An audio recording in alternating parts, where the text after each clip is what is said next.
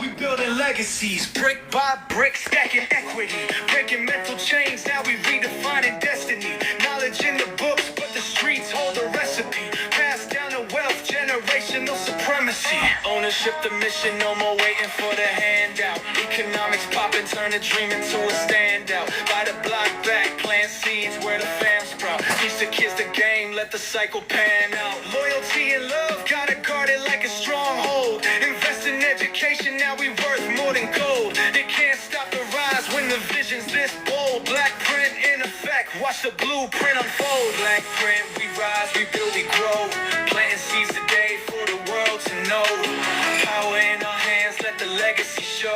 This the black blueprint, watch the kingdom glow.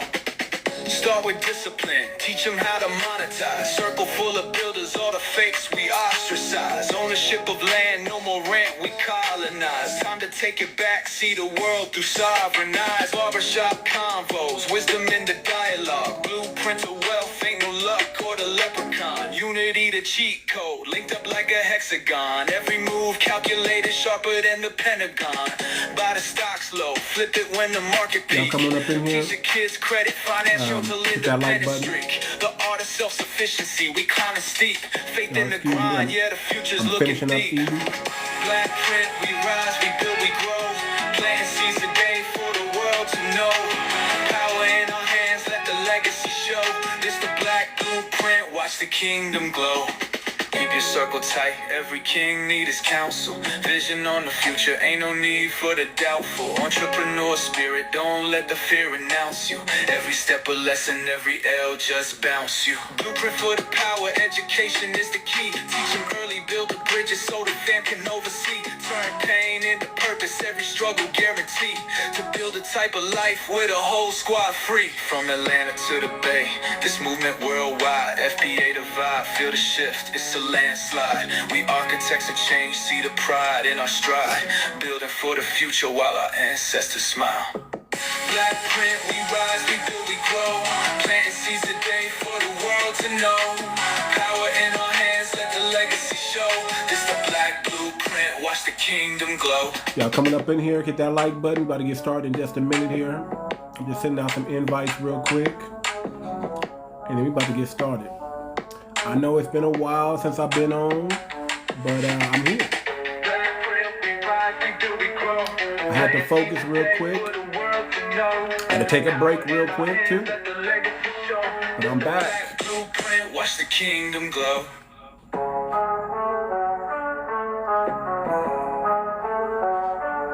Oh yes indeed.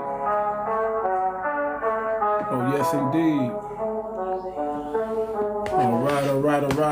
Let's get started. Yeah. What's going on, everybody? What's going on? Y'all forgive me, man. I had to take a little break. And I had to, do what I need to do with this coin, man. I got some good news, man. We are in full effect. By Friday, we'll have migrated the FBACOIN from the BCS mainnet platform to the Ethereum platform. Now, what does that mean?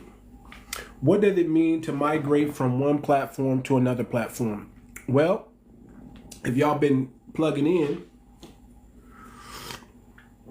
and y'all been keeping up with my posts, y'all would know that we launched the coin March 21st. The coin launched March 21st. The pre-launch, I should say. The pre-launch. Phenomenal. Man, I got a lot of stress off me. For 3 months, I was coding this thing and getting it together. Okay? Between going live and getting banned, and then they banned me for 2 weeks, and I would just start coding. Just get my fingers on this computer and code this thing. The issue with the launch, with the pre-launch, was not that you couldn't buy it. It was just too difficult to buy it because BCS mainnet is not a U.S. platform, and U.S. has kind of blocked it. So if you wanted to purchase the coin, you would have to get a VPN. Okay, you'd have to get a VPN. Say you're in another country or whatever, and that's the only way you would be able to purchase the coin. You still have to download the MetaMask wallet and things like that to get the coin, and you have to buy the Binance, the BNB token to purchase the FBA coin. But everything happens for a reason, y'all. You know, this is not. I say this all the time. This is not something you rush. This is something you get right. You know, whenever you do anything, especially for your lineage, for your people, anything you do, you're supposed to put your best foot forward, and you're supposed to do it with excellence. Okay, you know, when I was in Bible college, there was a saying: anything you do for God, you have to do with excellence. And my mindset was anything you do, period, act like you're doing it unto God, and do it with excellence. There should not be, there's always going to be challenges, but there should not be shortcuts, or you should not be, what's the word I'm looking for? You should not be trying to cut corners. You should be trying to be as thorough as possible. And you need to, and a lot of times you just got to take your time and just, see it through, especially when you're coding. When you're coding, you guys, let me tell you something, man. There's you miss a semicolon, you put a bracket in the wrong place. It could drive you nuts. Okay? It could drive you nuts if you're not paying attention. And you have to be very focused, and you have to catch things. So,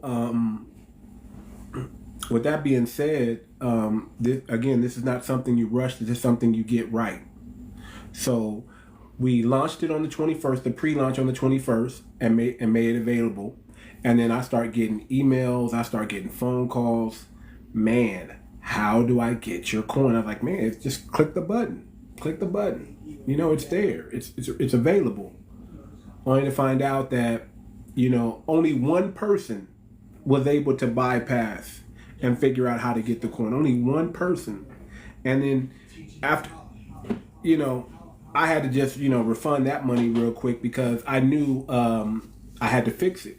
I couldn't just make it to where, this is not something that needs to be difficult to attain. This is something that needs to be simple, right? Simple is better. It needs to be simple, and something that our seniors can, there is going to be a little bit of stuff that, that youngsters are going to have to show our seniors to get this coin, but it shouldn't be difficult. It should be something like, here grandma, here grandpa, here uncle, here auntie, do this, boom, boom, boom, boom, boom, and then you get it. It shouldn't be you jump through hoop after hoop after hoop after hoop after hoop just to get the FBA coin. So great news. We are migrating. It'll be finished completely by Friday. But we're migrating the coin from the BCS main network to the Ethereum network. Now, why is the Ethereum network better than the BCS network? Not just that you can get access to it from the US. It's not just because, people in the US can actually now buy the coin, and it's going to be simple, easy. That's part of it. But through the Arbitrum One platform that's on Ethereum, which is called like an L2 platform, we're going to be able to maintain low gas fees. That's number one. Fast transactions. And now we're going to have a bigger market, because Ethereum is a bigger platform. It's a trusted platform. It's been around long. It's been around right around as long as Bitcoin been around, right? So that's the beauty. We're going to be able to leverage the Ethereum platform, and then it's the security level on the Ethereum platform is amazing. The Ethereum security on that platform, we're going to be able to leverage their security. So it's going to be awesome. So all kinds of pros in transferring over to the Ethereum platform. The biggest hurdle was BCS would have been awesome, would have been the best platform for it to be on if it was available in the States and it was simple and easy. Very fast, very up to date, but we get the same thing with Ethereum and it's a more trusted platform, and it's a U.S. platform. And now we found a way to get the speed back, because just putting the coin on Ethereum platform, it was going to be slow. It was going to be slow. It was going to be slow. I thought about Solana. I thought about the Solana platform. People were asking me, why don't you go with the Solana platform? And I thought about the Solana platform. I really did. And the problem was it wasn't upgradable. Meaning I would have to build out a whole nother system to make it upgradable. And I could have done that. And Solana would have been great. But I needed something to be not only transparent, but I need something that will grow with our community. Meaning, let's say other challenges arise. You guys know something about cryptocurrency. Once you make cryptocurrency, you can't touch it again. It's set in stone. Bitcoin, whoever created Bitcoin, once they created Bitcoin, they can't update Bitcoin. They can't make it faster. They can't do anything. Bitcoin is just a dinosaur, and it's just going to keep going and keep going and keep going at the level that they created it, which is fine. Bitcoin, is always going to be the most popular coin for now, right? But I needed this. I need to go the extra distance, right? I need to go the extra yard and make it so that if anything foreseeably in the future that I didn't see today that comes up in the future, I need to be able to upgrade this coin, and it needs to be seamless, meaning that you don't have to lose your coins, or we don't have to migrate your coins to we can get into the coin, update it, fix it right there, and it be seamless without saying these coins are obsolete and I got to give you a whole bunch of new coins on top of that to make it, without doing all that. We can just go in, make the changes that we need, vote on it as a community, make the change that we need, and it continues to perform at the top level that we need it to perform. So making the coin upgradable so it grows with our community was very, very important for me. Very, very important. So transparent and upgradable. Those are the two awesome features that's with this coin. Okay, it's transparent and it's upgradable, meaning it grows with us as things change. Okay. Now, also, what was big for me was keeping the DAO governance. Solana could have handled that. But it's new. It's not as, again, it's new. It's not as trusted as Ethereum. So Ethereum still allows me to give you that DAO governance. Now, what is that DAO governance? That DAO governance meaning that there's going to come a time where I'm going to relinquish ownership of the coin, and I'm going to put it in the hands of great foundational Black American, great minds in our community, and their job is to look over the treasury of the money and make sure that this money does what it's supposed to do for our community. That's important for this coin. That's important for me. That's important for us as a community. We need to have a truly decentralized bank. Okay, we need a decentralized bank that that's very hard to crack the code and break into, and we need to be wise. We need to have wisdom when we use the money that's going to accumulate in the treasury wallet. We need to be wise. We need to know. We need to have a think tank mentality when we use this money and say, what problem is this going to solve for the foundational Black American community? What problem is this going to solve? We need to have our sharpest minds helping us use this money to lobby for lineage-based policies. Okay, we need to have sharp minds help when our people get in trouble. Let's say another hurricane or another Katrina or another fire was to take place. If I'm not mistaken, FEMA's gone. There is no more FEMA. And not that we ever needed FEMA anyway, right? But it's time that we start taking care of our own group, our own people. It's time that we be first on the scene to send aid, emergency relief to our community. Whatever happens, earthquakes, tornado, hurricane, fire, whatever it is, you know, we need to make sure that we as a community come together and take care of our own, and not allow other communities or even the government, you know, because we know how the priority is in America when it comes to Black Americans. We are at the bottom of the priority list. So we need to prioritize ourselves. We need to have a way to prioritize ourselves. We need to have funds that can be released to our community without going through the bureaucracy that comes with that, without going through the Congress, or without going through the government, without going through the state, with the city, the localities. We need to be able to repair ourselves and repair our community without permission.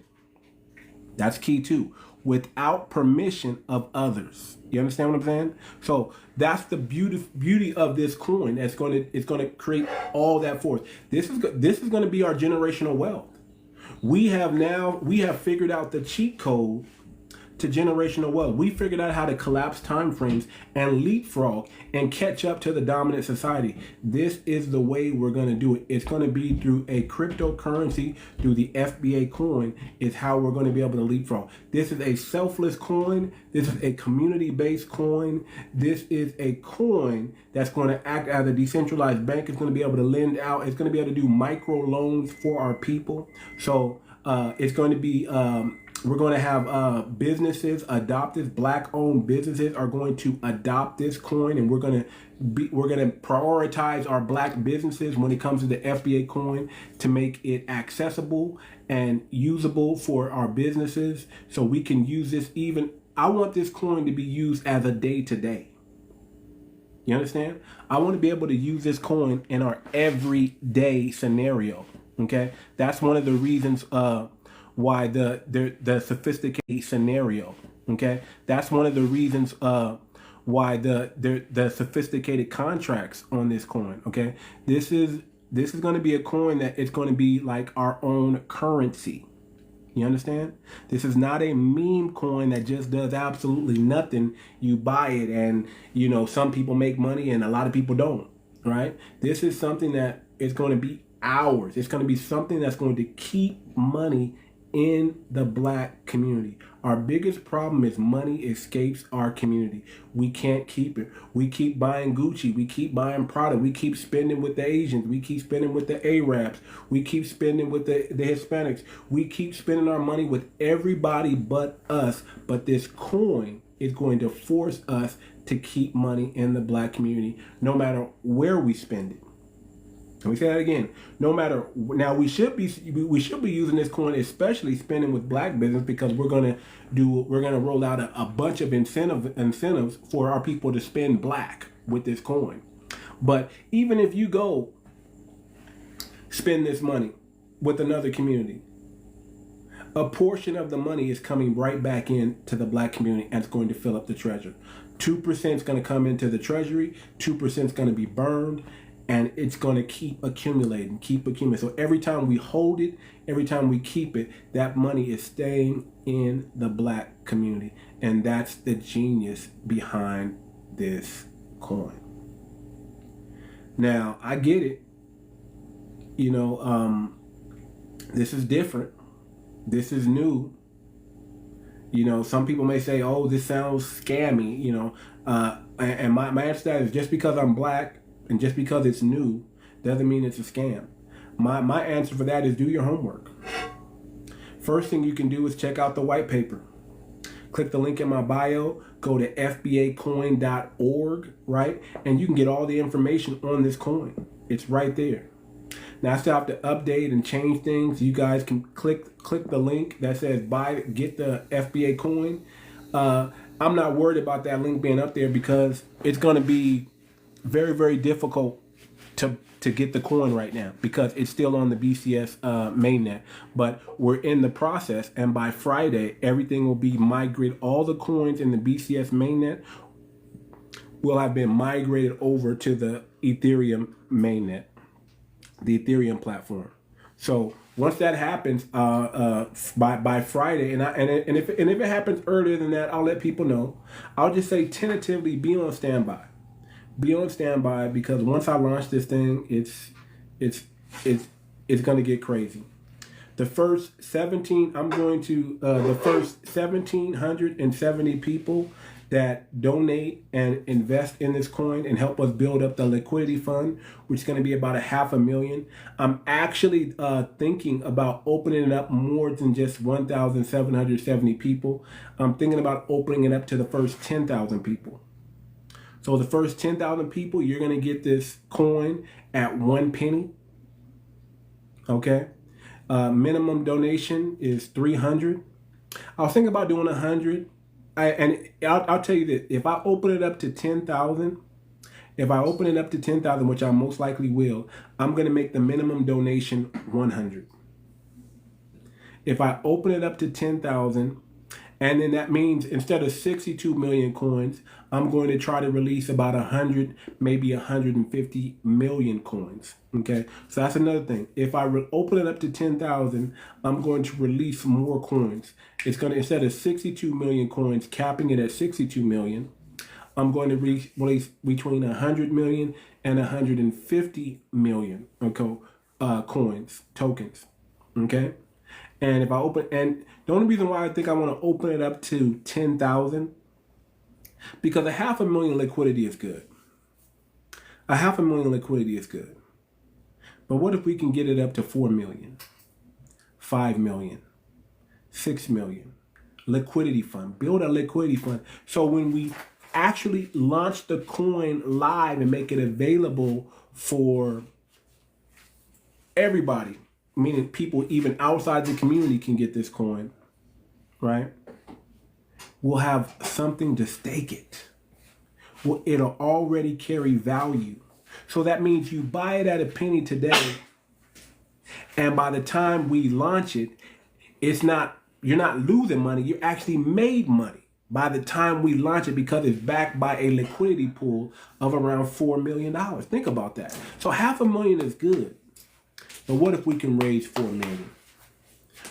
And the beautiful thing about it is, I'm giving access to my people first. Think about this. You do a minimum, you do an investment of $300. That $300 is going to get you 30,000 tokens, and then we're going to give you an additional 5,000 tokens. So that's going to be 35,000 tokens for 300. Okay, 35,000 tokens for 300. Okay.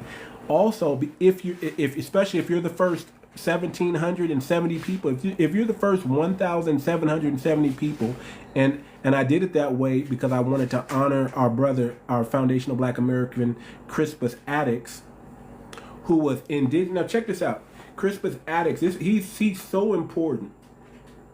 He not only was he Native American, not only was he an indigenous Black man, he also carried African ancestry because he was mulatto. He was half indigenous, half African because of the slave trade, transatlantic slave trade. And he was one of the first people to be unalive during the American. This is what kicked the American Revolution off.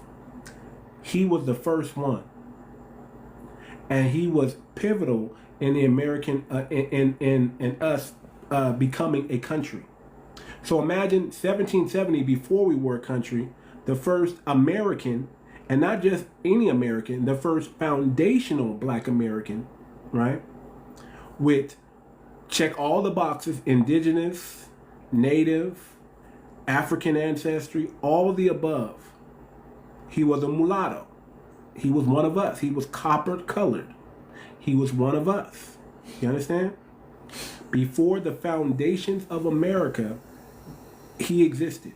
This shows us how prominent we are in every single WAR and every single major event from the founding of this country till 2025 today, how pivotal Black Americans were in America. So that's why so the first 1,770 people, you're going to be considered founders.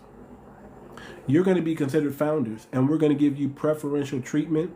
I'm thinking about throwing like a little bash and maybe inviting everybody. Maybe we do something virtual first, and then we do something where we all get together in one spot, and I do something cool for you guys there.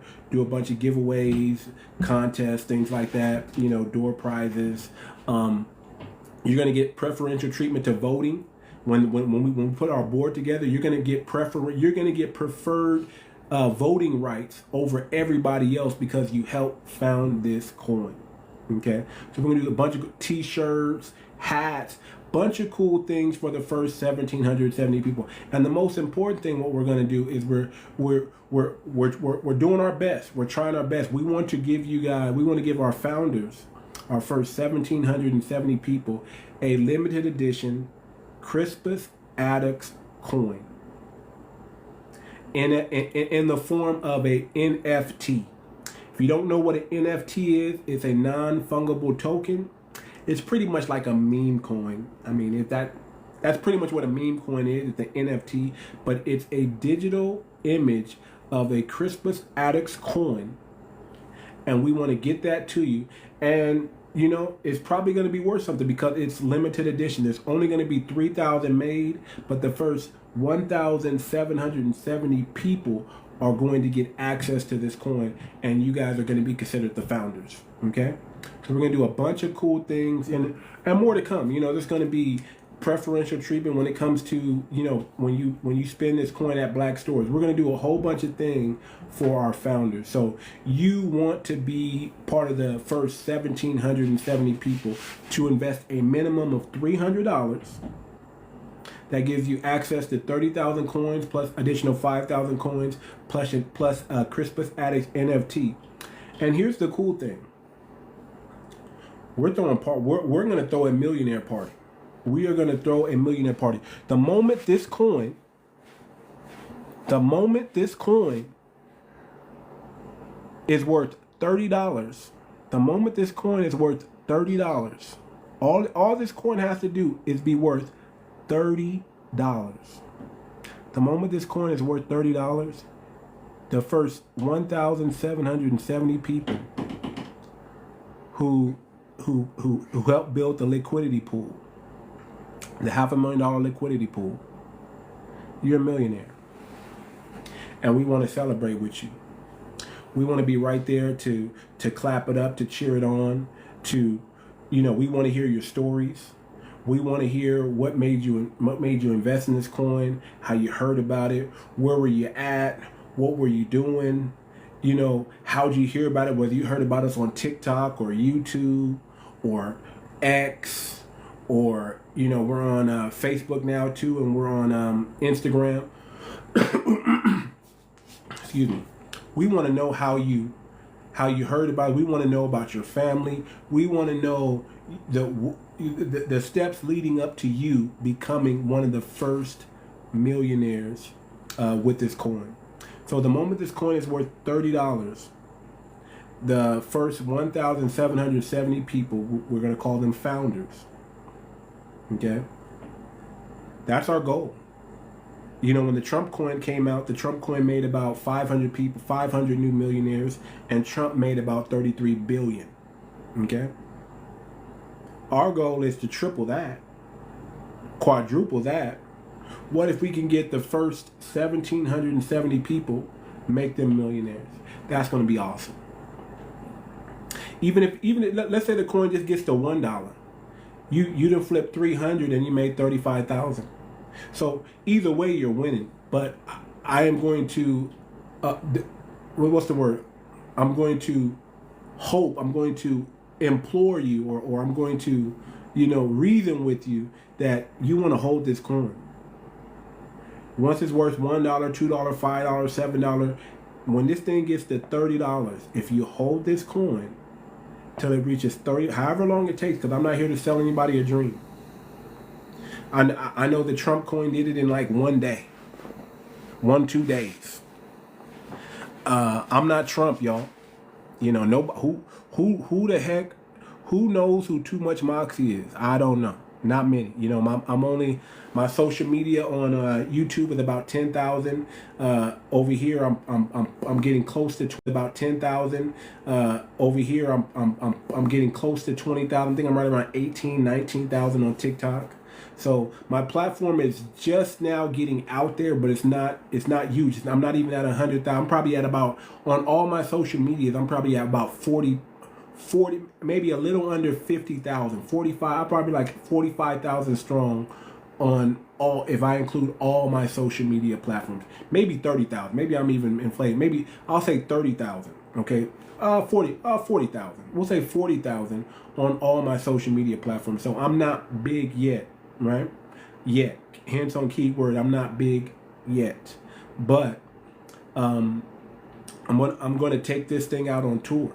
You know, I'm going to be talking to black churches. I'm going to be in the city of Los Angeles, Atlanta, Seattle, Washington, D.C., Philadelphia, Raleigh, North Carolina. I'm Alabama, Louisiana, Atlanta. I say Washington, D.C. already. Washington, D.C.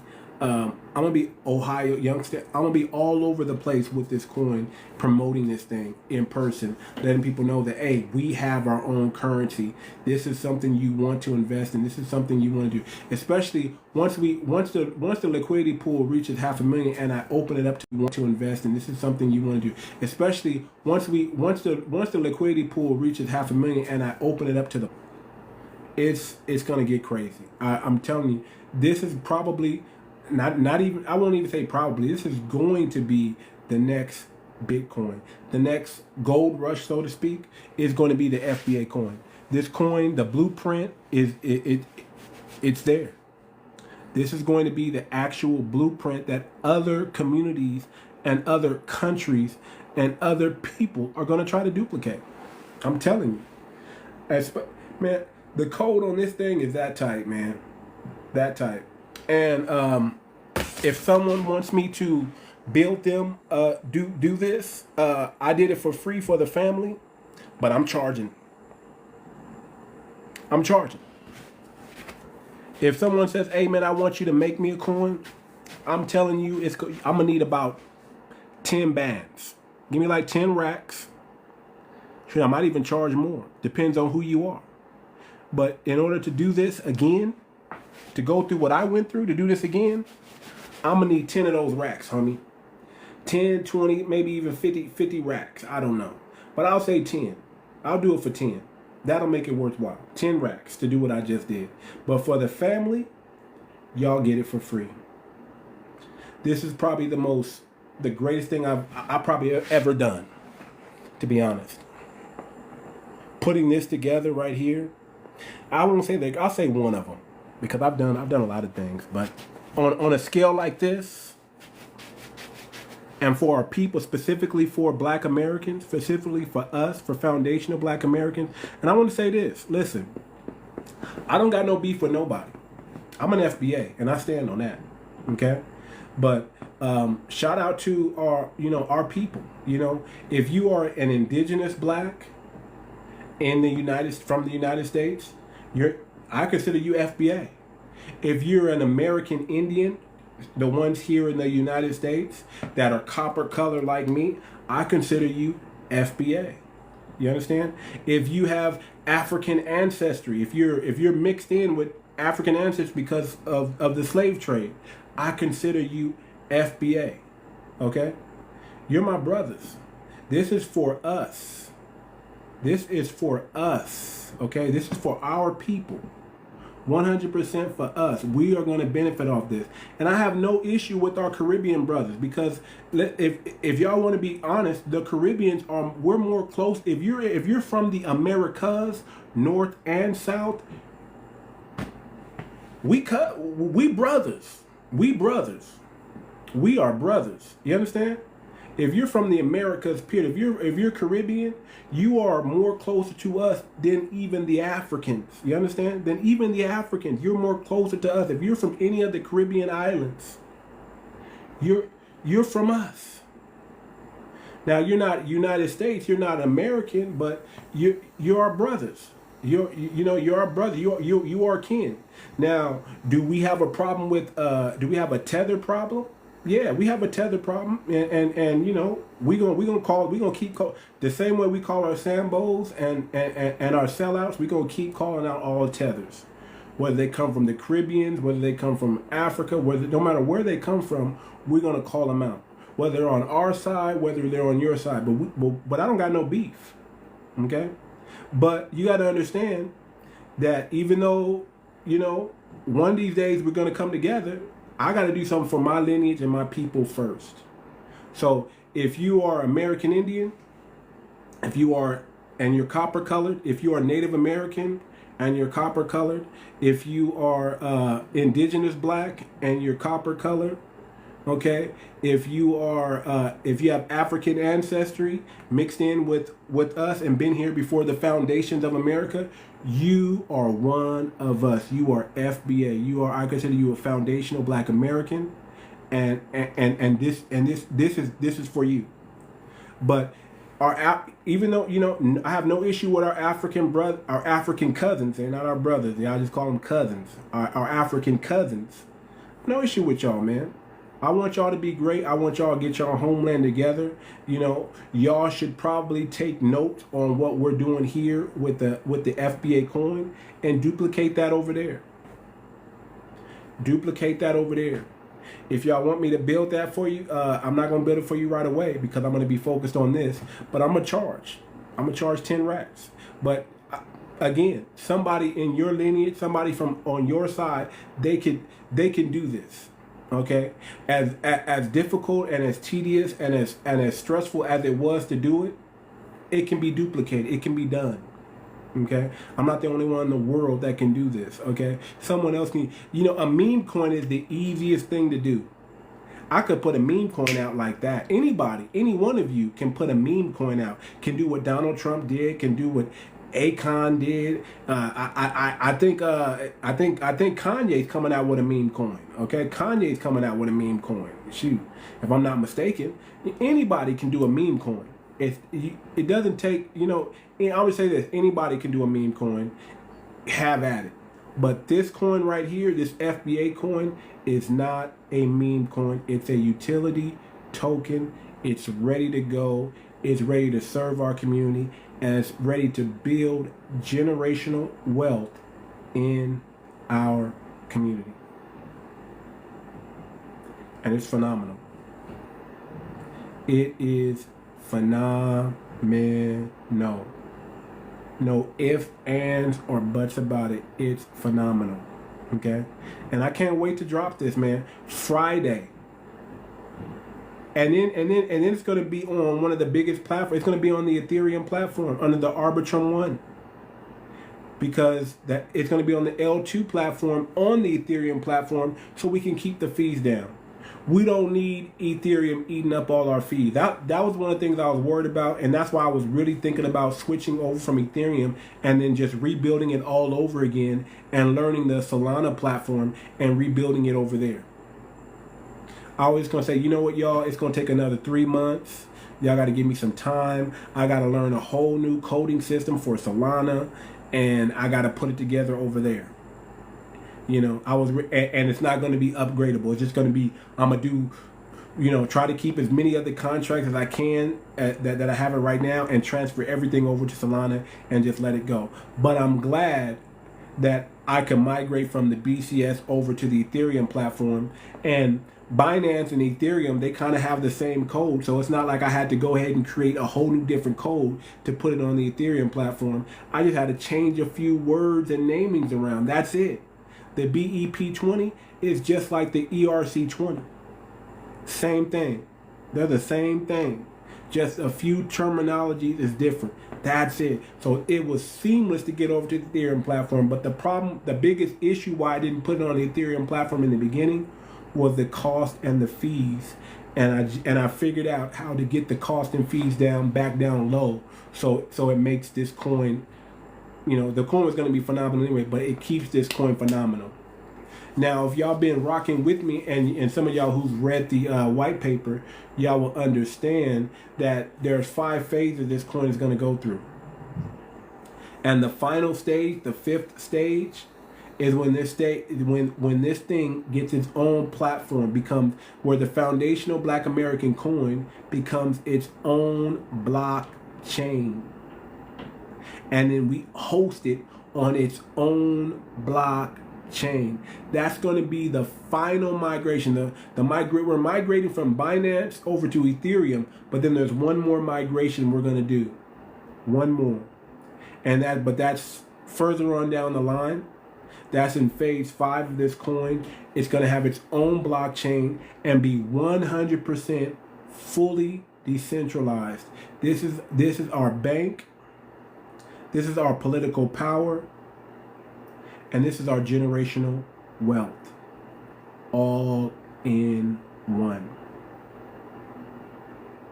Whenever we put our think tank together, which I'm gonna do my best to put the brightest minds on this board, which will most likely become the think tank, but now we'll be able to not only say this is what we're gonna do, now we're gonna actually have the money to do it.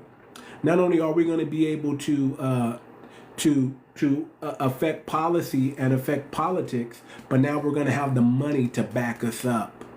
We're gonna have the briefcases to show up, and if we need be, buy us some politicians that are going to hit hard our agenda.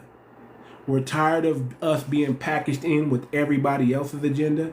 We're going to finally we're going to come in with our own game plan and say, hey, congressman, representative, senator, whatever, this is what you need you to rally the troops for. And we got the briefcases to make sure you do it. No longer are you going to be working for them. You're going to be working for us. We need lineage-based policies. Our people are down bad, and we need reparations now, and we need things fixed now, and you're going to help us do it. So, again, politics is chess. Politics is WAR. This is how we're going to, it doesn't always have to be a physical thing. We need to get into the political arena and get what's ours back. You understand? Get what's ours back, and how we're going to do that is we need a system like AIPAC. Let's keep it a buck. We need to become an AIPAC and start lobbying these politicians and saying this is what we want done, this is what we need done, and we back it up with our briefcases. And they're going to be like, okay. And they're going to stand on business for us and get things done in America for us. And when black people, when black Americans are put in the right position, everybody's put in the right position. That's the beautiful thing about us. We're not, when y'all do us right, it's called fair. It's called being fair. And that's how you create a true meritocracy. You want to create a meritocracy in the United States? What Trump has been talking about, we're under a meritocracy. This is a meritocracy. You want to create a meritocracy in the United States? The only way to do that is to repair the black community, repair foundational Black Americans. That's how you do that. Even the playing field out for real, because we're gonna compete. We're going to compete. You've seen the Olympics. Olympics should be a prime example of what of fairness, right? It should be the prime example. When you let us in, we dominate. So when this meritocracy happens, when America truly becomes a meritocracy, you can see a lot of foundational Black Americans at the top, and that's true freedom. And that's true fairness, and that's true wealth. That's because we are so phenomenal. We're never supposed to be at the bottom of anything. If it's a fair society, if it's fair, you want true fairness. True fairness is when you have foundational Black Americans leading from the front. If I'm going to be honest. It will never be fair. It will never be fair. It will never be fair until Black Americans get their just due. This country will never be truly great, or whatever they talk about, great again. It will never be great when you have the wrong people at the bottom. We're no bottom feeders. We're never supposed to be at the bottom. Don't make me bring out the history, okay? Don't make me go back into our culture and tell you who we really are, because y'all, a lot of y'all ain't gonna like what I gotta say. A lot of y'all ain't gonna believe me when I tell you who we really are, okay? We are the indigenous people of America, the copper-colored people. We're not Africans. We've been here in the United States and in the Americas for a long, long time. Over 400 years. Over 400 years. If you want to know who we are, we are the Olmec. The Olmecs are us. Those mounds, those pyramids, the calendar system, the writing, all that stuff that is us. And we are not supposed to be at any bottom. We are the originators of almost everything. If not everything, almost everything. You understand what I'm saying? The copper-colored people, the foundational black Americans, we are the ones. And we're not supposed to be at the bottom of anything. So if you want a true meritocracy, restore us. Restore us. Restore us. Man, listen, we got a lot of people that believe a lot of things, man. We're coming into the awakening of this. We're coming into the knowing of it. A lot of our people are finally we're putting two and two together. When you got 100 years of lives that have been put against you, that had a chance to run before you, when you had the wrong people telling the story, right? Pushing a narrative, pushing an agenda because they know who we are. That's why you have a lot of people who still think they're African Americans. That's why you have a lot of people who still think that. But the truth is out there now.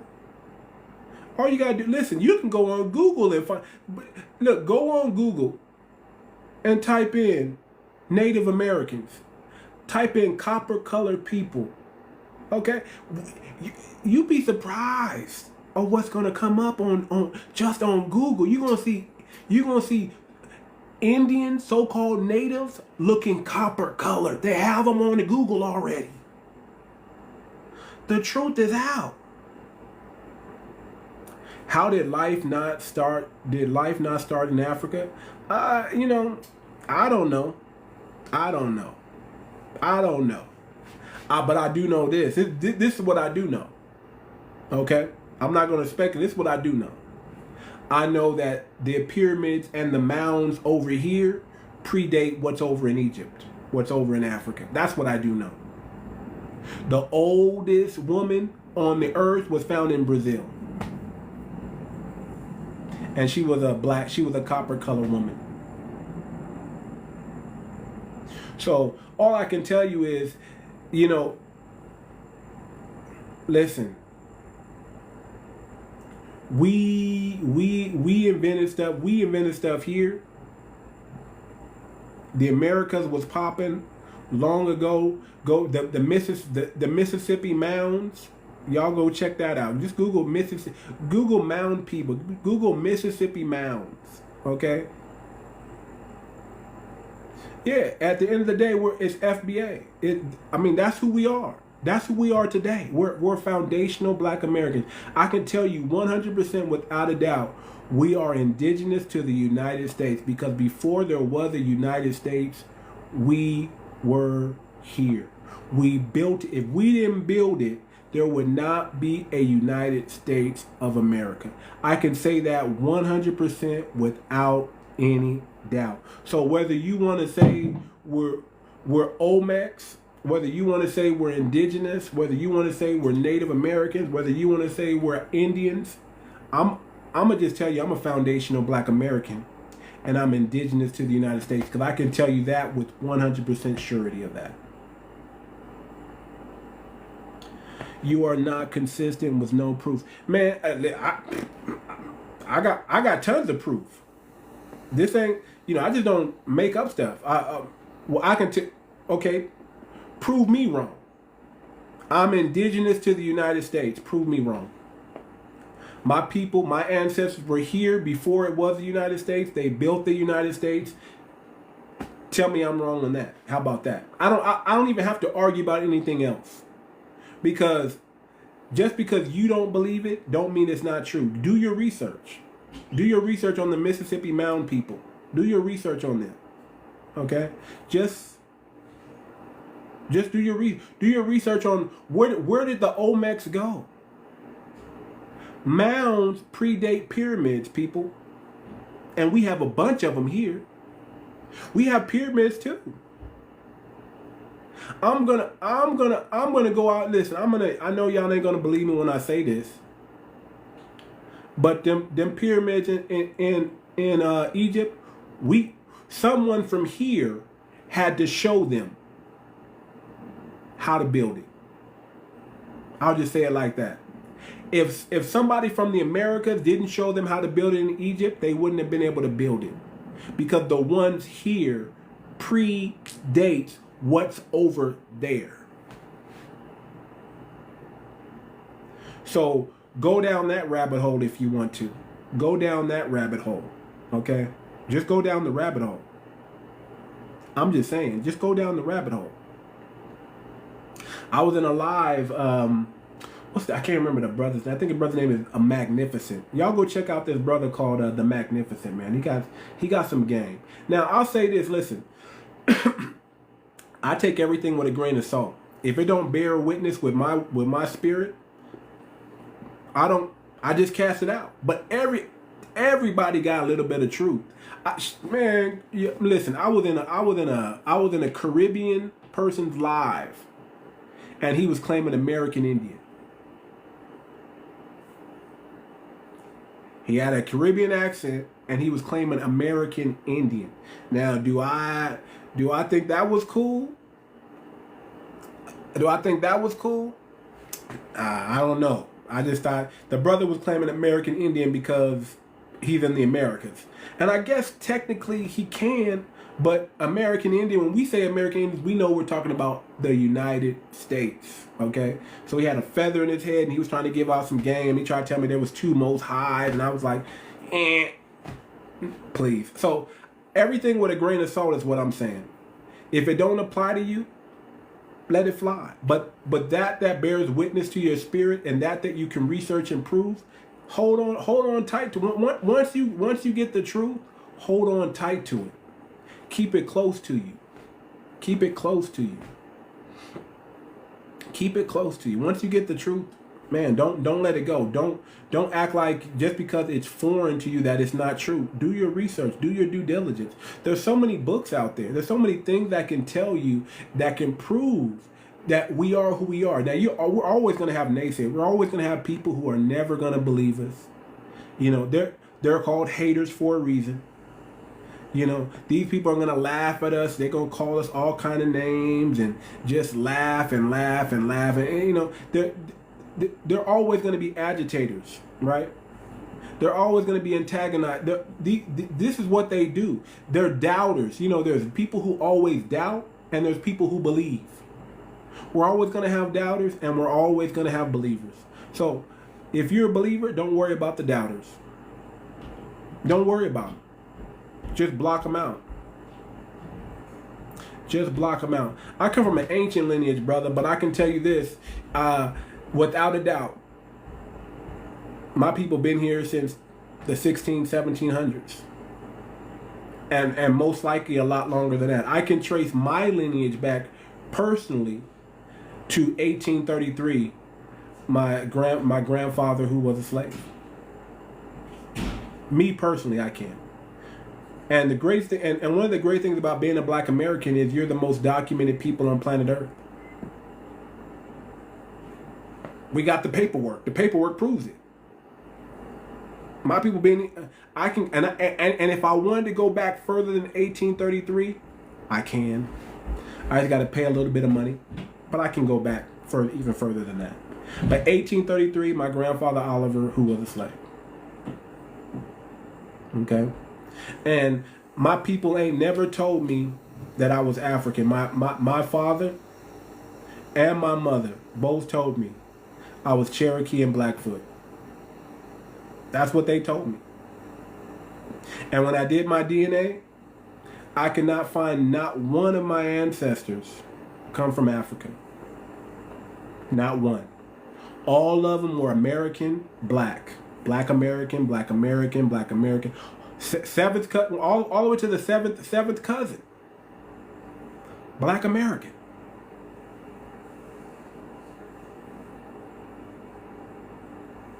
Black American. So until I see African in my family tree, that's when I'll say, okay, I'm African.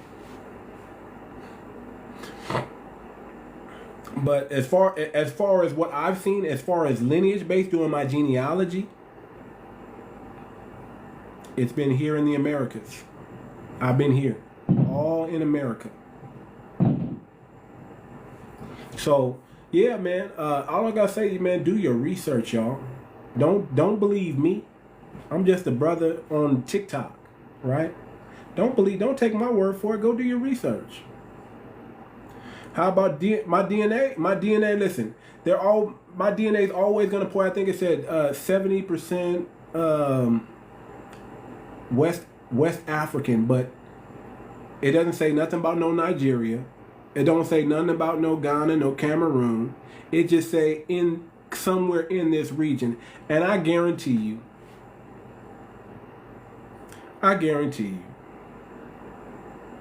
that, you know, DNA is only good for who's your daddy, who's your mama. When the DNA showed me all my people came from the United States of America. There wasn't one African that they could connect me to on the continent today. There wasn't one African that they could connect me to on the continent today. So, as far as I know, and as far as my and after doing my genealogy, my ancestry tree, it all points to America. And like I said, I can go as far back right now. Right now, I can go as far back as 1833. That's as far back as I can go for right now. And like I said, if I add a little bit more money, I can go back even further than that, because it's nothing to get the documents. Everybody was documented in this country. It's the foundation of Black Americans. We were the most documented people in this country. We were the most documented and the most reclassified. They went from calling us Indians to American Negro to colored to black to African American. I mean, we got some mulatto. We got so many classifications. American Creole, 𝗔𝗶𝗴𝗵𝘁𝘀, you know, we got so many classifications. He said, I got back to 1797 and did not see. Yeah, and did not see. That's the thing. When you do your genealogy, show me an African. Just show me one. And I'm not one of those people that deny my African ancestry. I'm not one of those people that do that. You know, I know, you know, I'm not one of the people that believe that the transatlantic slave trade was false. No, transatlantic slave trade was real. There was two type of Negroes in America, and it's documented and it's documented. Okay, there was the American Negro, which was the American native or the American indigenous, copper colored people. Okay, and then there was the African Negro. How do I know that? Because why would they say African Negro, and why would they say American Negro, and why would they say American Creole? Why would they say that if it wasn't so? See, they kept accurate records. They knew exactly who we were. Matter of fact, if we there was a lady where I wish Wolfie was in here. If Wolfie was in here, I would tell her to come in here and show this this document, okay? And it shows the document of how much the slaves were worth based on their job title. And it said American Negroes were worth one way, and African Negroes were worth another. The African Negroes wasn't worth that much. The American Negroes, now they were worth money. Why? Because they were coppers, they were blacksmiths, they were stagecoach drivers. I mean, they had jobs. They had jobs. Man, listen. We were built. We built the freaking White House. Go Google Chicago 1890. We built Chicago. Before they burned it down, if you look at Chicago in 1890, it looked like something you see in Europe. You understand me? We had beautiful statues. I mean, man, go Google Chicago 1890. That's all I gotta say. And you'll see the stuff you'll see what Chicago looked like, the city that we built, foundational Black Americans built. We built Chicago. And then you'll see, go look at it after the fire. There was a great fire that burnt that whole city down. They had to burn it down. There was freaking mounds and pyramids in Chicago. Did y'all know that? Isn't it strange how the major cities that we built burnt down? Isn't it strange how the major cities that we built is underneath a lake? Isn't that strange how the cities that we built, they gotta hide it. They gotta destroy it. Everybody coming in, what city? Go Google Chicago 1890, brother. Just go Google it. Get on your Google and Google Chicago 1890. That's a city that foundational Black Americans built. They burned pyramids down in Chicago. Is there a source that I can read? Go look at Chicago. All you gotta do is go Google Chicago 1890 and look at what it looked like. We had mounds over there, brother. See, a lot of these symbols that y'all are looking at, that y'all think are Freemasons and all that stuff, that's our stuff. Y'all don't want me to go into that, you know? Those were our power centers. You know, pyramids are nothing more than a power center. That was a way to get we already knew how to get electricity. We already knew how to get electricity. Matter of fact, you can credit the freaking light bulb, the working light bulb, to a foundational Black American. We knew all this stuff. We invented all this stuff before. Go check out Thoth the Atlantean. Go check out the Emerald Tablets, man. Just do some freaking research, y'all. We already built this stuff. We already had power cities. We had pyramids were power cities. We already built this stuff, man. That's why it was nothing for us to build it again. It was nothing for us to do it again. Just go. Listen, all I'm saying is this: go look at Chicago. Go look at what Chicago looked like in 1890. That's all I'm saying. Go look at it. Do your research. Do your research. Go look at the Mississippi mounds. Go look at the mounds. Google Mississippi mounds. Go Google the Mississippi mound people. Let me do this real quick. Just go Google it. Just go Google it. Look at the Olmecs and look at the pictures of the people of that they were putting hieroglyphics on the wall. Look at the art that they were doing. Who do those people look like? They don't look like no Asian. They don't look like no Caucasian, and they don't look like no Hispanic. Okay, they look like us. Big lips, wide nose. That's us. That's always going to be us. Africa does not have the franchise on blackness. Black does not necessarily mean Africa. There were indigenous Black people all over the world. if you want to know who founded what, it was probably an indigenous black. YT came later. Let's keep it about. Even China, ancient China. Go look it up. They were freaking black. You understand? Black does not mean African. It doesn't. Africa is a white man's name. Africanus. Who named y'all Africa, who named the whole continent after himself. Nigeria got its name from a white woman. All y'all countries, and all the countries over in Africa are new. They're not even older than the United States. I'm talking about the country. Now the continent is old, the landmass is old, but the country that are there today, Mali was not, Mali was not older than the U.S. The country Mali, maybe the people. Morocco got recognized at the same time as the United States. We know about the ancient Moors in Algeria. We know about ancient Moors in Algeria. Yeah, okay.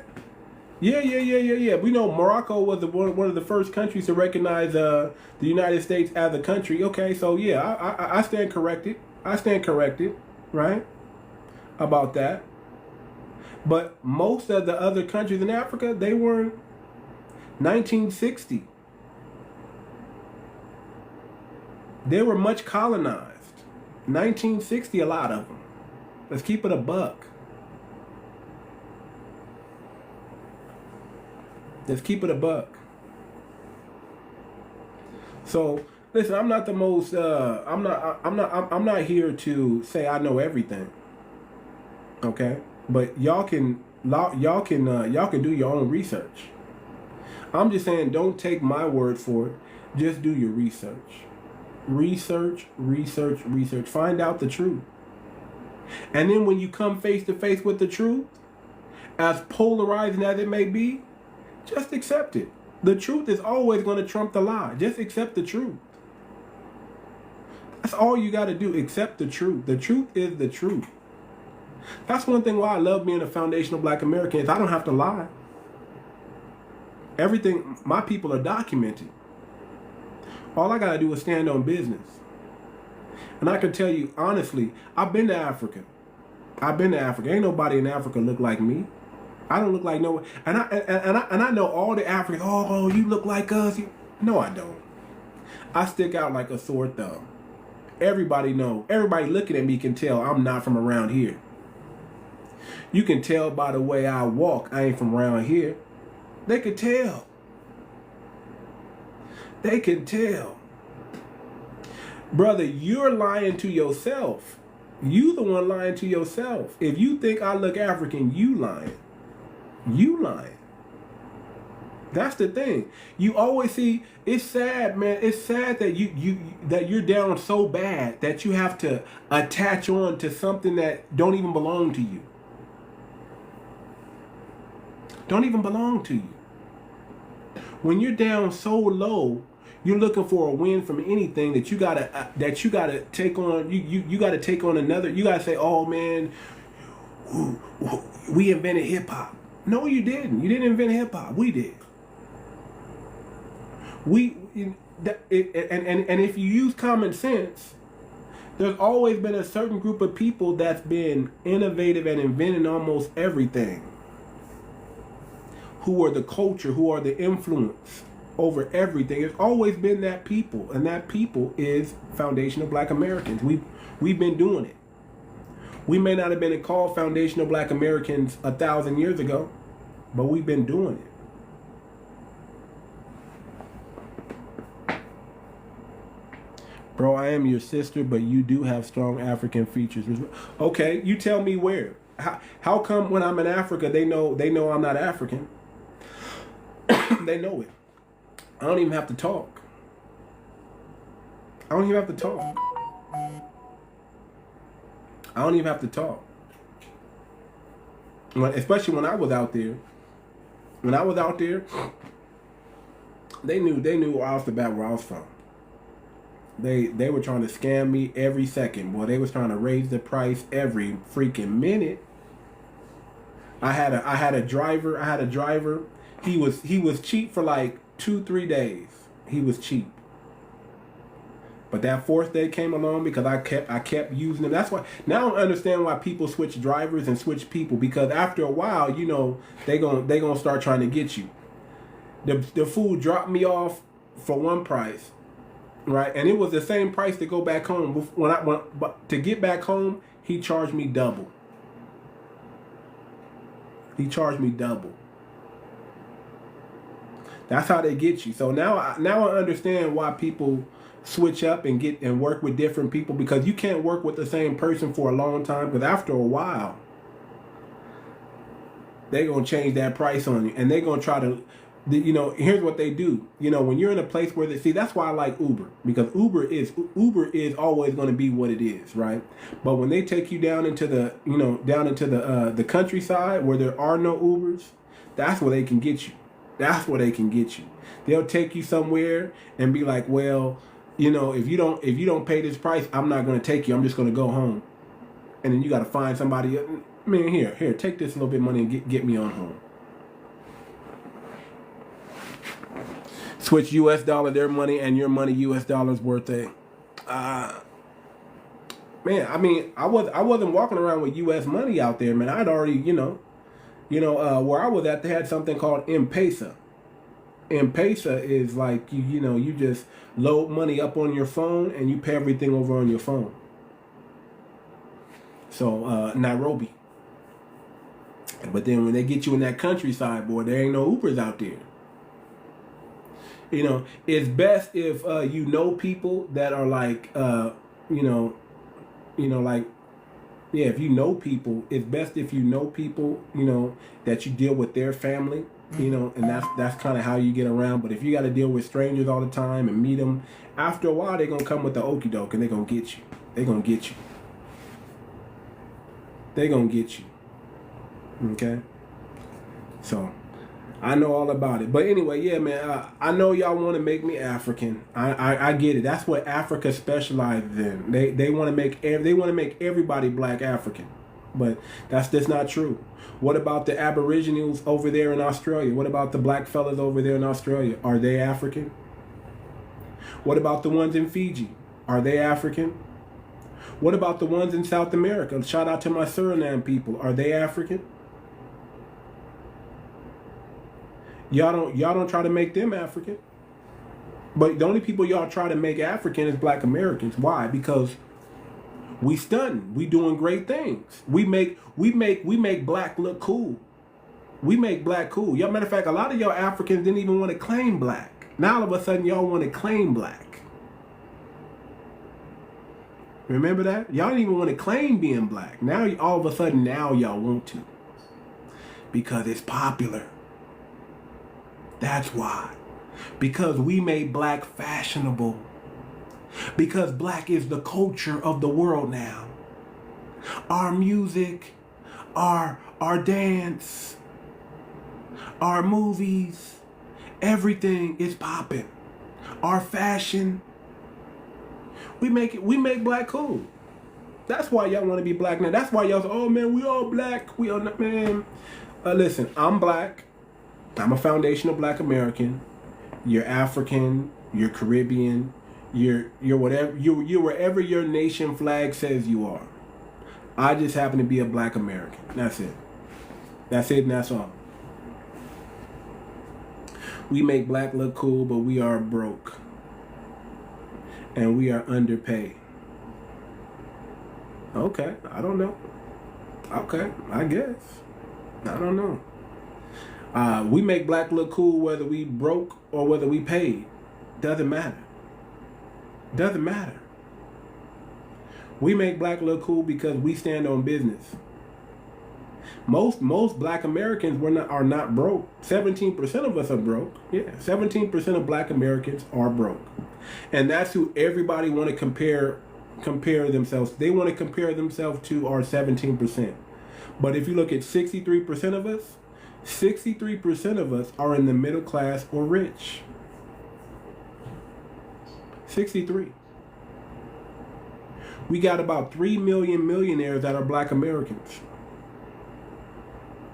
How many millionaires you got? That's all I gotta say with that. How many millionaires do other groups have? We got 3 million of us. 3 million of us. We got billionaires. Look at Ye. Matter of fact, I was just watching. Did y'all see that interview with Ye and DJ Academics? Did y'all see that? Did y'all see that Ye interview with DJ Academics? Y'all go check out on YouTube the DJ Academics and Ye Kanye West interview. Y'all go check it out. It's a good one. It's a good one. I'm gonna tell you like this. Everybody said, "Where your stats from?" Listen, man. Do your due diligence. Do your read. Don't take my word for anything.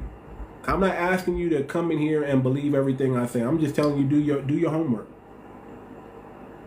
Do your homework.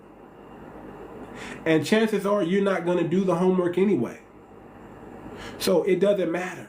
Because there's nothing I'm going to say that's going to convince you. Okay? And I'm not here to convince anybody.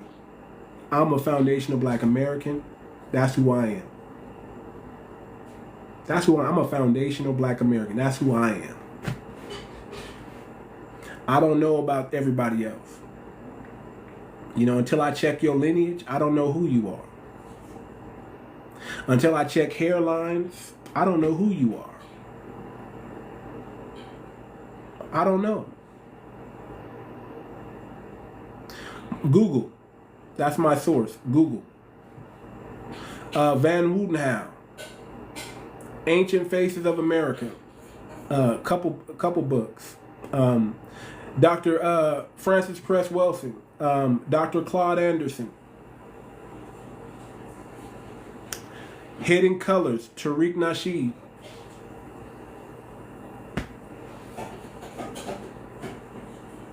Okay, man, those are my sources right there, and many more. I'm telling you, man, you'd be surprised what you could find on Google. If you look up black Americans or black indigenous, you're going to find a bunch of black Americans, okay, dressed up like Indians. Real pictures. Real pictures. Not AI. Real pictures. Just go check it out.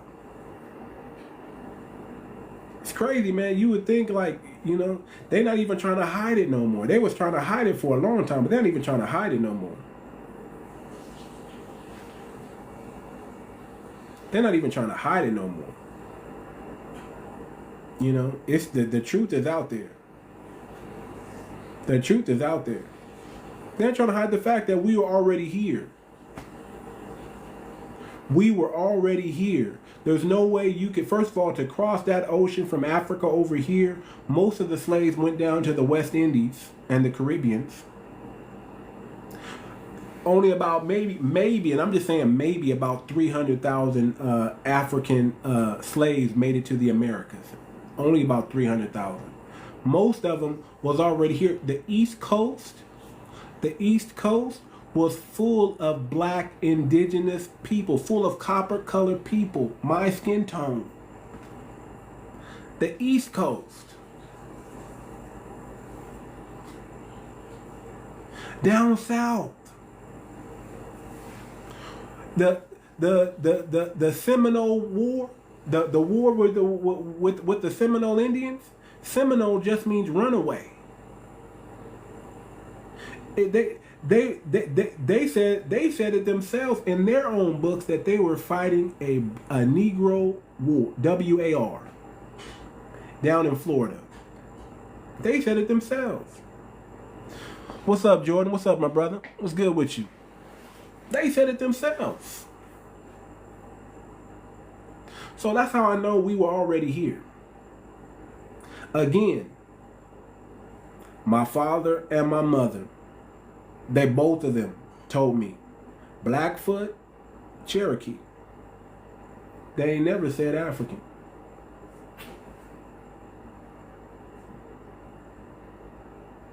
The 𝗖𝗂𝗴𝗵𝘁𝘀𝘁 and the 𝗖𝗂𝗴𝗵𝘁𝘂 aka Seminole, yeah.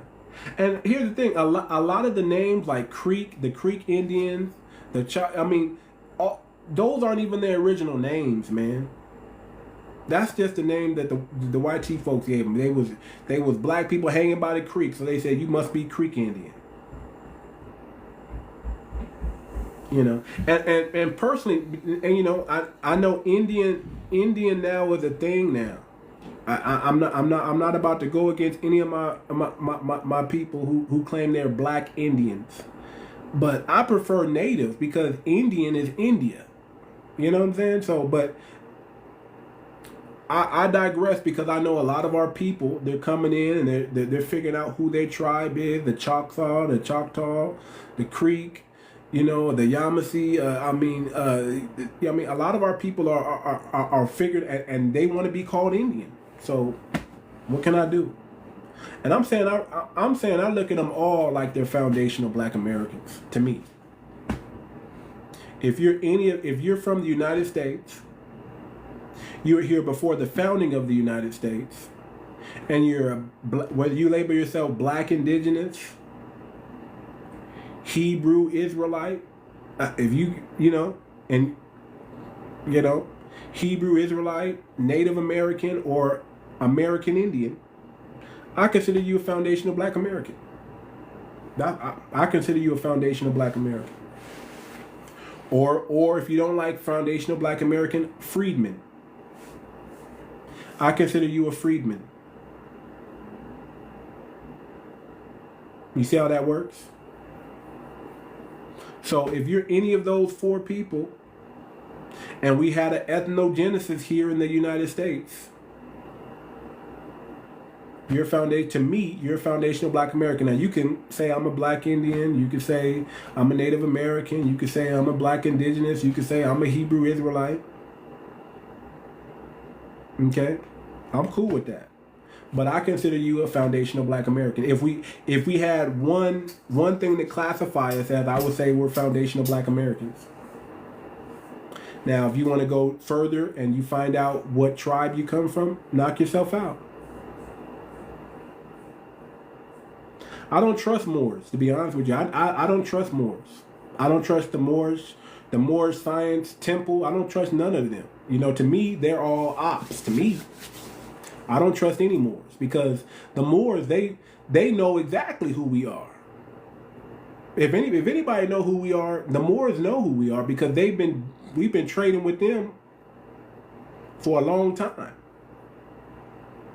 And the Moors mindset is, you know, just don't do it to me. But now, you know, they just, you know, those Moorish Science Temple brothers, you know, I'm a sovereign and all this other stuff, man. That don't work no more. Yeah, the Moor to me, the Moor are the enemy. You know, they've been doing, you know, them is slave traders right there. Moors are slave traders, you know. Let's keep it a buck. I don't rock with Moors like that. I mean, I'll just say that I have a hard time trusting the Moor.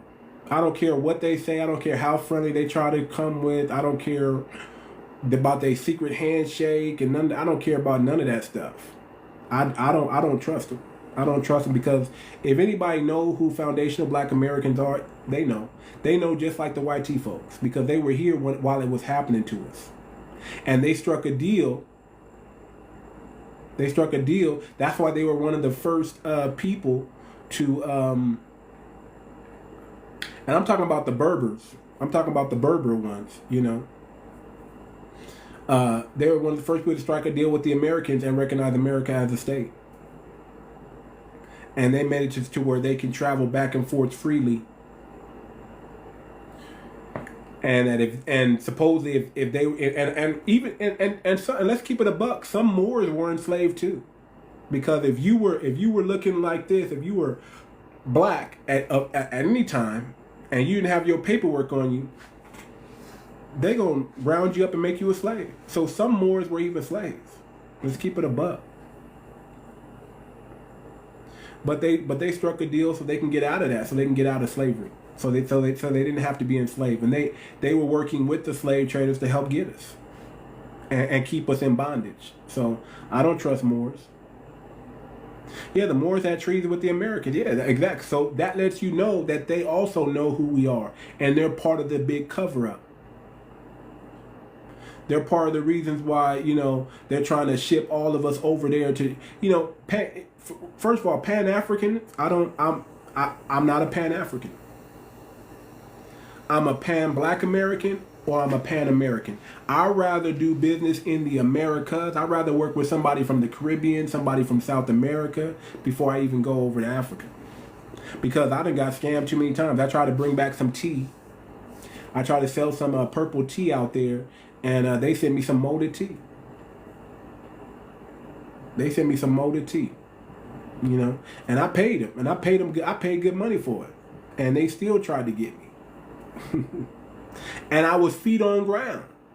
But the problem is I had to come back to the U.S. where they shipped the tea to, and they still shipped me the bad tea. So, too much scams going on. I'd rather do business in the Americas. If I got some brothers in Suriname, I want to do business with those brothers over there. I want to at least give them a chance. You know, I'm all about building up America. America first. The black community first, black America first, and then the America second. That's how I look at it. I want to build my community first, and then the rest of America I want to take a look at. I'd rather do business here in the Americas, because what don't we have in America that they got over there in Africa? We got everything here. We gave Africa corn. You know, corn comes from America. There was no corn in Africa until Columbus came. Corn is ours. Shoot, for lack of a better word, we are the children of the corn. Okay? We are the children of the corn. Corn comes from America. Ethanol, all the powers that corn possesses, that they use today, that's American made. That's America made. Okay? So, we are the children of the corn. So, yeah, man, everything, a lot of stuff comes from us, man. Without people coming over to America, they couldn't even get a lot of the things that they got today. Like, I truly believe, and you don't have to believe this, but I truly believe, like, we built the pyramids. Because it starts with a mound first. The mounds predate the pyramid.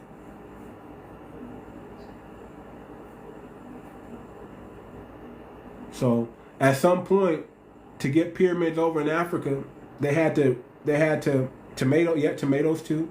They had to trade with us. They had to talk to one of us over here. And if y'all don't believe it, that's cool. You don't have to believe. I ain't gonna force you to believe nothing. Go back, continue believing what you want to believe. But understand this. I got proof what I'm saying.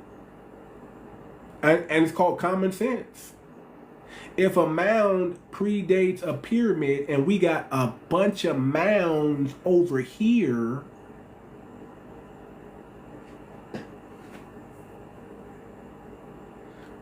common sense. Aha. Common sense. We got more pyramids in the Americas than they have in Africa. Common sense. We got more power centers here in America. Can we really call y'all the motherland anymore? Can we really call Africa the motherland? Can we really do that? I don't know. I just don't know. I mean, think about it. Why isn't everybody trying to rush over there to live in Africa? Why are they trying to rush over here to live in America? Think about that. That's another common sense.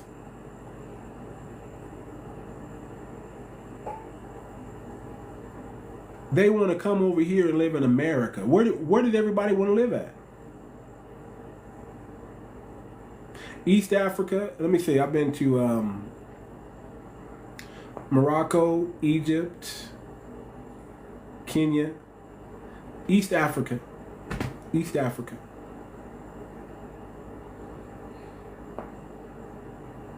Been to Egypt. I didn't like Egypt. Egypt was very dirty to me. No disrespect to the Egyptians out there. No disrespect to the Egyptians. But I would not eat. Shout out to Dr. No Job. I would not eat anything outside of the airport in Egypt. I've been to Turkey, Istanbul. And I know that's not Africa, but I've been there. I've been to 12 countries in 5 years, brother. 12.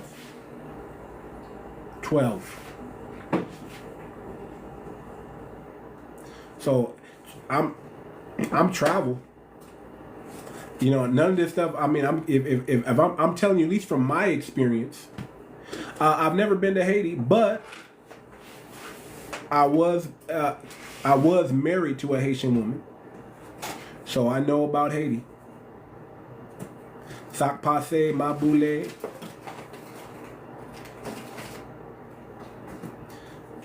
Oh, that's PT Diablo. What's up, brother? But I never been to Haiti. Never been to Haiti. But I picked up a Haitian woman from the San Diego airport who was crossing the border that Mexico kicked out into this country and brought her to the United States. Yes, I did. Yes, I did. And she couldn't speak a lick of English. Took her around. Man, she thought she was in Disneyland. When she saw America, she thought she was in Disneyland. She was pregnant. So her husband was in New York, and he kept sending her money to Haiti. And he thought he was gonna keep her in Haiti. Okay? He kept sending her money, and you know what she was doing with that money that he was sending her? She was saving that money. And she found somebody to ship her to Mexico, and they got her into Mexico, and Mexico kicked her out. They kept her for about 2 weeks in Mexico, and then they kicked her out into the United States. And then all of a sudden my ex-wife got that phone call like, hey, blah blah blah, your family members here. She needs somebody to come pick her up, and you guys are the closest. We were the closest to her in the family. So they called us from the family saying, hey, go pick her up. So we picked her up, brought her back, showed her around. I mean, she was like in awe of everything, and she just, she liked the furniture store. She liked all the clothing stores. She liked everything. And I kid you not, on a Polaroid shot and a piece of paper, this how I know it's wrong. Okay, this how I know, immigrants got to go back home, and we got too many of them. She was able to board a flight from LAX to New York with a Polaroid picture and a piece of paper. This was like 20. I think Obama was president. I think this was like 20. I want to say 2013, 2014.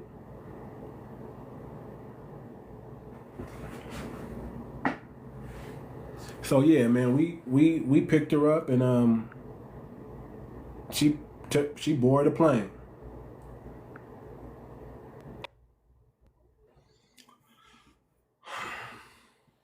Hello. What's up, brother? Hey, what's going on, man? I just got a quick question, man. I've noticed that the FBA stuff is getting more and more popular, and I'm confused. I'm completely lost because you got all these indigenous American Indian Native people, and you got FBA, and then you got the diaspora. It's just a big mess all over TikTok, and I just confused. So is FBA a group of individuals that are coming F- together, FBA or is a is it a lineage. bloodline, FBA is a or is it bloodline. It's a lineage. it is so it is a bloodline? It's a bloodline. It's a lineage. That's all it is. It's a lineage. We are a mixture of. We have some of. Okay, this is our amalgamation, if you want to call it. We have some of us have African ancestry, indigenous ancestry, Native American, whatever you want to call that. Some of us even believe we're Hebrew Israelites. You know, that's another one. But it's all from a bloodline that was here before the founding of the United States. Okay. So Okay. So basically, the collective of people that were enslaved are the FBA. yeah, So correct. that could incorporate Nigerians, some No, Jamaican people, some no, American no, people. no, because They were there were they no were here too, weren't Nigerians. they? There were no Nigerians in the United States, and Nigeria wasn't even a country until 1960 something. Okay. So What Caribbeans, if no, it wouldn't. It so wouldn't. what It if wouldn't include Caribbeans because they weren't in the United States. Caribbean, whatever happened in the Caribbeans, they had their ethnogenesis in the Caribbeans. We're talking so specifically the United States. so how does one person know that they are an FBA person? What is the requirements, I guess? I mean the You got to qualifications. be able to trace. You got to be able to trace your lineage back at least to 1870, at least, Okay. and So it if you has to have be family members that are in 1870 that were here, that makes you a 1870, FBA. 1870 census. 18, and you have to be black. You have to be claiming black. You can't be claiming, So all what this. about before? What about before in the let's say 1700s? Hmm. Yeah, But Christmas. what if that family member migrated here from the Caribbean or from West Africa? How could they do that? How could they migrate here back in the 1700s when The more again, the Moors came here with the Spaniards. yeah, the Moors did. The So Moors that could be did. a way of migration. Uh, You see what I'm saying? yeah. The Moors were the explorers. They were the one leading the expedition, and they were the ones doing that. I mean, I guess, but I will still say Moors are Moors. They come from somewhere. We're not immigrants, so you cannot be an immigrant. If you have an immigrant background, you're not foundational Black Americans because we're not immigrants. We were here before United States existed. What proof do you have though? Because my grandfather was here 18 like oh nine. My great grandfather, he was in America 1809, and I'm Haitian. Okay, there was a the Haitians founded the city of Chicago, Okay, so Haitian been here since but way back then. Haitians have their own country. That is true. That is true. Haitians have their own. They come from somewhere. They immigrated here. Foundational Black Americans did not How do immigrate. you know if we didn't But own here? but Haitians are African. No, listen, They Haitians. come they come from Africa. If I'm gonna be honest with you, they have African ancestry, but That's what I'm saying. they're also mixed in with indigenous. So they're more of our brothers than even the Africans. There we go. If I'm going to be truthful, they're more, the Caribbean, they're more of our brothers. If you're in the Americas, you're more our family than Africa because that's way over on the other side. A lot of us came from here and a lot of us mixed in with the indigenous, the African slaves that came over here, they mixed in with the indigenous here. They bred them together. Right. So Okay. Okay. I get what you're saying. That's that's why why I it say seems like I'm it's a not. large Listen, number. I don't have no beef with anybody from the Caribbean or anybody from Africa. But if I want to be truthful, if we want to be truthful, we're talking about indigenous. We're talking about indigenous Americans. We're talking about Mesopotamians, Incas, Mayans, Aztecs, Olmecs. That's here in the America. That's us. That's really Right. foundational Black Americans. We've been here. You're talking about the Mississippi Mountain people. Well, I'm telling you, we've been here. We've been here. A lot of us, listen, black. Africa does not have the franchise on blackness. Blackness does not come from Africa. Indigenous is black. Indigenous is this color here. Indigenous is what we're saying. Indigenous is all over. Even Great Britain, they didn't change their color. They were darker skin. So it doesn't mean Africa. Right. Right. It doesn't mean Africa. So Okay. that's what I'm saying. I get it. I get what you're Yeah, saying. so I'm a foundational Black American. I can trace my lineage all the way back to at least 1833. My grandfather who was a slave. My great great great great grandfather who was a slave. How do you trace Now, that? what if you're mixed? What if you got family members? Let's say your grandmother's African and your grandfather's American. Then what? I mean, we some of us might question it, but a lot of us will say you're foundational. If you have at least one parent that is part of the transatlantic slave trade and that's been here before the founding of America, we gonna probably say you're foundational. Nipsey Hussle. Okay. Nipsey Hussle's Eritrean, and his mother was foundational Black American. We respect, I'm from California. That brother's foundational Black American as they come. He's always helped the Black community. Black Sam, he got they just opened up a burger joint here in Los Angeles. Pop it. Lines out the gate. These people have done a lot for the Black community. Malcolm X. He has Caribbean roots, right? But he's a foundational Black American because he had at least one parent from here.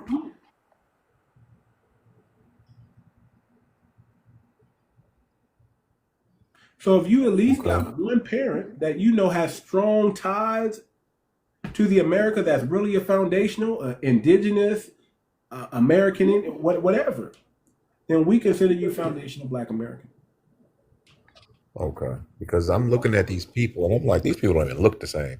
You got some people who look African, some people who look like they could be Indian, some people who look Hispanic. I'm like, okay, I'm confused, man. Yeah, man. And no disrespect. But based on what you said, right? But it no explains disrespect to the why. Hispanics. No disrespect to any Hispanic, but they're not indigenous to anything. They're more Right. Spanish. They're more Yeah, Spanish European. they're than they hybrids. are Yeah, they're indigenous. hybrids. Yeah, They Hispanics are always hybrids. try to claim that indigenous stuff, and they always try to say, "Oh, I'm Aztec warrior." Man, shut up. Yeah, they're hybrids. They're hybrids. They're mixed. Shut up. They're mixed. You're really, the reason why you're trying to lighten the race, you're trying to get that indigenous up out of you. Mm. That's what they're trying to do. They don't want to be, and the Dominicans, they don't celebrate their independence from France. They celebrate their independence from what? From Haiti. Because if it wasn't for Haiti, they wouldn't have any independence. Those were the ones who were begging the Spaniards to come back and colonize them. But it was because of what Haiti did, and they celebrate their independence from Haiti, not from France, not from Spain, not from none. They celebrate, it's real weird over there in the Caribbean, to be honest. It's real weird over there. Real weird. Yeah, because it's a lot of breeding. It's a lot of mixing going on. It's a lot of They mixing. all want to be indigenous, but then they don't want to be indigenous. Right. It's It's just like crazy. when it suits them, when it Yeah, when it benefits them, suits then It's like being black. They only want to be black when it suits them. They only want to be black when it suits them. code switching. Yeah, code. I'm done with that code switching stuff, man. I don't like that no more. Be who you be. Stand on business and be you. That is true. A lot of people, they be trying, when they go to work, man, listen, I sound this way when I go to work or not. This is who I am. I'm not code switching for nobody. I'm standing on business. That's it. That's it, and that's all. Go ahead and say what you, Abdullah Wadim. I know you're gonna say something crazy, brother. I saw you in the comments. Go ahead. No, I just have a question, man. Go ahead. As you claim to be Claim to be. Go ahead. FBA, well, as you say As you're you claim to be, where are you from, sir? America, the United States. Not with no name like that, sir. Pardon me? What's your name? Abdul Wahid Mustafa. So are you Muslim? Are you Nation of Islam? Which one? I have no religious affiliation. What I really want to ask, are you proud of what we went through this in this country, uh, and ready to claim all of that we received? Are you a Moor, sir? Are you a Moor? No. I'm gonna say it like this. I'm proud to be a foundational Black American, freedman. I'm standing on business before the reparations of my people. And even if they don't, even if, and I believe we are going to get our reparations, you know, I also believe in self reparations. I also believe that I'm not going to wait for the oppressor to bring me back to the standing that I know I'm supposed to be, that my people should be at. I am the type of person. I'm a solution oriented person, and I'm looking for solutions that's going to help my people get what they lost, with or without. How long has the FBA been around? How long? Man, we've been around for a long time. Now that's probably maybe like, I want to say 5, 6 years old. But we've always been Black. We've always been considered Black. No, So I mean your organization, FBA. it's not an organization; it's a lineage. We've been around since the early start of America. We just got misclassified many different times. We were classified as American Negro. We were classified as, some of us got classified as mulatto, colored, Black, then African American. Those are the many classifications of foundational Black America. We were classified as freedmen also. And a lot of us go by freedmen as well. Freedmen and foundational Black American are interchangeable. When you're saying classified, what are you referring to? How were you classified? That's how they classified us here in America. They classified us, they called us Negro, they called us colored, right? They had many different classifications for us. American Negro, American Indian. Many different classifications. I remember the name process, which we have gone through the years. And I know hold on real quick. Mulatto can be half indigenous and half African too. Not just white. Not just half white and half native. Crispus Attucks was a mulatto. He was African slave, and he was American Indian. And who was Christopher Attucks? Crispus Attucks was one of the first people to be unalived in the American Revolution. He was the first. Yeah, he was the first. The very first.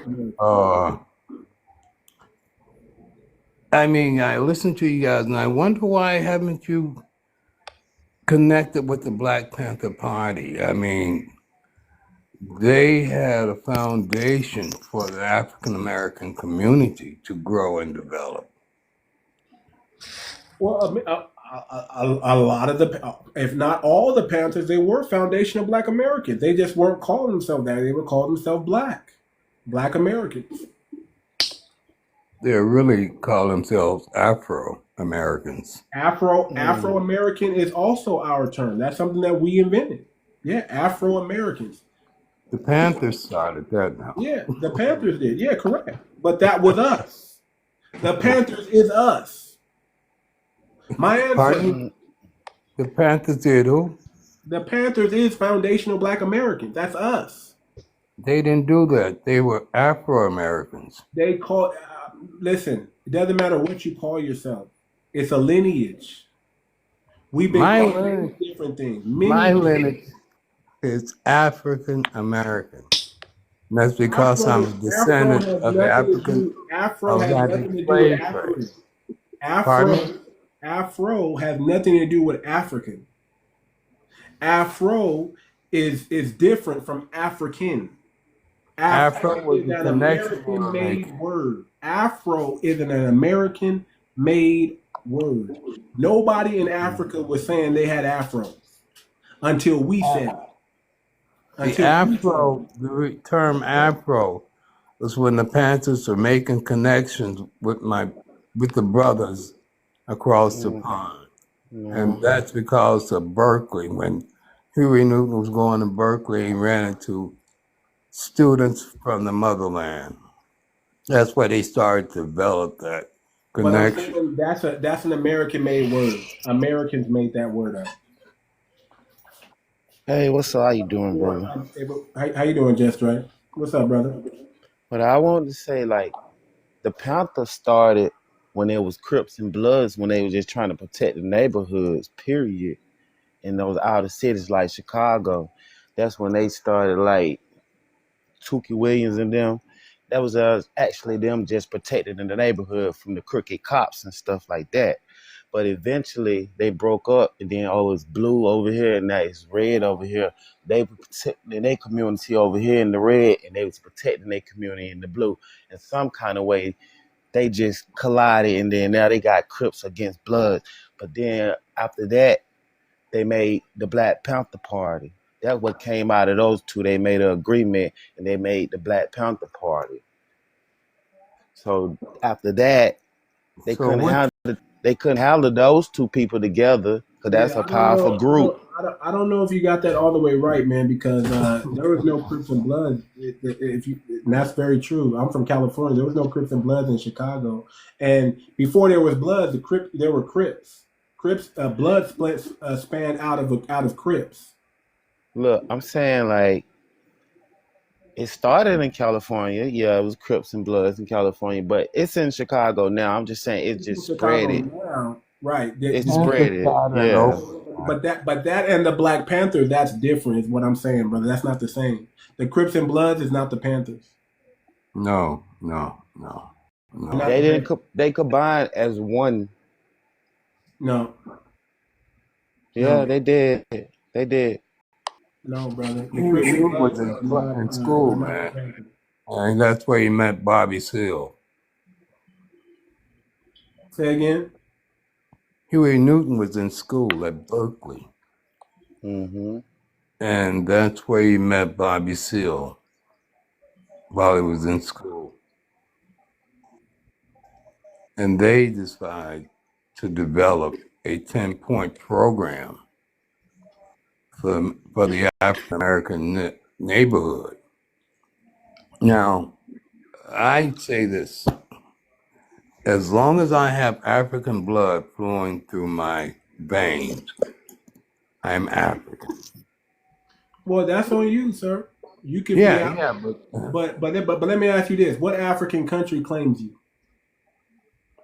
what do you mean claim me? What African country claims you? Nigeria. No, they What don't. African? What African How does claims the you? country claim you? You said you're African, okay? Right. First of all, Africa is a new term, okay? When our ancestors was taken from that place, it was not called Africa. 𝗥𝗶𝗴𝗵𝘁𝘀. 𝗥𝗶𝗴𝗵𝘵, right? And it was called Skull Island. It had many different names. It was also called Ethiopia. But again, what African country today claims you? You have a dual Are citizenship? you asking what African country I identify with? That claim you. Which one claim you? What do you mean claiming? Do you have a citizenship in an African country that says yes, you are African? Do you have another African that can prove that you are African and say you belong to us? My blood says I'm African. I mean, Well, you might be African if you were part of the transatlantic slave trade, right? But that don't mean you stayed African. You've been here for over 400. Your family been here for over 400 years. my blood hadn't changed. You mixed in with the people here No, because my blood got hadn't some changed. European in you. You probably got some European in you. You My probably blood got some hadn't changed. Native American in you. and you got some That's, African ancestry in you. So which one are you going to claim the most? You going to claim the African the most out of all three I of am those? African. Anything else doesn't matter. Okay, so you're a Pan-Africanist then, right? Yeah, if you say so. Okay, I don't rock with Pan-Africanists, sir. I'm gonna Okay. tell you the truth. I don't rock with y'all. All right. Y'all can believe how y'all want to believe and hang out and do what y'all want to do, but I don't rock with y'all. I don't trust no Pan-Africans. Oh, Why okay. you don't trust them? I'm, All right. Well, I'm straight up with you though. I'm not hiding it. I'm being yeah, straight. yeah. I mean, that's you, man. It's your choice. You know, it's one of the great rights we have in this country or in life I is don't, to have a choice. I don't, to me, Pan-African is a scam. It's a money scam for Africa, not for us. Why do you figure that? Because whenever we want to do something in Africa, we got to bring the bag. You got to have, if you want to do anything or be accepted anywhere in Africa, you got to bring a bag to the table, and they don't have to bring nothing. How about that? They don't have to bring nothing. What are you But going to you do got to in bring a Africa? bag. What are you going to do in Africa? I don't know. Are you in Africa right now? No. Why not? If you're African, why aren't you in Africa helping build up Africa? Well, I'm on my way if you want to know the truth. On my way. How long are they going to take you? 5 years? 10 years before you get there? How long are they going to take? I don't know. I've been there 12 times. How long are they going to take you in the last 5 years? How long are they going to take you? I don't know. But I'm going to go there. I'll be there. Have you ever been there before? No, I've never been to Africa. But you're African, huh? Yeah. Listen, as hospitable as those people are when you go to their country, you're never going to be their brother. Let me burst that bubble for you right there. You are American, and they're going to treat you like an American. No, I'm not American. Understanding that. So where do you live? I'm not American. Where do you live? Where do you live, sir? Where do you live? In the United States. Okay. So what the heck are you doing in the United States if you're not an American? I'm a citizen of the United States, but I'm not American. Oh Lord. You are a true Pan-African. You know what? You know what Pan-Africans are? Pan-Africans hate Black Americans. They hate where they come from. They hate their people. They talk down on Black Americans. They are the most anti-Black that I've ever seen are Pan-African. Because they're the same. They're the ones that would tell you Africans are better than Black Americans. That's like Dr. Umar, right? Exactly. Do you understand Exactly. that we African Americans in this country I'm not an African American. I'm a Black are American. the strongest of the best that got here? When they chose the slaves in Africa, they chose the best to bring to this country.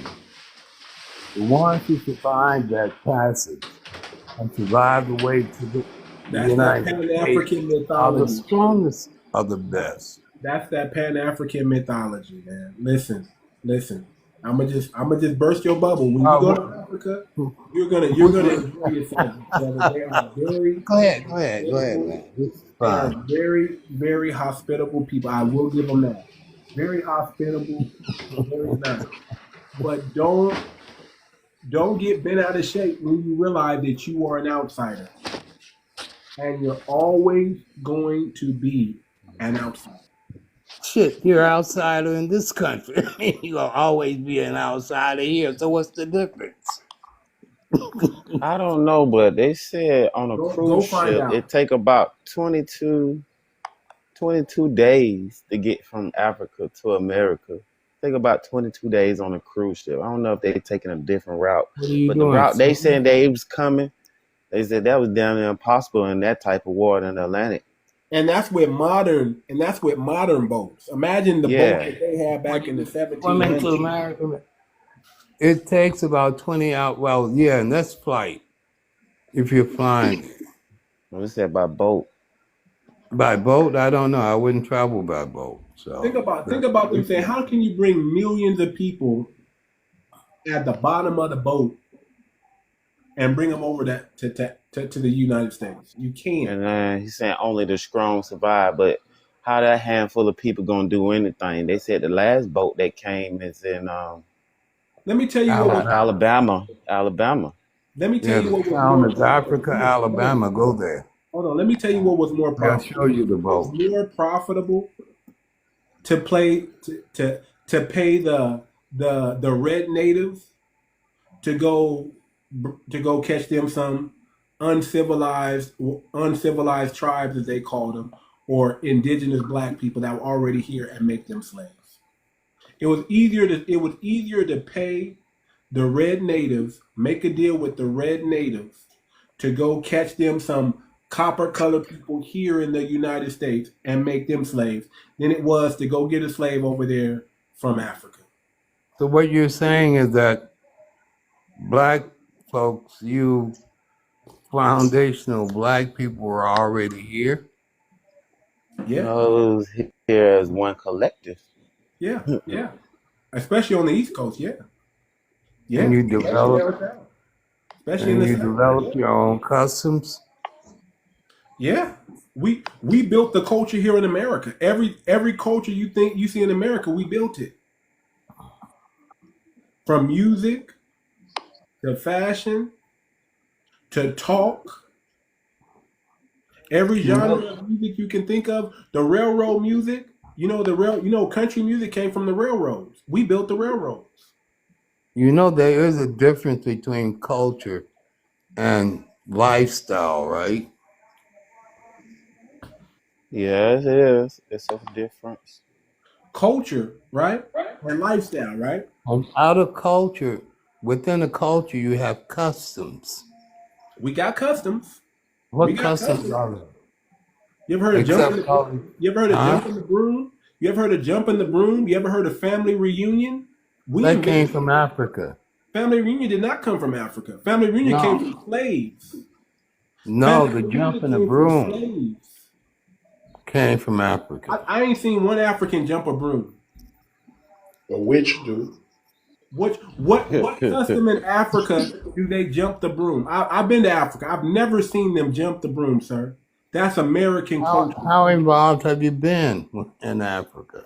I mean, Brother, if you're going on a brother, tourist, I'm gonna be how honest much with are you. you going to I'm gonna see be there? honest. I'm gonna be honest with you. It's gonna be very hard for me to believe what you're saying because you've never been. It doesn't matter. It does. It really does. It doesn't matter to me. I It can really do it. does. It really does matter. I It could really care does less, matter. man. See. That's what I'm saying. To even sit here and have a conversation with someone with a bad faith argument, I'm not into that. I'm not into somebody. I don't care, man. I'm not into that. I'm not into that, brother. I'm into talking to people who have common sense. Now, if you want to have a common sense conversation and a dialogue where we go back and forth, you don't have to agree with me. But if it's based in common sense and truth, I'm here for it. But just to say I don't care, brother, that's disingenuous and that's immature. You're too old for that. It's real, my brother. You made a statement about what you believe, and I let you know how I felt about it.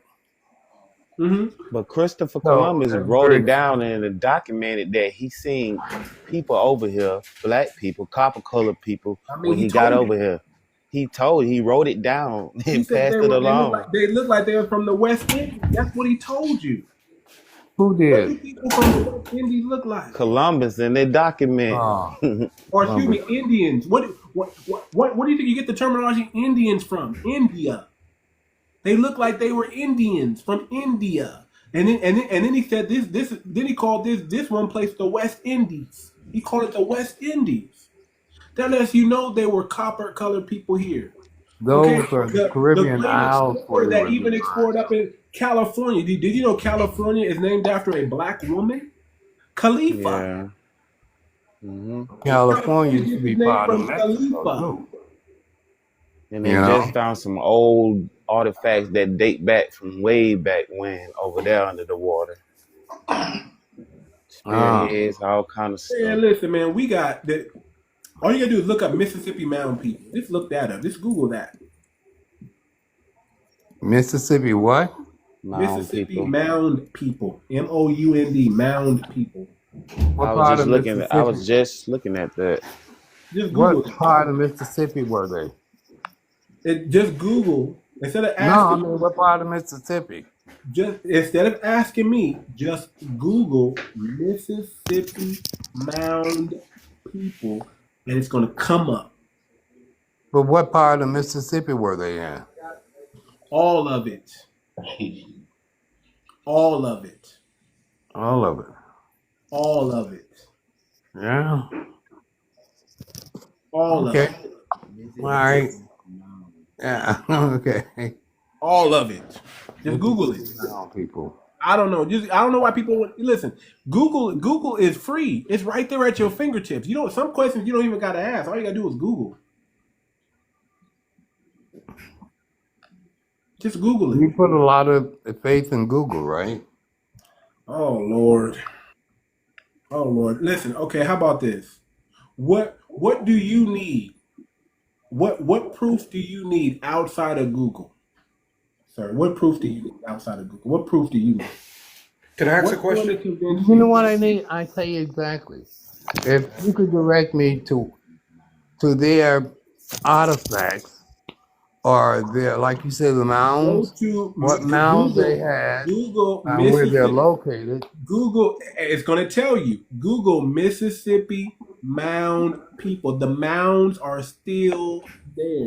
A lot of your hills and your mountains, sir, those were mounds and those are pyramids that have just been covered up. It says it's in the Mississippi Delta region near Highway 8065. No, that's Highway 61.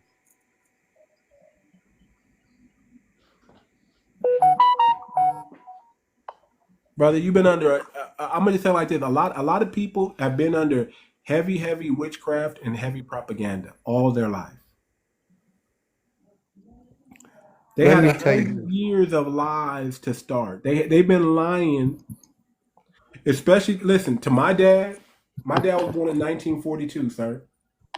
Okay, so my dad was lied to. I mean, they've been lying before he was born. We got 100 years of lies to uncover and deal with in order for us to get to the truth. my family initially came from Mississippi. Okay. And I have never heard of anything about Mississippi mound people. What year were you born? It's not mound people. It's what's built on top of those statues that they built. They built them on top of the mounds, and what's Right. under there. All I'm Statues. saying is, listen, if you just Google Mississippi mound people, the information's gonna pop up. That's what I'm saying. And they were Native American too. Yes. I'm saying that as long as I've been in this area, I have never heard of mound people. I don't believe that. I see. That makes me think that's why I don't trust Moors and I don't trust Pan Africanists because they just lie. They Just special, because you don't believe it does not make it alive, my brother. brother. If you're from Mississippi and you don't know about this, I don't know what to tell you, brother. I say my family's from Mississippi. Again, he's not a Mississippian. Okay, so your family from. Why don't you go talk to your family and ask them? Maybe they'll tell you. Maybe they just forgot to tell you. No, I can't talk to them. They all passed away now. That's you know about that. Sorry to hear that, brother. But like I'm sorry. I've traveled up and down 61. I have never heard of this mound people thing, man. Just Google it. How about that? Can you You're not looking for people. You're looking for the mounds. Period. It's going to show you where the mounds are at. It's going to show you where the mounds are at. It's going to show I've you. never seen mounds, man. Like Mississippi is practically flat, man. It's not bad. Oh my I think God. Nah, he trying flat to off. make your blood pressure Nah, he go ain't up. never been to Mississippi. I could tell right there he's never been. He's never been. No, he probably trying to make your blood pressure go up. He Yeah, I tried. think I mean, so too. he's a Pan African. This is what Pan Africans do. They specialize in lying because they get paid to lie to trick people and make people believe that they from Africa. They actually get paid for this. That's why I don't Oh, fuck with Pan African. They get paid $70,000 a year, something like that, to be snitches, to snitch on people. That's what they do. That's why I don't rock with y'all, man. All y'all work for the police. You got some type of government. Yeah, Y'all all just keep. Charleston whites. Y'all all are Charleston whites. All you Pan African Yeah, Charleston whites, man. All of I y'all. can't stand him either. All of y'all. Yeah, man, just keep Go on ahead. passing the message. Mountain biker. What's up? Hey, how's it going? Good morning. It's good. Is it morning? Good. It's still nighttime here. Where you at? Texas. Man, it ain't morning over there. I got 12:07 What? In Texas? 12:07 a.m. Yes, sir. 107 in Florida. Yeah, you're right. Yeah, you're right. You right. It's just I'm just saying something. The reason, well, I want to agree with you 100%. I've noticed that it's so many people from the African continent that come over here, and they come to some of the lives that I've been on, and you can catch them in lies, and they just go from one lie to the next, and then when you finally nail them, then they'll leave and go to another group and start lying. It's crazy. That's why we call them tethers. That's it. See, we don't just make this up and call people tethers because they come from Africa or they come from the Caribbean. It's because they lie and they on purpose try to undermine Black Americans. Lie and scam. Yeah, and many of them, that's how they got over here. They turned their back on their own folks. I've known Africans and Caribbeans that come over and say, "Look, this so and so that said all this stuff, that he cheated us out of money. That's how he got over here, Yeah. by lying and cheating." But the question I want to ask you, sir, is Yeah, go that ahead. I want to ask you about FBAs. Now, I believe in FBA 100%, but there seem to be different beliefs of some of the core principles of what we consider FBA, and I just want to get your take on what you believe some of the fundamentals of what being an FBA encompass, please, sir. Well, here's the thing about being an FBA. There's 43 million of us. Okay? And whether we claim FBA or not, they're part of our lineage. This dude, 𝗔𝗯𝘂𝘁𝘂𝘁𝗂𝘁, he might very well be a foundational Black American. I don't know. He might very well be one. Right? He's telling me he's from America. He's telling me, that his family from Mississippi, but I don't, he could be lying. But we got many different people. We're not monolithic. That's number one. And a lot of us are waking up to the fact of who we are because we've been under so much propaganda and witchcraft our whole lives. That's really what we're up against. We're up against the propaganda and witchcraft that we've been under. I agree. 100%. Look at the Democratic Party. For God's sake, a lot of us are still Democrats and vote Democrat because of the propaganda and witchcraft that we've been up under. Mm-hmm. That's just what it is. We should have left that plantation a long time ago. We should have figured out Obama's second term that it was crap. So, what should we do? We got to come together, man. We got to come together. We have to get on code. First of all, we got to get on code with each other. The code is the leader. FBA, there's no leader of a leader. We got to get on code with each other. The code is the leader. Matter of fact, if you click the link in my bio, I got the Foundational Black American Code of How Honor. would do that? I got PDF files free. Make sure you type 0 in the dollar amount. You just type 0 in the dollar and click on the button that says "I want this," and you'll get a free download of our Code of Honor. How we should treat each other. Mm-hmm. Okay. Another thing is there. We have a value system, and you only know our value system if you grew up in our community. We look out for one another. We got the head nod, so we know who's who. Mm. When we see other people and we give them their head nod and they give us their head nod back, we know they're probably foundational Black America because only we do that. You ever walk in the store and try to get somebody a head nod and they just keep on walking like they don't acknowledge you? That's because they're not they're African or Caribbean. Absolutely. Mm-hmm. So we got certain key indicators to know who's who and who we are. The code is everything. To that point is that I can tell. You mentioned about walking in the store. I can just tell about the way somebody moves, whether he's a foundational Black American or not. Africans are different. Yeah, I'm not putting them down. They have a totally different flow than what we have. Mm-hmm. Completely different. Yeah. Now, do you support Trump? I'll say like this: Trump hasn't put any policy in place that has affected Black Americans. He hasn't done anything against it. I would say that. What policy has he put in place that really has harmed Black Americans? He hasn't put any. I look at Trump like a Nebuchadnezzar type. The enemy of my enemy is my friend. He's going after the media that's been destroying our image and Black people. He's going after the 3-letter alphabet, CIA, FBI, dismantling that. He's going after the educational system that's been harming. I mean, he keep doing what he's getting the illegals about it. Keep doing it. As long as they're not focused. Here's the thing: when everybody focus on us, when everybody focus on us,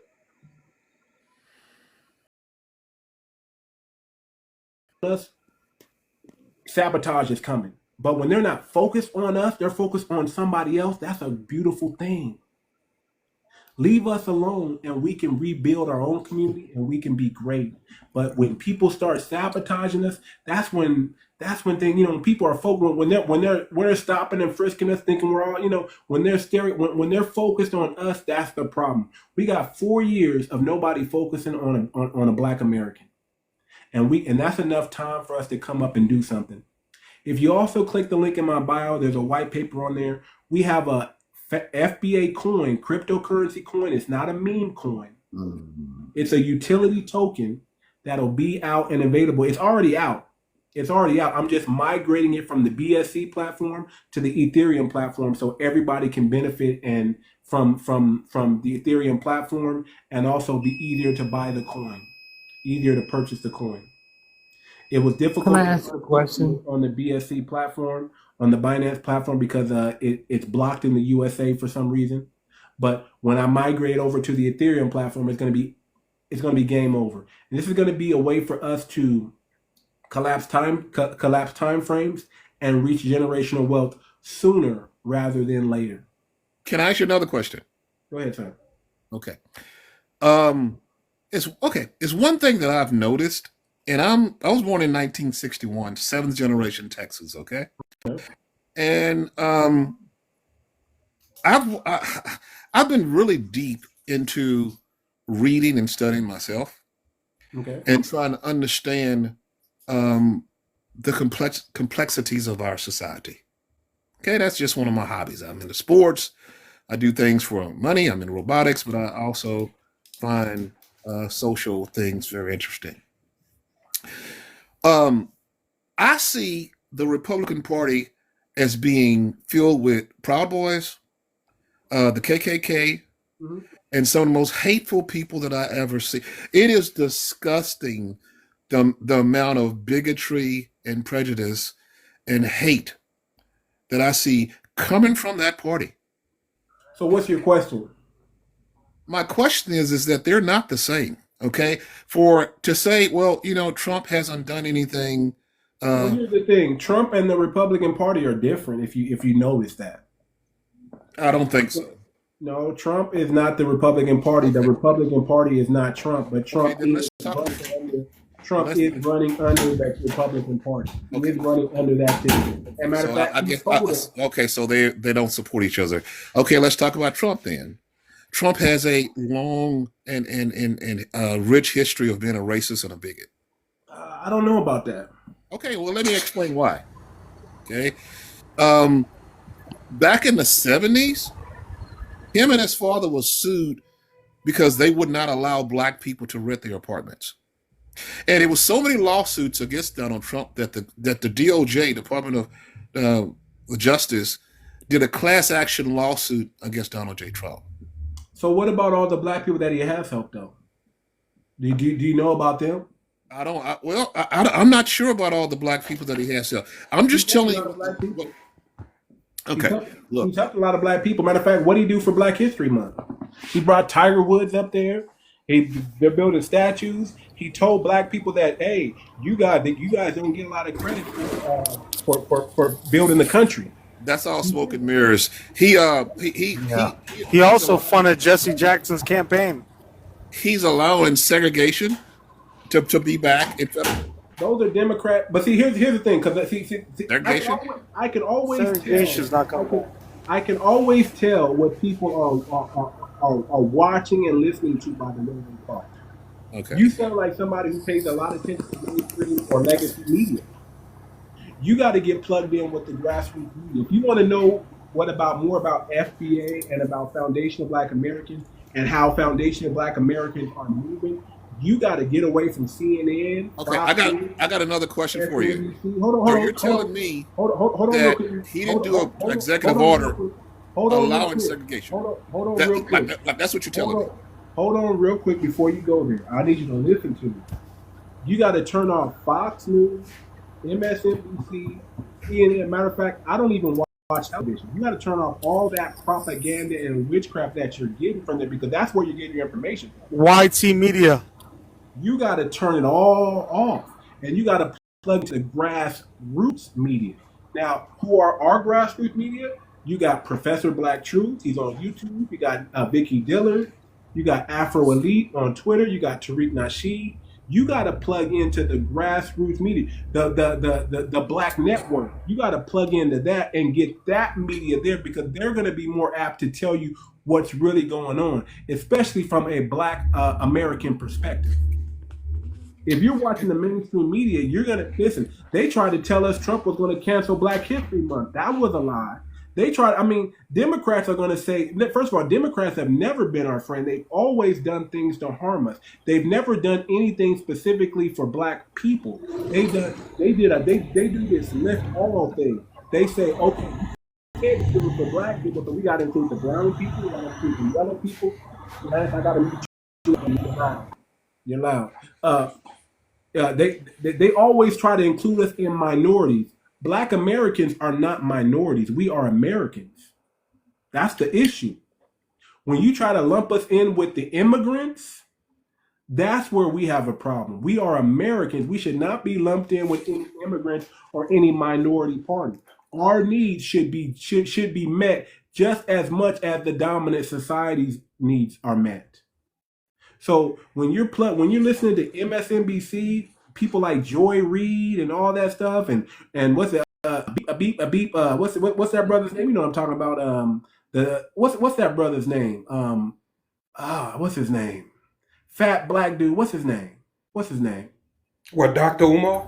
No, the Martin guy. No. What's his name? The fat black dude that always talking. You black people get yourself together. Beep. It's not Roland. You're not talking about Roland Martin. Roland Martin. When you were listening to Roland Martin, you are not getting good information. You're getting paid and bought for seller. You're getting boule. There's a difference between boule blacks and everybody else. We're not the boule blacks. Boule blacks are the one that sold us out. Jesse Jackson. They're the ones that sold us out. They're the ones that called us African Americans. They're the ones that are trying to make us immigrants in our own country. You can't listen to them. Democrats. Can I say something? The real. All right, hold on. I'll let you talk in a minute. Democrats are the real racists. They just do it behind closed doors. They say things like, "You're not black if you don't vote Democrat." That's racist. That's racist. They're the ones that thought that they could run Kamala Harris, who is an Indian woman born in Jamaica, pretending to be a black American woman or a black woman, right? They're the and then try to put a bunch of celebrities up there and think that they're going to get black people to vote off emotions like they've always done for the past 60 years. They're the ones, their states are the ones that are overridden in crime and all kinds of stuff. California, man, oh my God. Worse policing, all that comes from blue states. Because they're the ones that will create a scenario like a George Floyd and then push a BLM and then find a way to make money off that and take all the money and then blame it on, well, not blame it on them because they are the problem. 3 LGBTQ women who started the movement who used that money to do, not to give into the black community, but do whatever they want with it. But nobody want to talk about the YT people that was involved in stealing that money too. But they just let the Caribbean black women take all the blame for everything. See what I'm saying? So we can't trust, just like you're talking about the Republicans, and I do believe they have they do have a racist problem, but you gotta acknowledge the racism also in the Democratic Party as well. And you have to even say it's more than the Republican Party because we haven't been dealing with the Republican Party. We've only been dealing with the Democrat Party. We've only been believing the Democrats when they point racism. Okay. And they always point racism opposite of their selves. And Biden, his best friend or his mentor was Klan. Biden, the crime deal. It sounds like, okay. Can I respond, Henny? Okay. Go ahead, it sounds like you're the one that's will listen to right-wing propaganda, not me. So this is something, look, let me put it this way. This is something that we always going to have a chasm on, okay? My experience with the Democratic Party here in Texas and the history of them is obviously different than yours. I mean, these are the people push for civil rights. These are the people that Barack Obama came in and he helped the black community. Barack Obama is not a foundational black American. May I finish the sentence, please? May I finish the sentence? Barack Obama is Kenyan, sir. May I finish the sentence, please? I don't care where you're from. That seems to be a big issue with. If I'm drowning, whoever throws me a rope, I'm going to grab it. Okay? Hey, I have an FBA question. What rope did Obama? I still haven't gotten to talk. I'm going to tell you what rope he threw. One of the things that he did that the Republicans are horrible at is he appointed a lot of minorities and black judges and lawyers that really help many people in the black community because Republican judges are horrible. Okay. He also did the healthcare thing, which brought many people that didn't have any healthcare whatsoever. He gave them. I give him props on. I give him props. Healthcare is horrible. I give him props only on that, and to a. And the judges. What about all the hundreds and thousands of judges that he put in place? Okay, let me tell you like this. Just because they're black doesn't mean they're good judges, sir. Many of them are some of the. Okay, well, look, like I say, this is always going to be a point of contention. We got Sambo and we got you talk for 5 minutes and you talk for 5 minutes and I can't get a sentence out. But this is my platform too, so you got to give me some break. Okay, well, you know what, sir, I want you to keep your platform, and I'm going to say goodbye. Okay. Can I say something? Can I get a word in? Hold on, let me let Dogma speak real quick because he's been waiting, and then I'll let you come in next. Go ahead, Dogma. All right. For one, I'm not one to get into debating with my people. First of all, because I feel like we should all have a common goal. And that's unifying and doing stuff for us, by us. That's first and foremost. Now, the problem I have when we talk about FBA and people that believe they're from Western African descent, we put that word we or you're not. Who are we to tell somebody that believes they're West African to tell them you're not West African? And who am I to tell you that you're not FBA? What is that accomplishing? I don't tell people. Listen. Some of us are. No, but I'm not saying you tell that. But I see it. I see it a lot on a lot of content, and I say the same thing every time. What does that help with the advancement of my people? What is it doing? What is this argument doing? If you believe you're FBA, hey, I applaud you, brother. I applaud everything you believe because Honestly, for myself, I don't think I will ever find my origin because they done destroyed and tainted our legacy so much in our history so much, and it's been doctored and messed with. Where's your family I don't from? think Where's your family what from? Where's your family my from? my family's from Allendale, South Carolina. Okay. Okay. All right. So you don't think you can know where your people come from? You don't think you can do your genealogy to find out where your people from? Listen, I did my ancestry and all of that stuff, and it Okay. stopped in Allendale, South Carolina. I'm planning to dig deeper.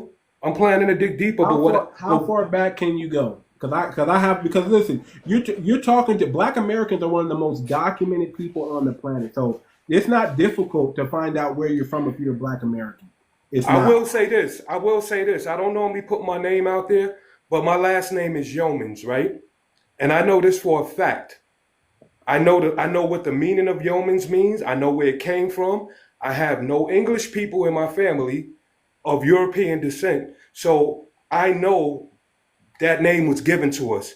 And I don't know how far back I could get, but I know that much. I'm willing to bet if you're from Allendale, South Carolina, that you are either a Black Indian or a native or indigenous to America. Well, I have to get there. But what I'm saying is, my brother, this is what I'm saying. And I'm not talking about you. I'm just saying we have to stop this divide. We have to honor everybody for what they feel and what they believe and go for the common cause, which is unifying. The stuff I Unified to see, what? Unified to what? And unified with who? unify with to our what? own people. And unify. Okay, unify with who's our own people? Who's our own people? People that look like me and you. No, no. We can't go off color. We can't go off looks because that's how we get undermined and that's how we get taken down. You got to Nah, go that's off not true, movement. bro. No, that is true. You know, Malcolm X, Martin Luther King. Who are the ones that got close enough to take them brothers out? Our own people. People, and they're not our own. See, that's the problem. They're not our own people. They're Well, government yeah. agents. No, listen. They were government agents, and those government agents were not part of the lineage. They took people from the Caribbean and from Africa and planted them there. And because they're no kin to us, because they didn't grow up with us, because they don't come from the same lineage or the same struggle, they have no feeling of affection towards us like we do to them. We're the only people that feel for all Black people. All Black people don't feel like that about us, is what I'm trying And to I do. agree with you on that. I agree with you on that. So you But cannot unify with someone who's tribal, sir. I disagree with that though. I disagree too because I'm about to let them know why. No, I'm you about to let cannot you know why. unify. Listen, our biggest enemy right now is not even the YT. It's not even YT supremacy. It's tethers. Because they come in and they infiltrate and they look like us. And then when we do something big and important, they're right next to us on the freaking board. And then when we're talking about our reparations, they're like, yeah, I don't need no reparations. And you're like, where'd this nigga come from? What? Who said that? Yeah, y'all don't need no reparations. Y'all already got reparations. It's called affirmative action. It's called America. It's called JOB. You're like, what? Right, and I agree with you. And they're the I same agree with color as us, and they don't. Right. And they don't. And here's the thing: they don't qualify for reparations. That's why they're not stomping for reparations. All right, And so we let me can't unify with people like Can I that. interject? Sorry. I just We wanted can't to say unify with people like that. there's parts of your message where I agree with, and there's certain parts where I disagree with. I got you. You've been on my platform before. Just hold on real quick. Yeah. We'll talk. We got Lance. Lance been waiting. Mm-hmm. Lance, go ahead, brother. Unmute your mic. And I'm still talking with you, Dogma, but I'm telling you, you got to listen to the game. I'm telling you right. All kinfolk, all skin folk ain't kinfolk, and we got to understand and know that, and we got to gatekeep our community just like everybody else. When we don't gatekeep, that's how we get in trouble. Go ahead, Lance. Well, I want to go off that. So, do you feel people of mixed race can't be FBA? They got to have at least one family member that's FBA. Okay. Well, that makes sense then. All right. Well, no, because I do. My mother side of the family is all Seymours, Anderson, Johnson, Kingsville, South Carolina area. And where's your other side? My dad, he's from Trinidad Tobago, Okay. and So let me tell you like this. I have nothing against Caribbeans. I have nothing against Africans. But if I want to say who's more closer to my brother, it would be Caribbean, because they're part of the Americas and they're part of some of the indigenous lineage that I come from. I understand, but Now, do I trust everybody from the Caribbean or everybody from Africa? No. listen, I understand They that. come in and they undermine and they play this tribal game. My gang is not your gang, but I'll pretend to be like you when it's convenient for me. I don't like that.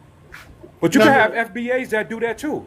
We call them Sambo. We call them out. We call them Sambo. Well, I was asking that question because I had some FBAs trying to tell me this is because the color of my skin and all that, and the way I look, that I couldn't be FBA without knowing no background of me. Well, I'll be honest. Listen, I don't know if you're FBA or not. I can't go off what you say. Now, if your lineage tells me you are, then you are. I understand, but they was just going off of my looks. Well, and I can understand that, but it's not just your looks though. They're going off the way you talk. You might be saying something that's sound like, hey, that don't sound like what FBA will say. We go up. It's all about culture too. Did you grow up in the black community? I grew up in Dorchester, Massachusetts, and then I live in Atlanta now. I've been in Atlanta for Okay, well, Atlanta right now is full of non-FBAs right now. There's Really? FBAs down. Oh yeah. Atlanta, I know that. Atlanta, since that hurricane, it seemed like everybody came flooded to Atlanta from here, from Africa. Everybody flooded. Everybody flooded down there, and everybody's trying to pretend and cosplay as black. That's another thing. We don't like people cosplaying as black. We want you to be proud of who you are. If you're Dominican, be a proud Dominican. If you're Jamaican, be a proud Jamaican. If you're African, Nigerian, whatever, be proud of that. Don't try to come into our country and then try to pretend like you're one of us, dress like us, look like us, talk like us, try to be us. That's where the problem is going to come in. I don't like that. I don't go to Africa and try to pretend to be African. No, I understand that. I don't go to Jamaica and try to pretend to be Jamaican. I don't go to the Dominican Republic and try to pretend to be Dominican Republic. I'm me all the time. I cannot take off this blackness. So just because you can come in and out of blackness, I don't like that. I don't like that. Okay. So, may I go? Go ahead, big MJ. Go ahead. Okay. I hope everyone's doing good. So yeah, like I was saying earlier, when you were talking to Dogma, there was a couple of points that I slightly disagree with, but I mean, I understand where you're coming from, but I just disagree slightly. One of the things that I agree with 100%, as an African born and raised in America, FBAs or Black Americans should 100% get reparations because, they're the only group or minority group that weren't given reparations after something was done to them.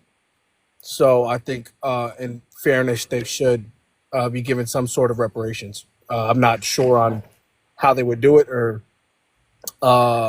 whether it's income or whether it's being provided certain things. I don't know how they would go about it. We don't got to get into specifics. We know how we're supposed to get that money, and when that time comes, we'll talk to the people that want to give it out to give it to us how we want it. For sure. I just agree that it should be given out. But the things that I disagree with was when you made one point about you were saying how black people are the only, not black people, Black Americans are the only accepting of all blacks, whereas Africans aren't so accepted. And I'm like, it's kind of a double-edged sword. I think it's a double-edged sword because there's also Black Americans that aren't open, and they But see, here's the thing: Black Americans are not like that for no reason. We're not like that. Something was done to us that made some Black Americans like that. That's what it is. It's just like some people try to say. People today try to say Black people are racist. No, something was done to them that was racist towards them that made them respond in a way that you might think now is considered racist because nobody likes what's being done to them done back to them. Right. I'm just saying like it could be the same reverse though. There could be an African kid that grew up in a town with a lot of Black Americans and he maybe got mistreated growing up and now he holds resentment or something like, you know what I'm saying? That's true, but you got to understand this. That type of hazing is part of Black culture. So it wasn't that he was African that he went through it. Every kid on the block went through it. It wasn't just him. We tease and we make fun of everybody. That's part of our culture. We're gonna play the dozens with you. We're gonna toughen you up. The moment you get tough, we're gonna leave you alone. That's just how it is. If you're a white boy, if you're a Hispanic boy, if you're anybody that grew up in the Black neighborhood, you went through this type of hazing. And guess what? All of us went through it. We all got called African booty scratcher. And we weren't even from Africa. We all got called that because it was a rite of passage. We have to toughen you up because we know white America is going to kick you down. White America's going to tell you don't mean nothing. So we got to make sure we do it to you to strengthen you. So when the white people do it to you, the white people do it to you, it just rolls off your back like a duck. You don't even feel it. Facts. I agree. I'm not disagreeing with that. I'm just saying. Do you not agree that it could be a double-edged sword? Can I elaborate on that? Too much? Go ahead, Will. Look. When okay, if you're being honest, right? If you ask. And I'm going to point out to you why it's not racist when you say a Black person is lashing out or whatever, right?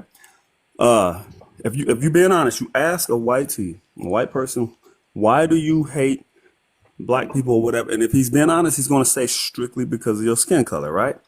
Now, vice versa, if you ask a Black person, why are you lashing out against white people, whatever, their true answer is going to be, not because of your skin color, it's because of what happened, what you did throughout the history and what you continue to do throughout today. You know, so it's not that they're lashing out because of your skin color. It's because of what you did to them. There's a difference there. There is a complete difference. It's not because of your skin color. It's because of what you did throughout history and what you did doing to this day. Can you see the difference in that? Nah, I see what you're saying. For sure. And that's just them being honest. A Black person, when they lash out and they get upset about, a white tee, it's everything that they know what they did and everything that they continue to do today. We still see brutality in the streets, police taking advantage of the minority Black people in the communities. You go get a loan, you're discriminated against. You know what I'm saying? These things are the things that Black people lashes out for. It's not because of your skin color. Okay, let me say something before I go because I got to get back to work. But I'm just going to say this right here. I'm going to put it out like this. I love all of my people, FBA, West African, whatever. I just hope, I'm 54 years old. I just hope we find some way to come together. And I think we'd be more stronger and we'd be more powerful. And we try to figure out ways to do for ourselves and not look for reparations because we already know they're not trying to give it to us. Because I feel like we all get looked at the same way. When you're my color, you get looked at the same way. We all get treated the same way. I agree with that. Can I say something real quick, Dalma? Just so you know, when you talk like that, that's why somebody might question your lineage when you say things like that. And here's another thing I'm going to say this. Listen, unify with what? They're not unified in Africa. They're not unified in the Caribbean. What are we supposed to unify with? Yeah, we know in a perfect world, the diaspora is stronger together. But we also know that we live in the real world where hellified tribal in Africa, hellified tribal in the Caribbean. Let's keep it a buck. We can't unify with someone who's not unified themselves. But we can unify ourselves here with our lineage because we're all one anyway. It makes more sense that we delineate from them and unify with us, and we because we're already strong. We're already strong. We're probably some of the strongest black melanated people on the planet, the ones that are in America. So it makes sense to unify with us and us get on code, and then guess what's going to happen? They will eventually follow. So we can't unify with them now because they're not ready. They're still tribal. There's still too much of this hatred and jealousy going on, and we can't unify with that. We have to unify with with us here and set the example so everybody else can follow. That's what we can do. We're decades ahead of them. They haven't even reached the industrial stage yet. They haven't. No, we listen, brother. It's not denigrating. It's just keeping it a buck. If it comes to where we're at and where everybody else at, we're decades ahead. We've been standing and fighting since the beginning for 400 years. We've been in the belly of the beast fighting. We have the experience. We know these people better than they think they know these people. That's where I disagree with you, buddy. No, that's the truth. That's the truth. And the reason why But I think you misunderstood where I was coming from, my brother. I think you misunderstood where I was coming from. I agree with you. I'm not talking about people in Africa per se. I'm talking about the people that's over here in this country, right? That probably was born and raised. We can't even listen. Let me finish. I get what you're saying, but I'm talking about the people that was born and raised in this country, right? I'm talking about the people that might not agree and say I'm not FBA. I'm West African. If that's their belief, I'm saying that don't mean we still can't come together to make a common goal, right? With some of them we can, because here's the thing. This is why I talk about this. When we say black, we don't mean black as skin color. We mean black as consciousness, as mindset, as culture. We can only unify the ones who have that black consciousness. Some of them can assimilate into what we're doing, but a lot of them can't because they have that tribalism that they were born into, that is embedded in them and in their culture. Okay. Some of them we can. Not all of them we can. Those who have the black consciousness, yeah, let's link up and let's make something happen. Let's stand on business and let's push the oppressor back and get what's ours. But those that come from that, a lot. Listen, a lot of these Africans, a lot of these Caribbeans, but I'm going to speak on the Africans real quick. They want to become the colonizer. They look up to the colonizer and they want to become just like him. And if anybody says that's not what they want, they're lying, because we heard them say it. Will, you're the witness. Have we not heard Africans say they want to become just like the colonizer and be the next colonizer up? I'm a witness to that. Yes. Where is that out their own mouths? They want to be next up, and they don't realize that they're too far behind to be next to anything. Can I respond to all this? So, I think a lot of that was very crazy. It's true. Peace, my brothers. I gotta go. Okay, peace, my brothers. It makes a lot of sense to me. It makes all the sense to me. So Too Much, I hear exactly what you're saying, and you make all the sense, bro.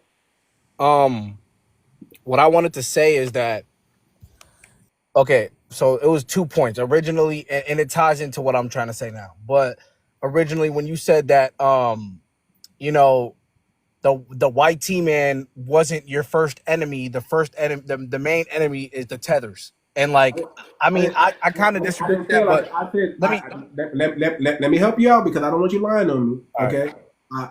I didn't say that. I didn't say the YT wasn't the main. The YT, it's not the YT. It's the YT system that is the main enemy. Okay, but the ones we have to look at even before we look at them, because we already know what they're doing. Okay. Indirect versus direct. It's the tethers who look like us that we don't know what they're up to. Okay. And I can understand. I can understand that. We have to focus on that first. We have to focus that's why the delineation is important. We have to get them up out the paint so we can realign ourselves and focus on the real enemy, which is the YT system of oppression that is oppressing everybody. So when we bring down that system, everybody else is going to be cool too. That okay, and I agree with that. I agree with that. My whole point was basically um agreeing with that statement, because when you say that, oh, they're generations behind, it's because um there is like corruption in the land that's caused from outside foreign entities, right? There's superpowers in the world. America is a superpower of the world, right? And I don't want to get nobody banned, but there's a country called is not real that's Okay, also, okay, yeah. okay, yeah, okay. Here's But here's what I say. Okay, so you don't have to get anybody, go into that, because I already know where you're going with that. Okay, we don't acknowledge it like that. We just call it out for what it is. It's all white supremacy. It's okay, all under agreed, that umbrella. It's all agreed. because the black ones are not thriving, right? What Yeah, happened to the black ones? They're not thriving, right? It's only the white ones that are doing it. So we call it all white supremacy, right? okay, And, agreed. and my thing is this: just like we in Black America have to stand on business, i.e., Kanye and so many other people, just like we have to stand on business, Hmm. so do you and the whole diaspora. If y'all got a YT problem, stand on business and push the oppressor back. There's Agreed. more. We're at a disadvantage, right? We got 14% of us here, but you got 99% of your population.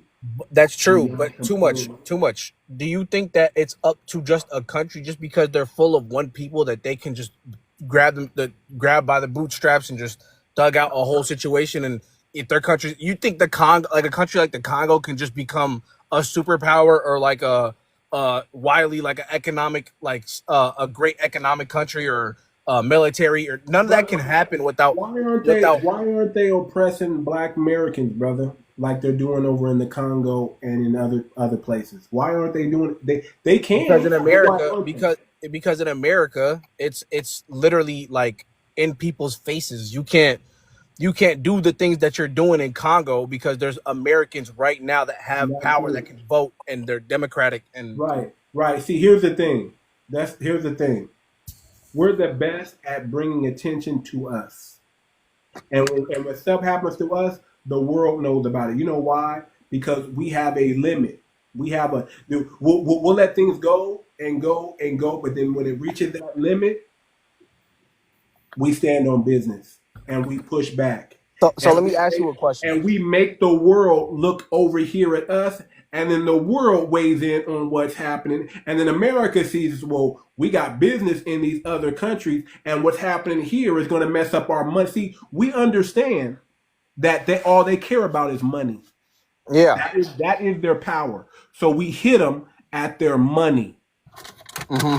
You guys can do the same thing. I don't think so. I don't think so, because Well, not that much people well, care well, about when you sub-Saharan Africa. when you say, that's not true, because Black Americans shine light on South Africa. What was going on with the apartheid there? Even though they don't want to give us credit for that, it was because of our Michael Jacksons, our what's his name? We are the world. It's because of us that we shine light on the injustice over there that made the world look at what was going on in South Africa. So you Yeah, can say people don't care, but here's the thing: you don't have the influence to shine the light like we do.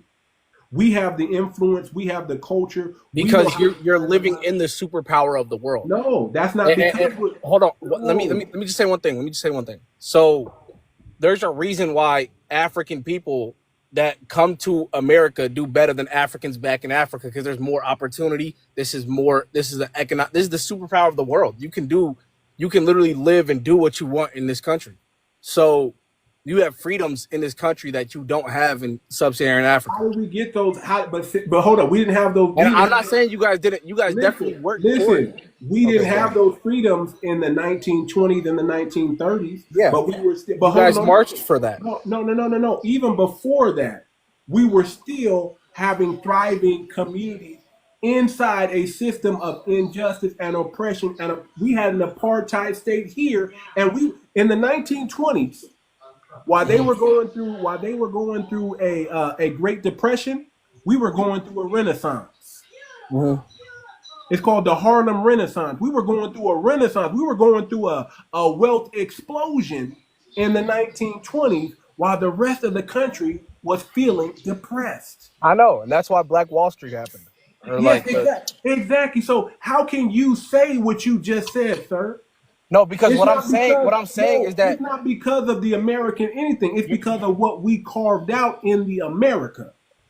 We but at the end carved of the this day, out. we both agree that America is the superpower of the world. It wouldn't have been a superpower of the world if Black Americans didn't make it a superpower. That's what we're trying to tell you. And I'm not telling you that that's not the case. But We what made I'm saying is when you say superpower. Africans are generations behind, it's like Wrong. it's kind of like It doesn't sound good. I know it doesn't no sound no good, but it's true, it's like you got to provide context with that. You can't just say that as a blanket brother. statement Brother, as if all you got to do is listen. If we okay. compare apples to apples and oranges to oranges, it makes sense. We're here because of what Black Americans built. America is here because of what Black Americans built, and Africans are here because of Facts. what they were But able to you're do. ignoring the Europeans and Americas and the We have superpowers of the world okay. that are extorting Africa. Listen to what you just said.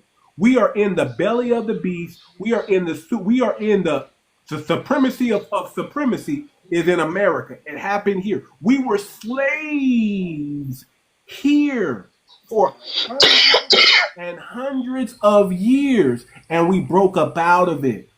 Do you Exactly. understand? It's called Exactly. standing on business. It's called never giving up. It's called keep hope alive. It's called believing in the impossible. That's what it's called. That's what we did. It's called we gonna make them change. We're Can I gonna ask you a make question? them change. Okay. That's Exactly. what it's called. Okay, and I'm not disagreeing with that, but may I ask you a question? Go ahead, brother. But it's not gonna change the answer.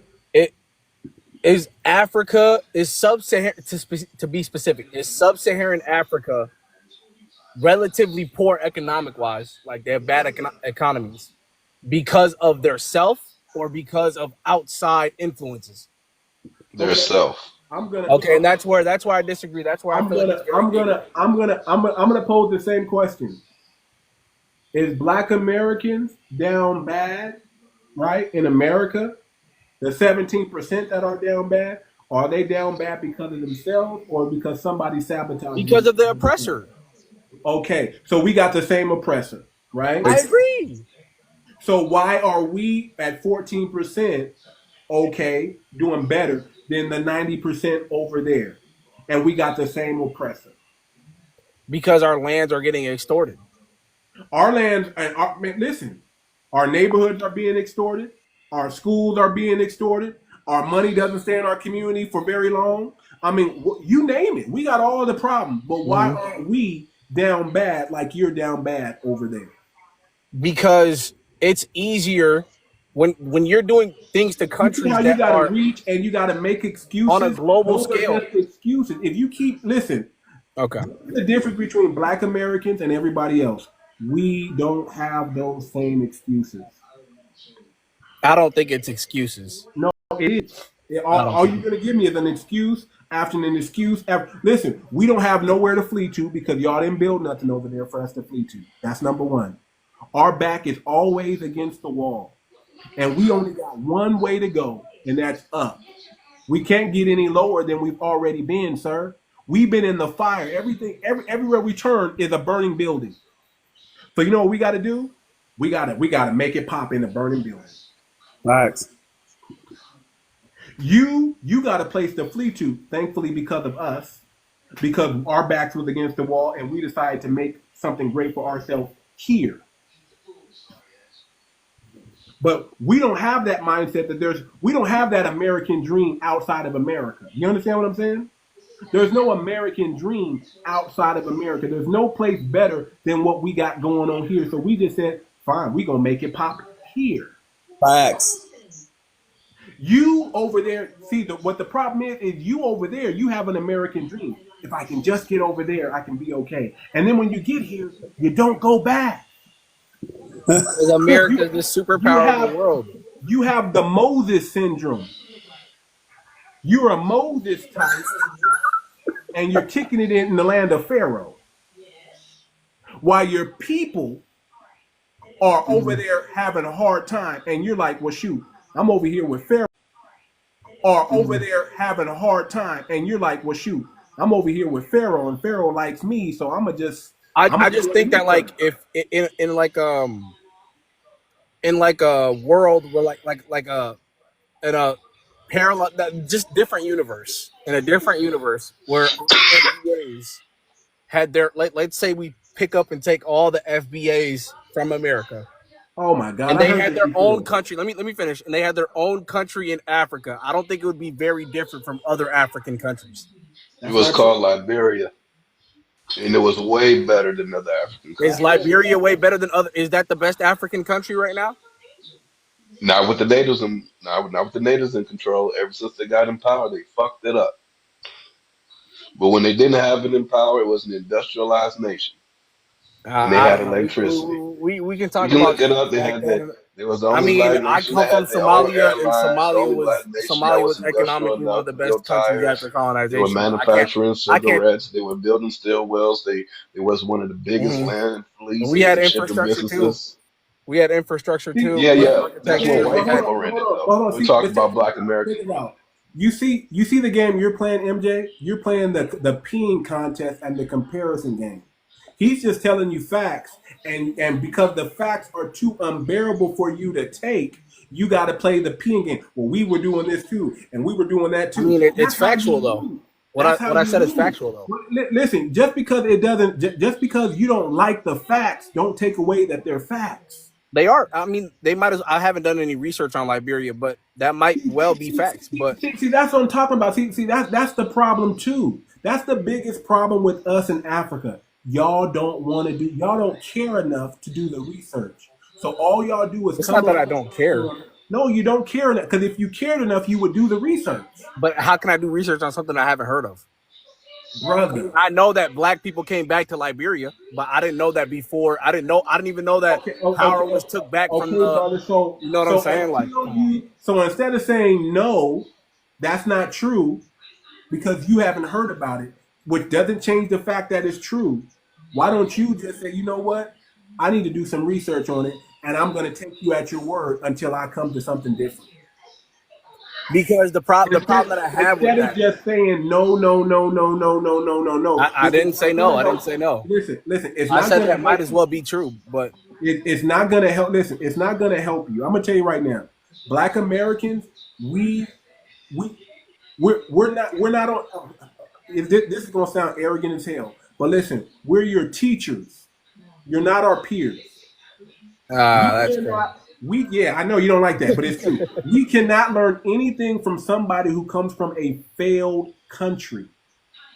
You But come like, from a failed. Listen, you're talking to people who got over 50,000 patents that have affected and inventions that have affected the world. You're talking to the people when they show up at the Olympics. We're you're expected you're to win. you're comparing a We're non-ethno expected. state to an ethno state, No, we're expect. or Do you to ethno understand? Do states. you understand? We're expected to win. You're not. When you show up at the Olympics, nobody's expecting you to win. They're expecting you to do okay. But we're expected to win. That's a different level of competition, and that's different. We're not the same. We are your teachers, you are our students, and that's it. You're not on this level. I don't care if you were born in America or not. You're not on the same playing field. Nobody's looking at you, they're looking at us. When they see you, they see us. When they see us, they don't see you. I'm sorry. It's just the truth. And I don't mean to be, and I'm not trying to down talk or sound denigrating. I'm just telling you what the facts is. And if you look at the facts and accept the facts, then you can win. When you you need to have that man in the mirror moment, okay? You need to look at yourself in the mirror and be honest with yourself. You can't, you can lie to me, you can lie to the world, but the person you should never lie to is yourself. You need to evaluate yourself and know what your strengths and what your weaknesses are and accept it. I mean, I don't think I've lied to myself, but I know you don't think, but guess what? You have.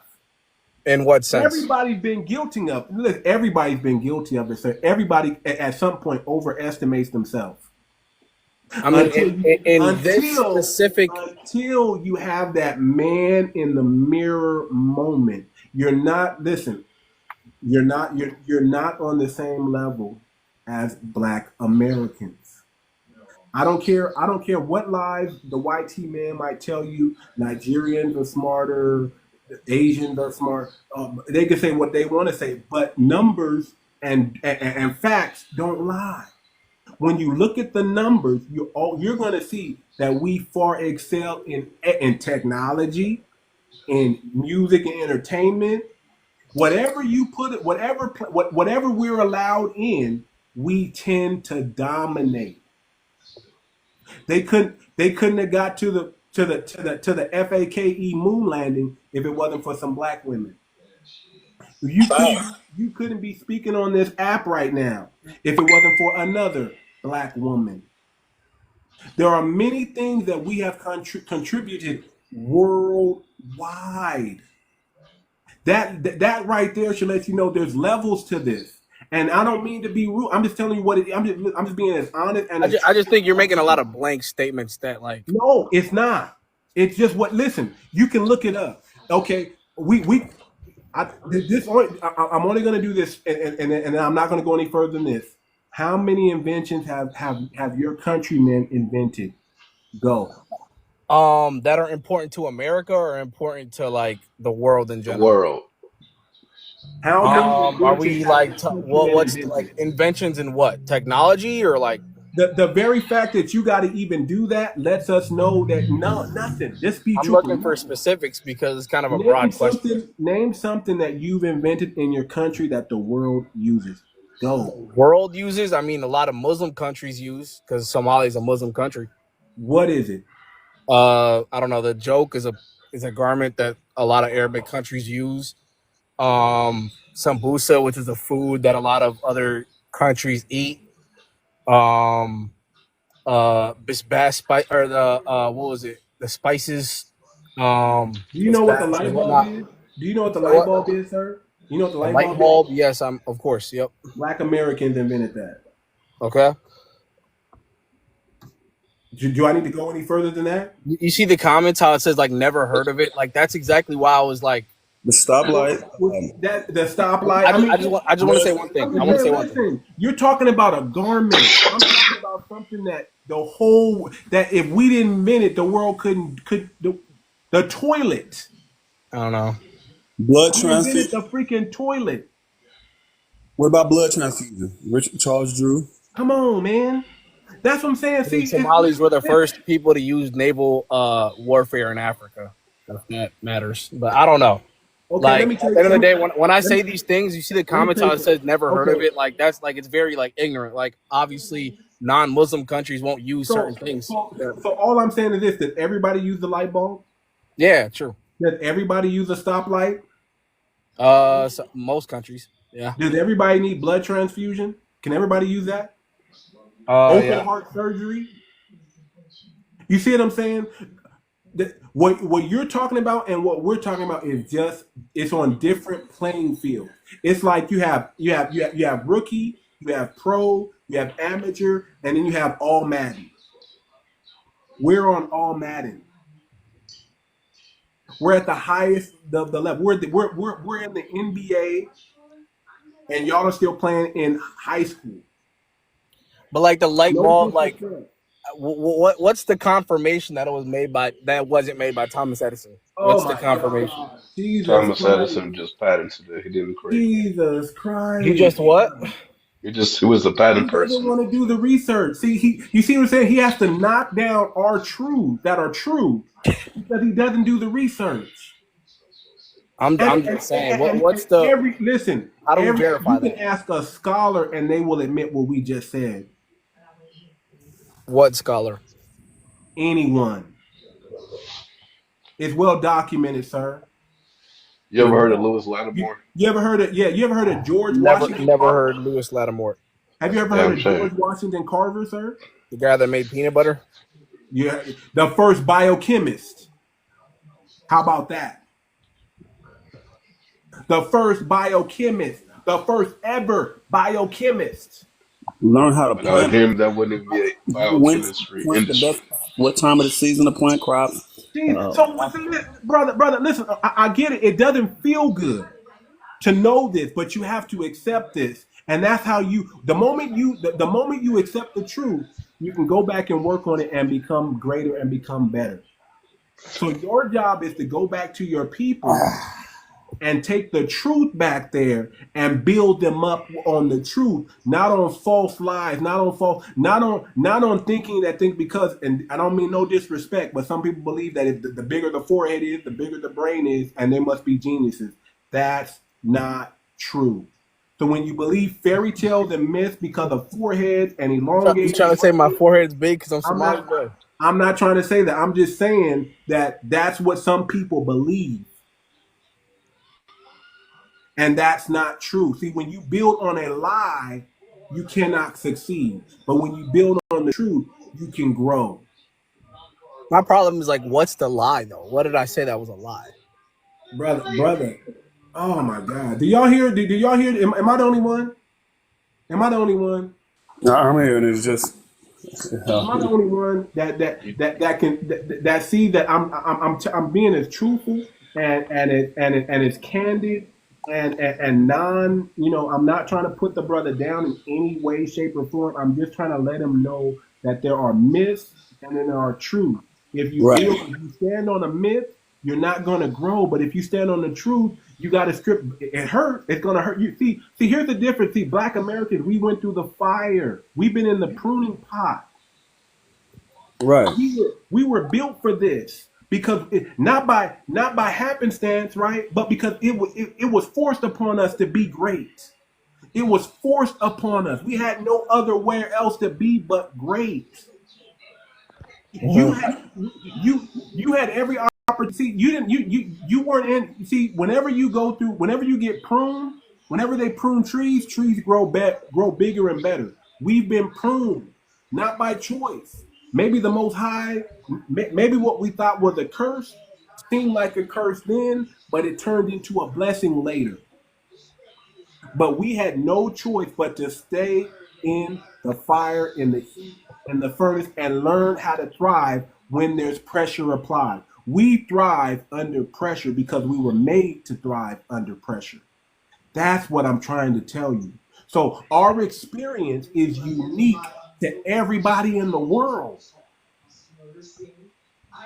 Nobody outside of Black American can say they went through what we and our ancestors went through.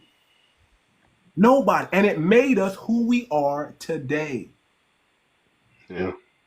That's why when we show up, we are expected to win. And they have to have, listen, the only welfare system I acknowledge is white privilege. Let me say that again. The only welfare system that I acknowledge is white privilege because they need it to compete with us. We don't need it. We've never needed it because we never had it and we never believed we were going to get it. So we had to carve our own. We're the only ones that really got it from the mud. Nobody else can say that. And I mean that with all due respect. Nobody else can say that. Facts. There's nobody helping us. There's nobody we can call on. There's no country that we can say, come rescue us from from systematic oppression and racism. Come rescue us from police brutality. There's nobody to come and save us. See, they don't like that. There's nobody to come and save us. So he got up out of here. I had him up here. This the same some brother from Somalia that I deal with all the time, and they don't want to hear the truth. That's just what it is. Jonathan, go ahead. I'm sorry about that.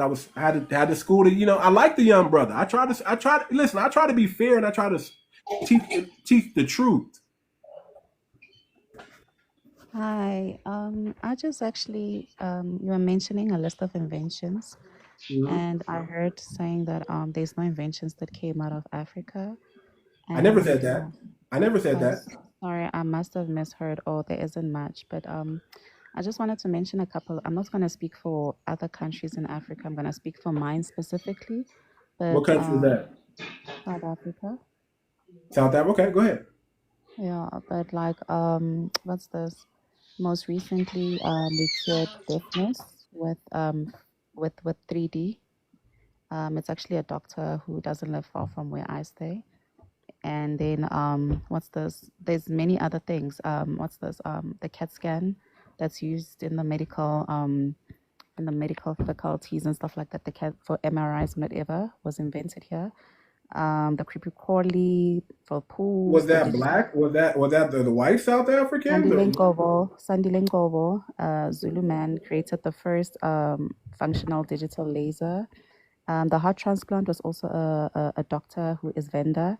He is black, yes. And also when the first heart transplant, yes, the first open heart surgery happened in America, but the first heart transplant that took place in the world happened here as well. And there was a black man on the team. so I see Godfrey Hounsfield in the 1960s developed a CAT scan. Yeah, but that's what I'm saying. There's many things that were taken away from black people where they were not credited because of the apartheid system and stuff like that. But there's a notable figure who's a black man who Okay. was actually, Okay. you know, Okay. I can rock with that. I can rock with that because we deal with that here in America. So I can rock with that. I can rock with that. If you want, but I'm just telling you, it says Godfrey Hounsfield doesn't sound like he's South African. yeah, but that's what I'm saying. That like right now, I can give you a practical example. There's a little kid who went to the University of Cape Town. He's No, give black. me the guy's name so I can write. You know, if he's notable, he should be somewhere. His name should be Yeah, notable. let me What's his check it name? out. Let me check it out for you. So hold on. Let me Yeah, check give me it his name because I don't. You know, here's and no disrespect to you and or any type of way, but this is what we deal with. We have people come in here and they lie. They just out. lie. They just make Yeah, up stuff. but you must. That's what I'm trying to explain to And you. I'm That not like saying right that's now, you. I'm not I'm saying not. that's you. I'm not But I'm trying to saying I say am that. gonna fact check everything you say because I'm gonna go and do what other people don't do when I'm talking. Is fact check me. Yes, I understand that. But what I wanted to explain before I tell you was that there's a little boy who went to the University of Cape Town a few years ago. He created, because of we're having like a lot of water shedding, like where we were going through like a drought where there was not enough water. He created a system that when you wash your hands in the sink, whatever, the water goes into the toilet bassinet, and then when you flush, you're basically recycling water. The poor little boy apparently unalived himself by jumping off the 10th floor of a building. And then 1 year later, the same system that he created was launched by Waterloo, a YT company. So that's what I'm trying to tell you, that there's many things that are being buried by the YT people where they're trying to take credit for stuff that were done by black people. But hold on, let me check in this book the name of the guy who was part of the team. So that's what I wanted to explain, that there has been inventions, but then even the whole curing deafness thing is not even mentioned worldwide, but it's a thing. It's been featured in newspapers and in TVs here and there, but then it's not celebrated because of it. A black person is the person who actually cured Okay. deafness, you know. So it's the I'm not sad gonna. part of I'm it. not gonna. I'm not gonna say. I'm not gonna say that what you're saying is not true. I'm gonna actually agree because I'm saying that happened to us. Okay, please just We've give me 2 invented many seconds. things that we didn't get credit for. We just got credited for the 50,000 patents that we've got, but we've had many other patents that were stolen from us as well too. So I can agree with that. Sorry, please just give me 2 seconds.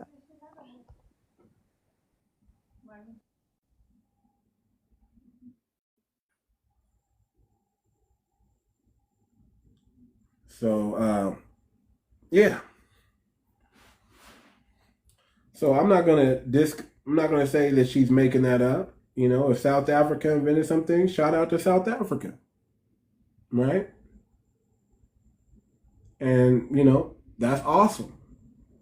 But when it comes to what we've done and what we know to be true and what we got proof for. We actually have evidence and documents to back us up and eyewitnesses. I mean, again, when we show up at the Olympics, we're expected to win. That pressure is on us. Um, I wrote his name in the comment section. Hamilton Naki. Let me look that up.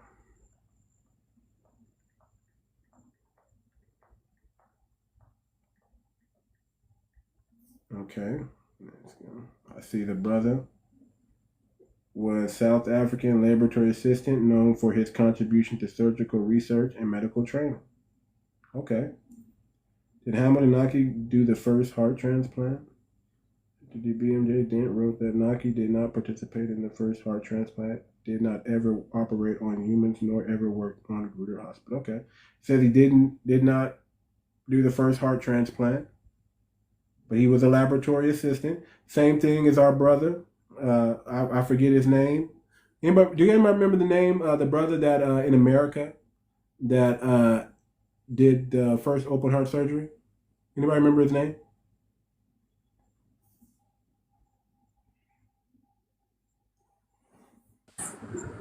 I remember reading up on that. I can't remember the name. They made a movie about it. It's called Something the Lord Made. What was that guy's name? Hold on. It was based on Vivian Thomas. There we go. Vivian Thomas. Yeah, that. Yeah, let me Google that. Vivian Thomas.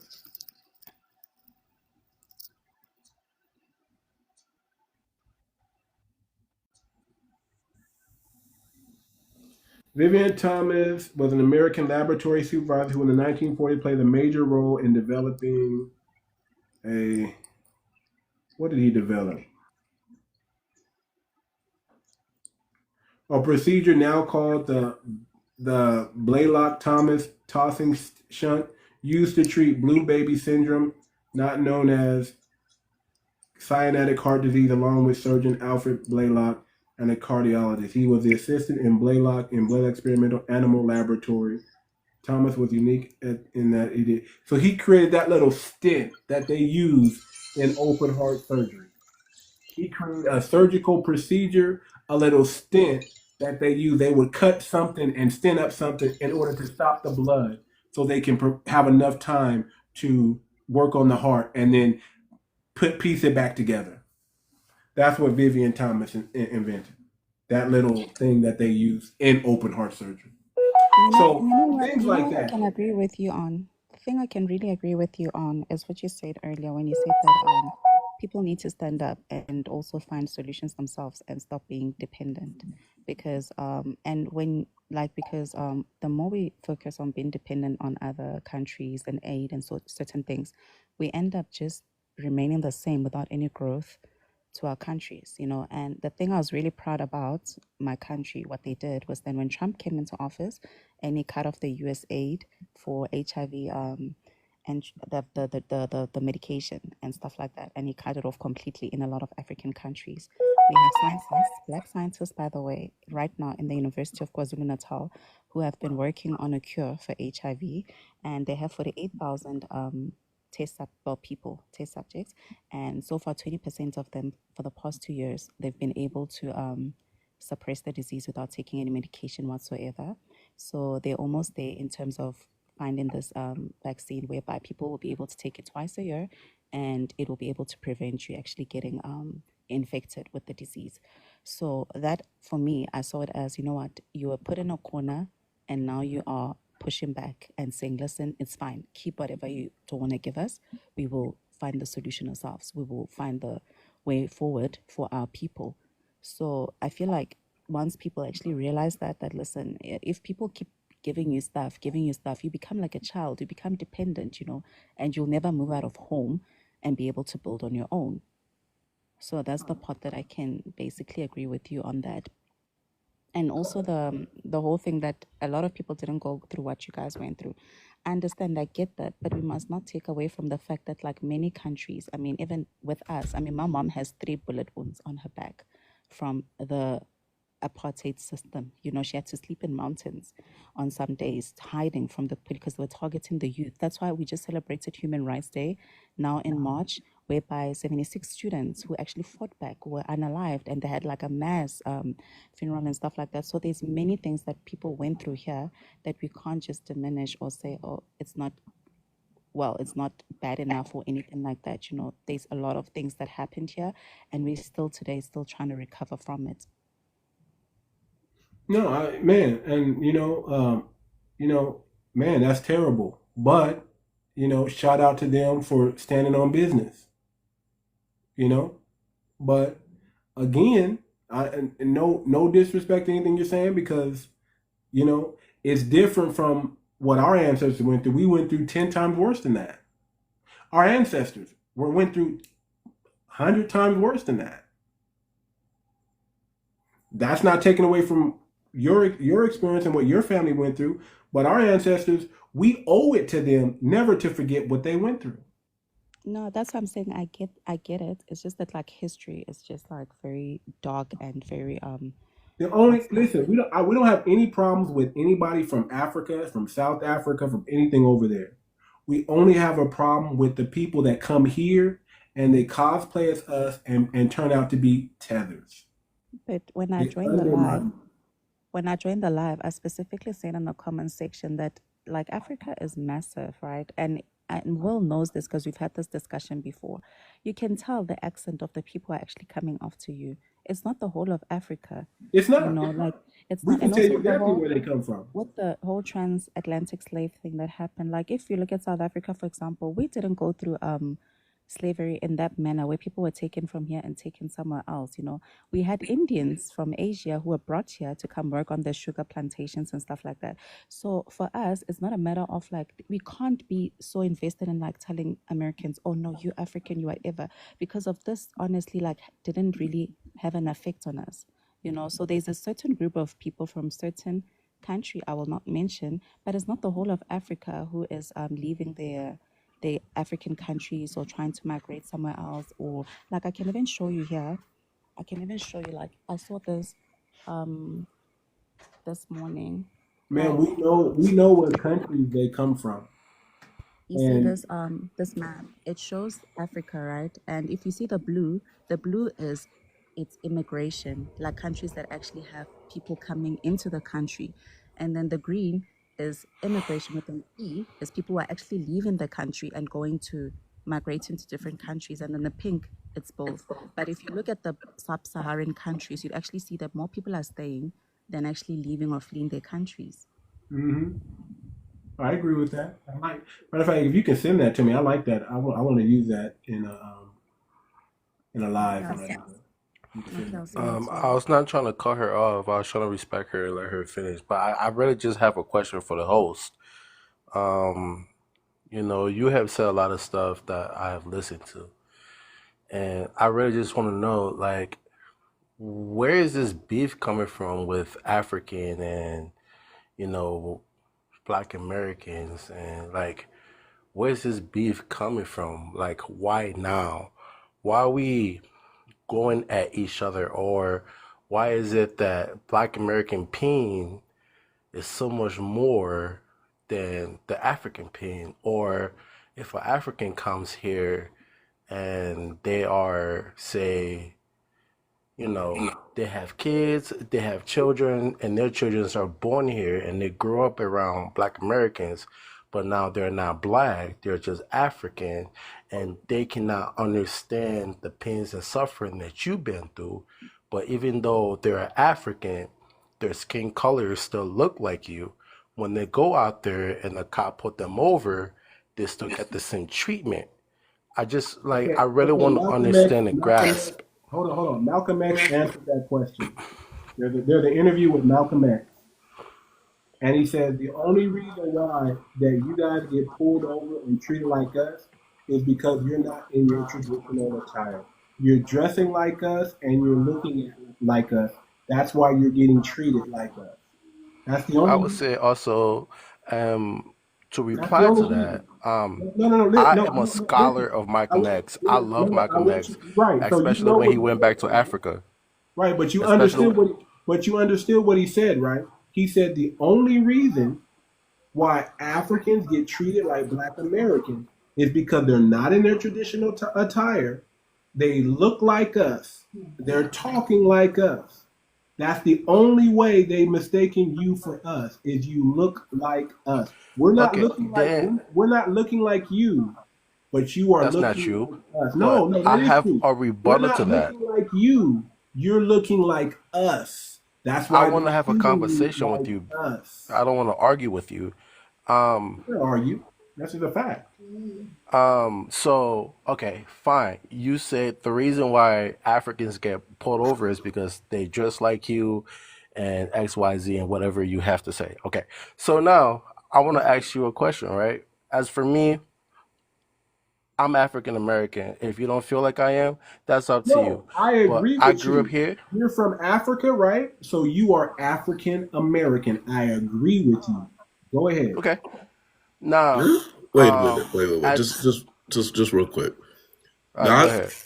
the actual definition of African American is an American that were the descendants of the enslaved Americans or the enslaved people in the United Perfect. States of I America. like that It's because it's that's where I not was it's going not next. actually like you're African and you're American. Like anyone can be African American.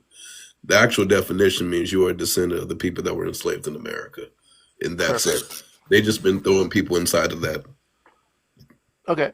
term So for for whatever me, reason. I have no But clue why. technically, like I technically, would say he's I'm African African American. I'm and African he's American an American. because my Right? So descendants I'll rock with that, are but you're right too. But technically, you're African and you're American. So is Elon Musk. He's an African American. Go ahead.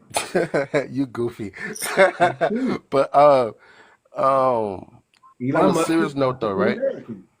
Go ahead. Um there was a brother on here that was talking about the country of Liberia. I don't know I don't know who he is, but He's in there here.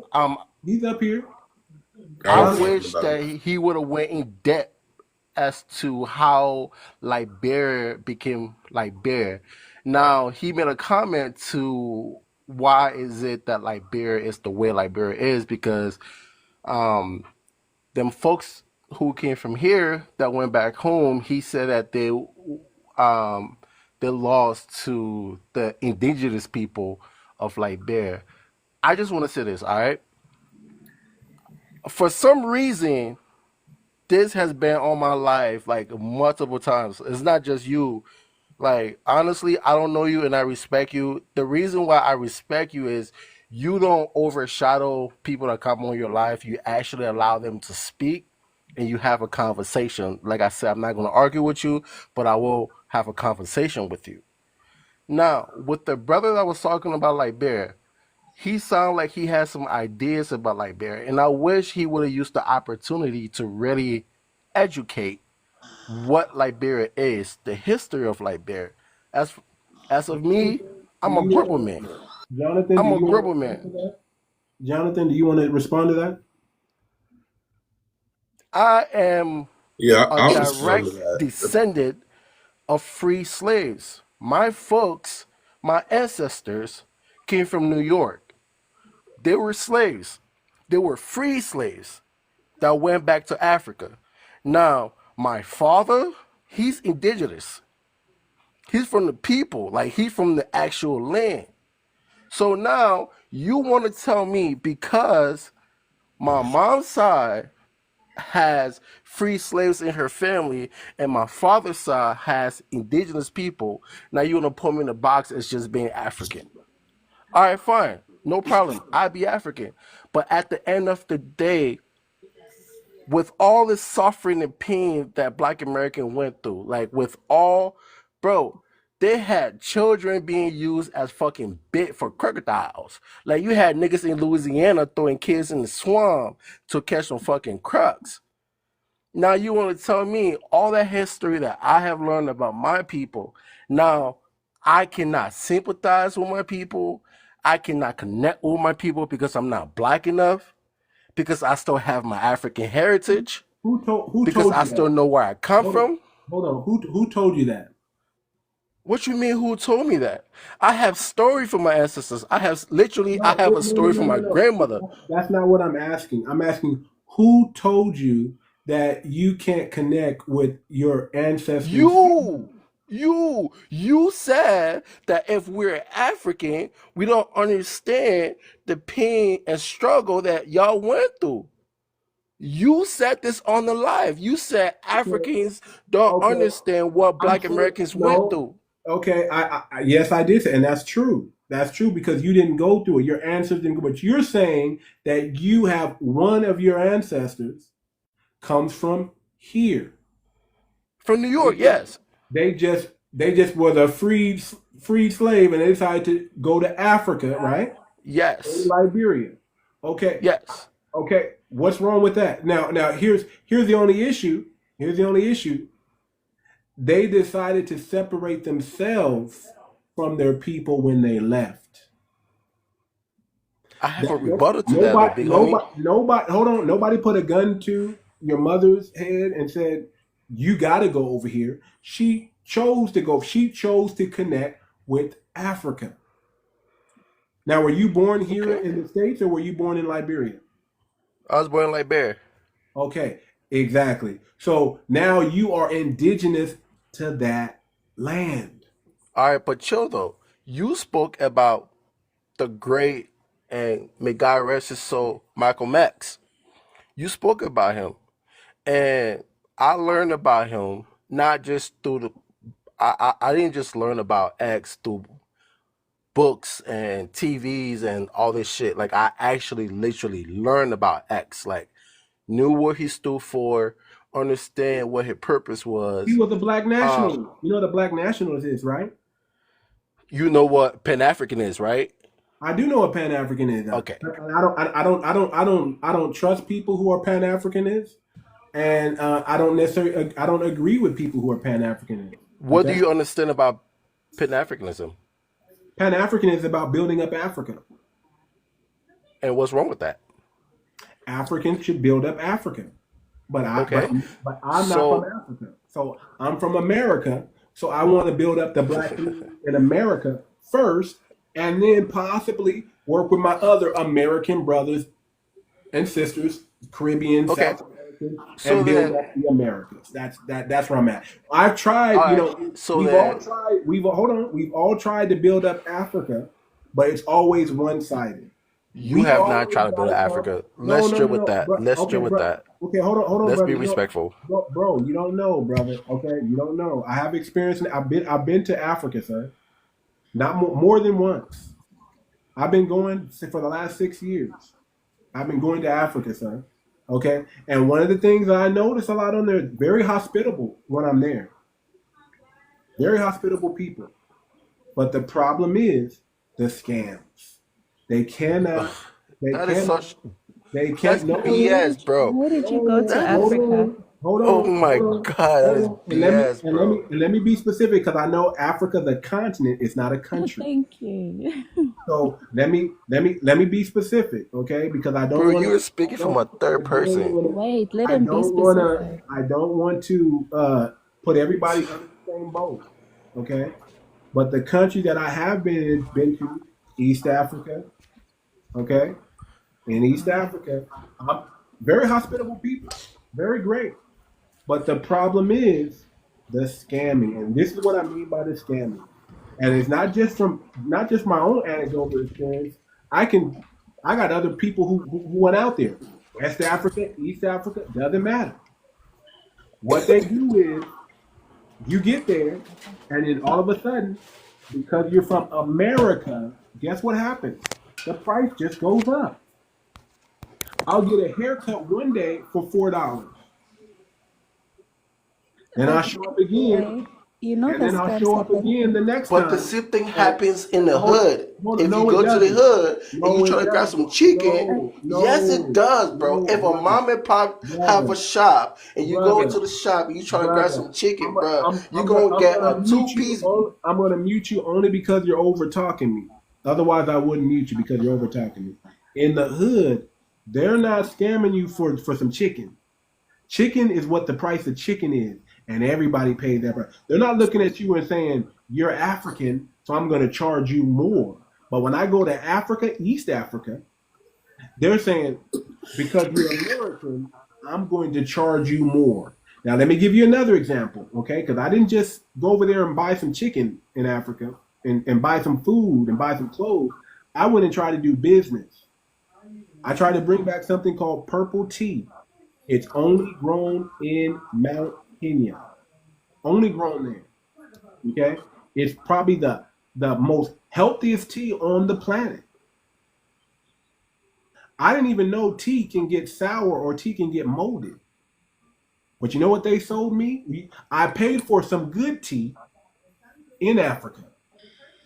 By the time I got back to America and they shipped the rest of the shipment to me, they shipped me molded tea. Oh crap! Damn. You see what I'm saying? You see now, not just that. You go and buy property there. They try to scam. It's like the whole thing is it's like they don't want to do square. We call it square business. They don't want to do business that's on the level. They want to try to get more than they're supposed to get, and they don't know that they're obvious about it. They don't even know. It's not even hidden. They think they're hiding it from you, but you see it coming a mile away. Yeah. That's the But sad part. FBA, sorry, too much. You know, this happens worldwide because I went to last year in October, I went to Dubai and Turkey. And when we got there to the restaurant, one of the restaurants, my partner and I, we had lobster and sea bass, and they charged us 20K Turkey liras. And when we were walking out, another couple was charged way less and for the same Why thing. doesn't it And happen in Europe? I don't know. That's what I'm saying, that I It experienced do, the big same thing. homie. It The whole do. It scam. happened to me in Egypt. It happened to me in Egypt, and it happened to me in East Africa. Okay, That's what I'm saying but with me. it It happened did in but Turkey. it It happened to me happened in in Dubai. Turkey. I've It been happened to in Turkey. Thailand. Yeah, it Happened to me happened in in Turkey. Turkey, right? So, you But know, when I go to Europe and I go to America, they do what we call square business. They have integrity. They have ethics that back their system up. But when I go over there, there's no ethics or integrity to back up their system. That's the problem. Buying property is a problem in Africa. You buy property, you better man.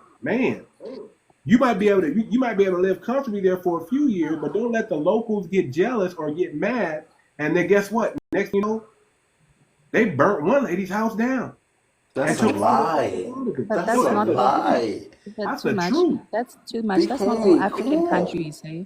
Because here, there's a lot of people who've purchased property here and they don't have problems. Even, what's her Bro, name? One of the twins, Tia, people not are Tia, Let me tell Tamara. you bogus. something. Lying. Let me give you Has, another example. I was in a house. I was in a mhm. house. Okay, I was in a house. As a matter of fact, I rented a farm. Rented a farm. Beautiful farm. Acres, cows, chickens. Rented it out. Niggas be lying, bro. The guy didn't know, but I don't need to lie. The guy was living in Canada,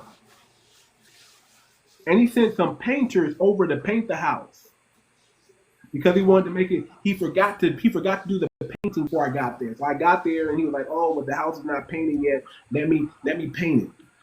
He sent over like 6 painters, and I ain't never seen nobody paint the house like they painted it. It was the most. I had to send pictures to the owner. It's like this is what you call painting? They didn't really paint. It's like they weren't professional. They were just people that I guess he just came off the street and thought they could paint and did the most terriblest job. Mm. No, I wasn't trying to justify anything. I was just saying that I've been traveling around. It happened. The whole scam thing, I see it a lot. I saw it in Thailand. I saw it Yeah, in Turkey. I yeah. saw it in Dubai. Like, you see it everywhere. Once they see that you're a Bro, tourist, they take advantage of that. the So, reason why America is people like America is because our system is backed up by some type of integrity and consequences for not doing what we call square business. If I get in trouble in Africa, I can't depend on the court system to do anything for me. I might not see a court case for 2-3 years. In America, we have something called due process, Okay. where yeah, I don't have Um, no, I don't I gotta just wait want to 2 years interject. to meet Just my one to meet second. my, person. You know what I'm saying? I'm no, gonna I agree. I'm gonna get justice a lot quicker over here then I'm gonna I get over there. I just want to say one thing, because there's a person in the comment that said that I can't call your personal experience a lie. The reason why I said that it was a fable is just because your experience has never been mine, and the continent that I know, I have never experienced such a thing. But you're Also, African. okay, They don't do it. just They only do it to people who are considered um, outcasts, right? Also, when you say that if you go to Africa and you was to get into some, I don't know, whatever problem you might get into and you're not going to get justice, bro, you are literally trying to make Africa seem like we're living in the barbarian era, bro. Like, there's no justice, there's no law. I can literally give you an example You're saying in Liberia where there was a white man. His name is Richard.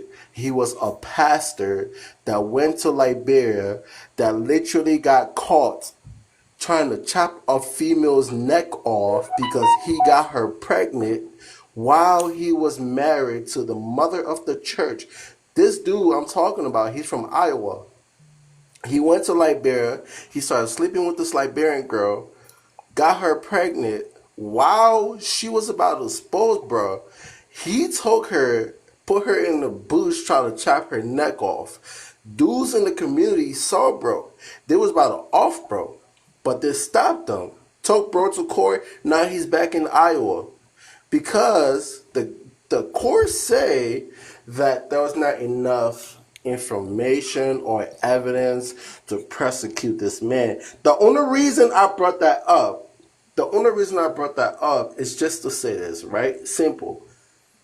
When you go to Africa, Africa is like any other place on the planet. We are not perfect. We are not even close to being perfect.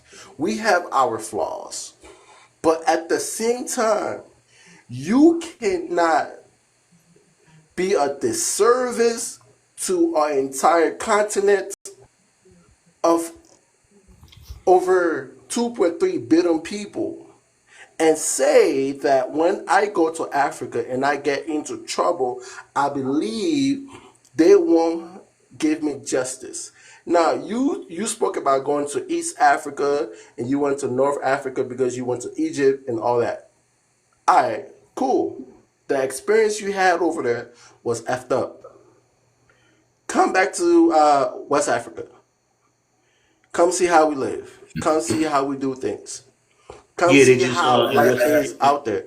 As In West Africa, somebody who's been in they just Nigeria since knocked down a few buildings in 2019, Who am I Abjul. listening to? bruh, In Abjul, just now, I think last week they just knocked down a few buildings of a whole community of people.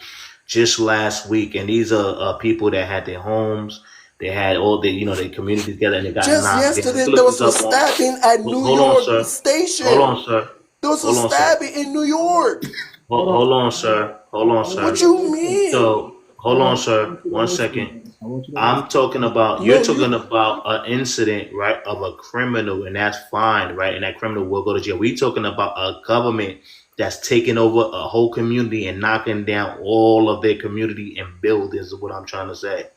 That's different. If it was one person committing the crime, a regular civilian, he will be, I get that, and he would be able to go through the due process, right? But we talking about the government that went there and tore these people buildings down unjustifiably, right? And so we're not going to play that game of gaslighting. Hold on. Let me mention this. There was a Nigerian woman who talked bad about her ex-husband on TV. She was a movie star.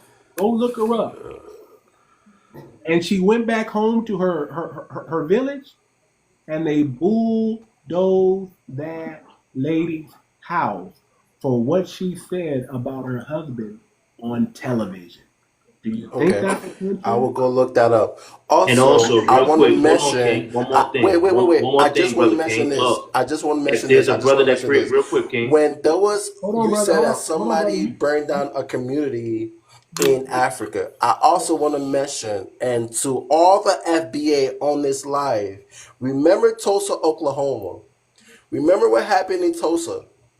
Remember what happened in Tulsa, Oklahoma, because it's people like this that come over here and try to divide when they're supposed to be Yes, building. that did happen. Once Hold there's on. That did happen divide in Tulsa, within, but in 2025, right? Hold on. We talking 2025, right? Last year in Ghana, they brought down a couple of Black American communities. That's one, right? In 2024.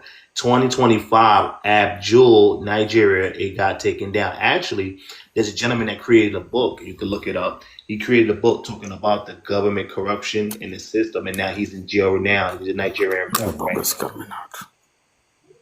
So we got to stop playing the games, right? Yes, that did happen in Tulsa, but we talking in 2025, sir. These things are still happening. Yeah, he got up. I didn't drop him. He got up out of here. He got up out of here. I just don't like. He's emotional, and I get it. You know, these are truths. Sometimes a lot of times truths are hard truths, and especially when it's directed at I don't want your people for lack of a better word. It kind of hurts and does something different, and you just want to defend and stick up for and things like that. But you got to be able to rightly divide truth and separate the emotion from the facts. Facts are facts. Emotions are not facts. Feelings are not facts. You got to be able to just have the conversation and own what's coming from you, and accept what's coming from other people as well. You got to be able to own it. I mean, there are things that I don't like that are true in the Black community, and I have to say, okay, yeah, that's true. That's true. I just got to admit it. That's true. Right. Good, bad, indifferent. But the truth is always. Listen, the truth is going to be the truth. And you know what's crazy? Go ahead. My bad, brother. He brought up Tulsa. Now it's committed by YT people, right? And that what happened to it was committed by his own people. Is a false equivalence, right? So we're not going to play that game of. He sounds like a young man. He doesn't really know the history.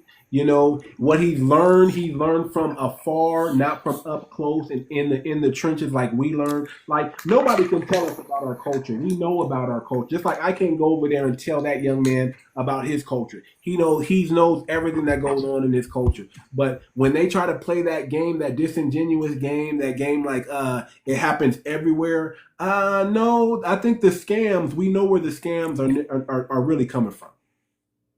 We got scams over here, but it's not those scams. It's different. It's a different scam. It's a different scam. So we know that the call center scams. We know where that comes from. We just got to call that. Most of it's going to come from India. We know it's like every country has a different scam. We know the scams that run in America, and we know the scams that run in Africa, and you just have to accept that. Let me hear from 𝗔𝗯cie man real quick. Go ahead, 𝗔𝗯cie, and then we're gonna go back to Jonathan, and then Marshall back at the top. I'm enjoying the conversation, gentlemen and ladies. If there's a lady, I'm sure there's a lady. As far as the corn game, yeah, we sorry, I don't want to say what but I know about it a lot, and unfortunately, I was around it a lot. In a good way though, for good reasons. I also appreciate the fact that we're able to conversate, all of us, and not be hostile. I've been in a lot of chat, or is this a podcast or chat group where people can't get along, but this is the most disciplined chat I've ever been in, ever. I'm not gonna say much. I ain't got to contribute much, but I love to learn more, and I'll just sit quietly in my corner and learn more. Anybody need any chess lessons? I'm a chess master. I'm a very good chess player. I rescind. and I'll chill. You can't beat me in no chess. Huh? I think you You gotta. can't. I can't. You can't beat me in no chess, bro. No, brother. I travel around the world, brother. I'm not just saying. I'm not trying to sugarcoat it. Now you. And I told a couple of his a very close friend of mine. I travel to. I go into Europe. I go into Russia. I've been. I mean, I go into Africa, back home, and all Y'all that stuff. two, I'm a y'all two play badass chess. motherfucker. Y'all two play chess and make sure y'all film it. Do some virtual chess. Film it. So y'all can see. How many? No, I can play. How many I can moves play ahead chess are you? with you with my eyes closed. You just Brother. give me the board. Yeah, I don't even have How many my. moves ahead are you? How many moves ahead are you in chess? How many moves ahead can you play? Well, I have to look at the board and then see. I've been playing chess since I was 8. I'm 52 years old. How many moves ahead can you go? And I'll tell Okay, you. so let me explain to you. So, for example, if I'm playing the 𝗥𝗶𝗴𝗵𝘁𝘀, right? The 𝗥𝗶𝗴𝗵 is played. The white player plays e4. I play c6. At that moment, I start analyzing different variations. You know, so I'm looking at maybe 16 situations so I can So do 16 certain moves. things. 16 So moves ahead. in 2015, I won the Dallas Chess Championship. I had a racist brother that really knocked the pieces off the board and he was banned for 1 year. I'm a badass motherfucker, man. We don't play like that. I'm gonna follow you. Follow me. Let me tell you something. One thing I'm going to tell you. The first black grandmaster in Africa is a man called 𝗔𝗯ance 𝘂𝘁𝗁, and I practice with him. He's the first black, as in black grandmaster in Africa and the world. I practice with him. So we bad. We bad like that. We used to play chess the whole day. My mother had to drag me off the table, say, you need to go. You've been here for fucking 24 hours. When I was in New York, when I went to New York, I came from Africa, went to New York. They couldn't take me off the board. They had to call 911 and say, we have a relative of ours that don't want to go home.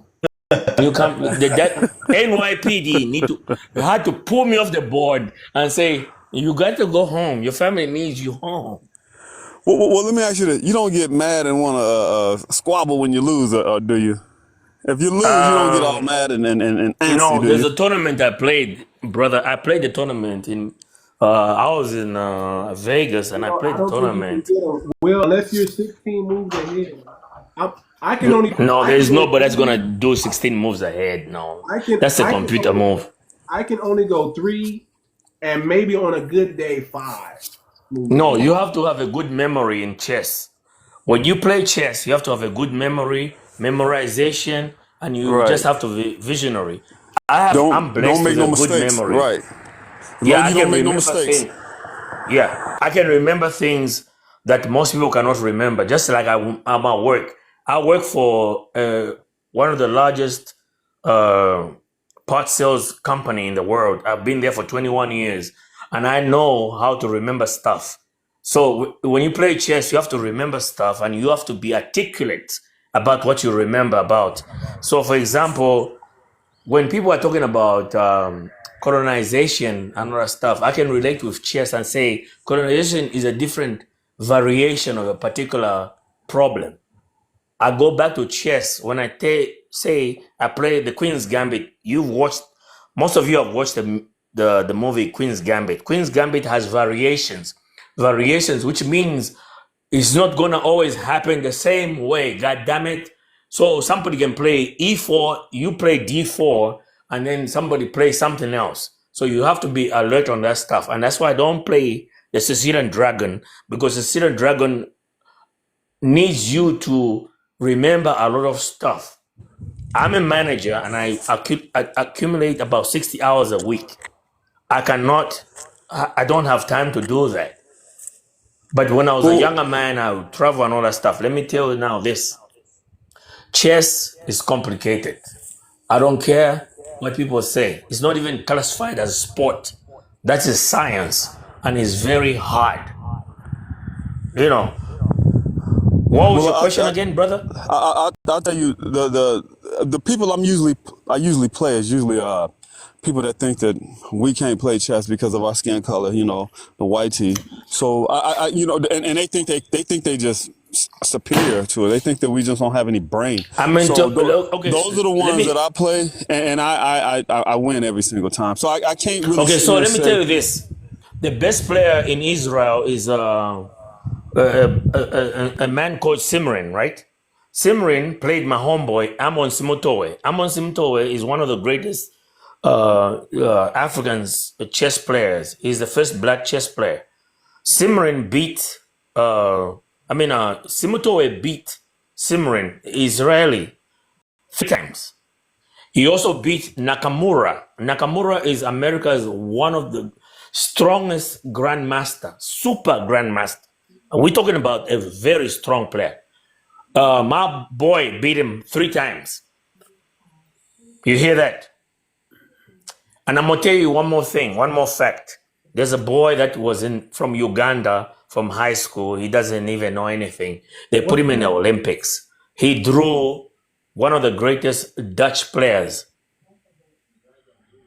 We also have another guy from Zambia who is a immigration officer that played in the Olympics and drew the champion of Norway.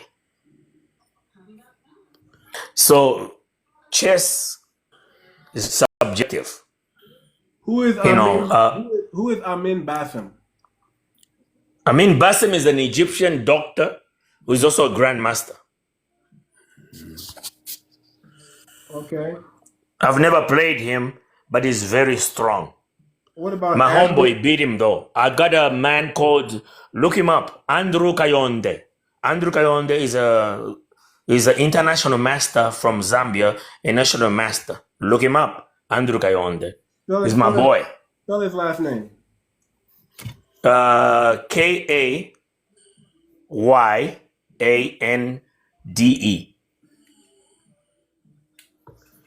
Linjay. Yeah, Kayonde. Is there a way to turn the chess master into an economical master? Something that actually matters. Yeah, it is possible to do that, and I've done that because my family, we own. First of all, we own a house. We own a. Okay, I'm not trying to be sarcastic or be rude, but we do own a building church that people that are lost go there to pray, but they pay rent to us. We also own a college. We own restaurants. We own mechanic shops and on other stuff. Nothing comes I'm just up saying. Andrew Kayonde. Nothing comes up. Andrew Kayonde, come on now. Nothing That comes is a very bad man. And spell his last name again. Kayande.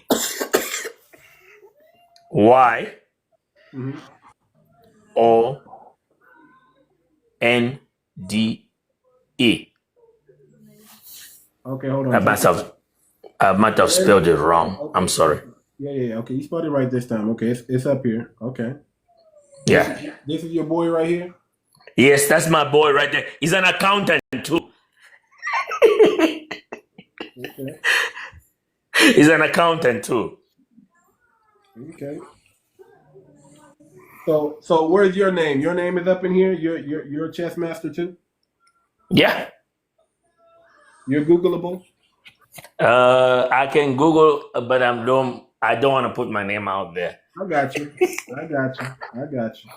If you put your boy name out You're there. a proud chess master. Okay, I have another boy that you can look up.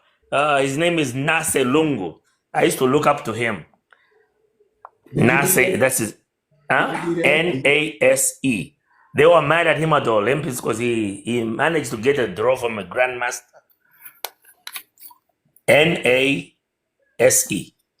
Okay, is that his first name or last name? That's his last name. That's his first name. What's his last name? His last name is Lungu. Nasalungu. Big fat boy. Yes. Okay. See, now, if you look at the Olympics, he managed to get a draw from one of the strongest players in Norway.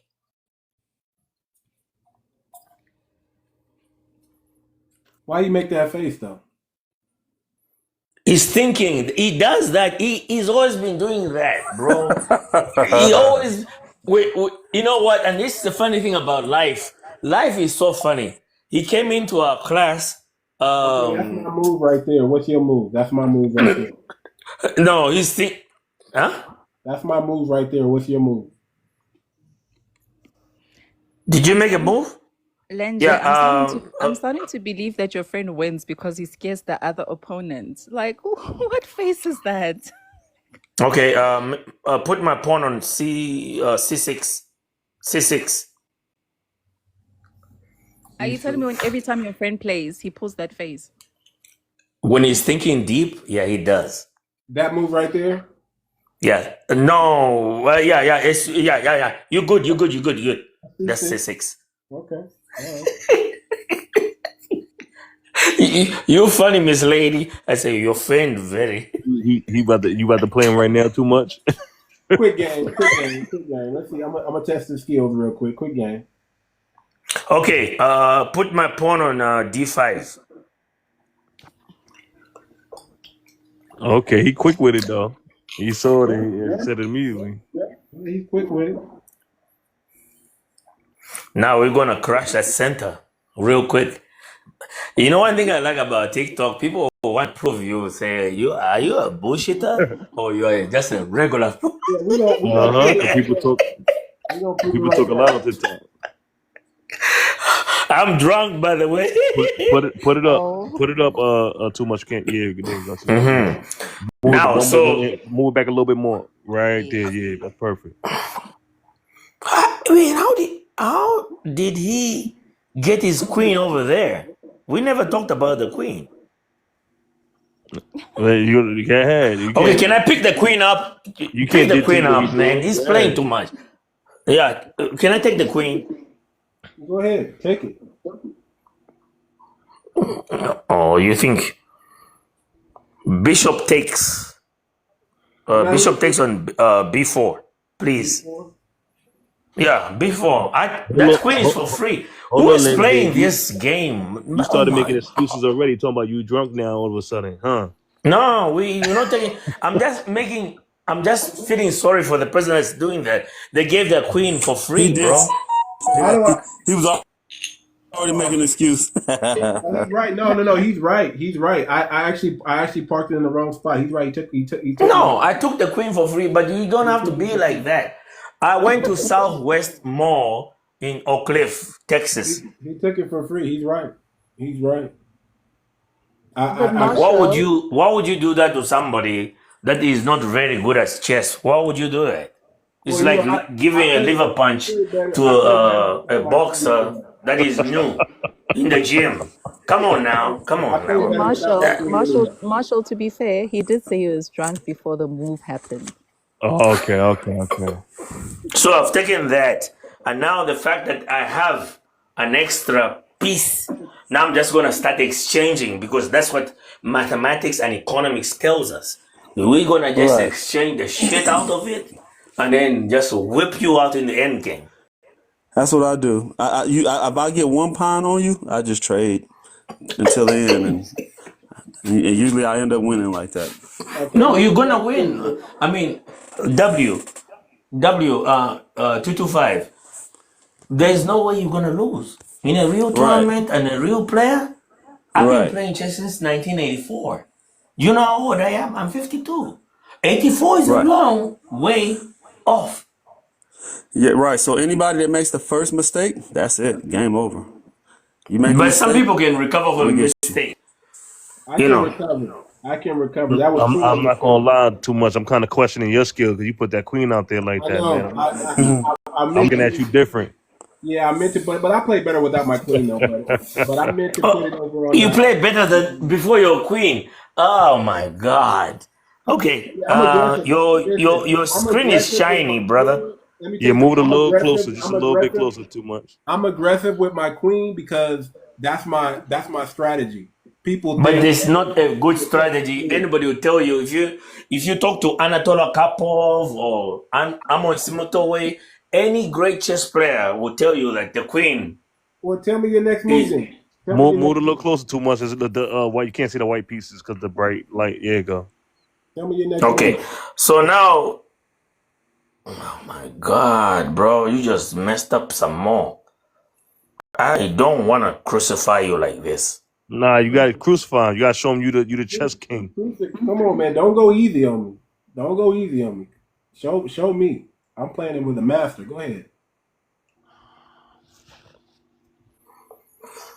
Hey, what happened to the queen? I thought I took the queen. You did. You have the queen. Yeah. But you switch the screen though. No, it's the same. It's the same. No, that screen has been switched. I remember picking up the queen. Yeah, you picked it up. You already The got queen is that. not there. The queen It's not on there. Okay, so are you switching the screen for me to see what I can do No, with he now? didn't. No, he did not switch the screen. I didn't switch. I guess this is the drunk part of you. This drunk part of you, I guess. I think that's No, you're nah, bro. I've been doing chess for a long time. I took your queen and then. Yes, the queen Okay. is gone. Okay. You know what we're gonna do? We're gonna do? Give me the lost piece. Okay. Put it closer. Okay, you're gonna have to fix the screen though. Okay. So you saying see that bishop? all this time we're talking about me taking your queen. I didn't take your queen. Okay, let's do it. Okay. You already took the queen, man. It's okay. It's all good. It's all good. Move the screen closer to the thing so I can see the whole board. No, move it back a little. Yeah, right there. Right there. Okay. Right there. Okay, so you've taken my queen, right? No, you took. I'm white. You're black. No, you are confusing me. But okay, though. I'm gonna show you what master keys P can be. Benjamin, you are confused. If you look at the white, you'll see that there's no queen at all. But if you look at the black, you'll see that the queen is still in its original position. Yeah, you're black. I took his queen though. Yeah, you're black. Yes, I know. His You queen are is gone. black. Right. Lord have mercy. Why do you keep saying that? I'll play you No. another time. But I was the one that took the queen. I'll play you He's another gone. time when you're Did, sober. and his queen is gone. It's not on the board anymore. When you're sober. No, but it's I'll play you another time. Okay, hold on. Okay, the way we play chess in tournaments, this is how it You find goes. out quick, and then and now my arm is tired from holding the game. You're making too much work over there, man. That's crazy. I'm gonna buy a membership for working out your arms. Benjamin, I had so much faith in you, and then you just started off ramping. Like I you lost. just Oh, did. okay, I'm sorry. I disappointed you, Mama. I'm sorry. You had Africans in the comments and in the viewers rooting for you, man. You letting them down, man. What you doing? No, what did they say? Hold on. What did they say? I'm off for the next 2 days. They were saying beat that American, and you ain't do it. Beat the American. I'm not. Look, everybody's like, you don't even. I've been playing chess since our country was 200 years old. What? End game, boss moves, queen moves. No, I mean everybody's talking mess like I'm about to lose, but now I might have a chance. No, I think what happened was for some reason Amon Simotoway jumped into the conversation, bro. I'm telling you, man, these things are connected. You don't even realize it when you're winning. If you're winning, you don't even realize it. Hey, Will. Brother, I don't have anything to prove in my life. Will, say it again too much. I think you can. I don't have anything to prove in my life. I've won so many championships. I'm just one of those little guys that just want to have time with you guys. Will, you guys are so wonderful. When y'all play, The most respect for what do you call it? Podcast or He's drowning you out. I can't hear nothing you're saying. No, I get what he's saying. He's saying that he's happy that we're not disrespectful like the other platforms, and that he's able to sit here and hang out with us and have a good time. So he's just happy to be around our energy. Yeah, man, we're not bad people, man. There's 43 million Black Americans, man. Okay, we're not all the same. And I just want to Let thank you guys for giving me the me opportunity to present my little work. It was wait. not the Let me tell you perfect, the but difference. Let me tell you the difference between some platforms. Some platforms is because of there are Africans who disrespect Black Americans, right? They tell them that they are lazy baby mamas and a crap load of stuff online, right? So obviously that's gonna come back with like a retaliation. And there are also some Black Americans who speak very low and down on Africans. So now Africans have started opening up their own platforms, and they're also very condescending. So that's how I felt like it's very nonsensical. It's unnecessary because at the end of the day, if it's not gonna grow you or build you, then there's no need for you guys to be having Operation Olympics or who's better than who or who's better than whoever or looking down on disrespecting people. So that's why you end up coming onto live where you find that people are being very, it's not because of people mean, they just build walls. They defending themselves. It's like a defensive mode. Immediately when an African comes on, they think that it's the last Right. African who came on and was disrespectful. That's what it is, man. People defend themselves. That's exactly what it is.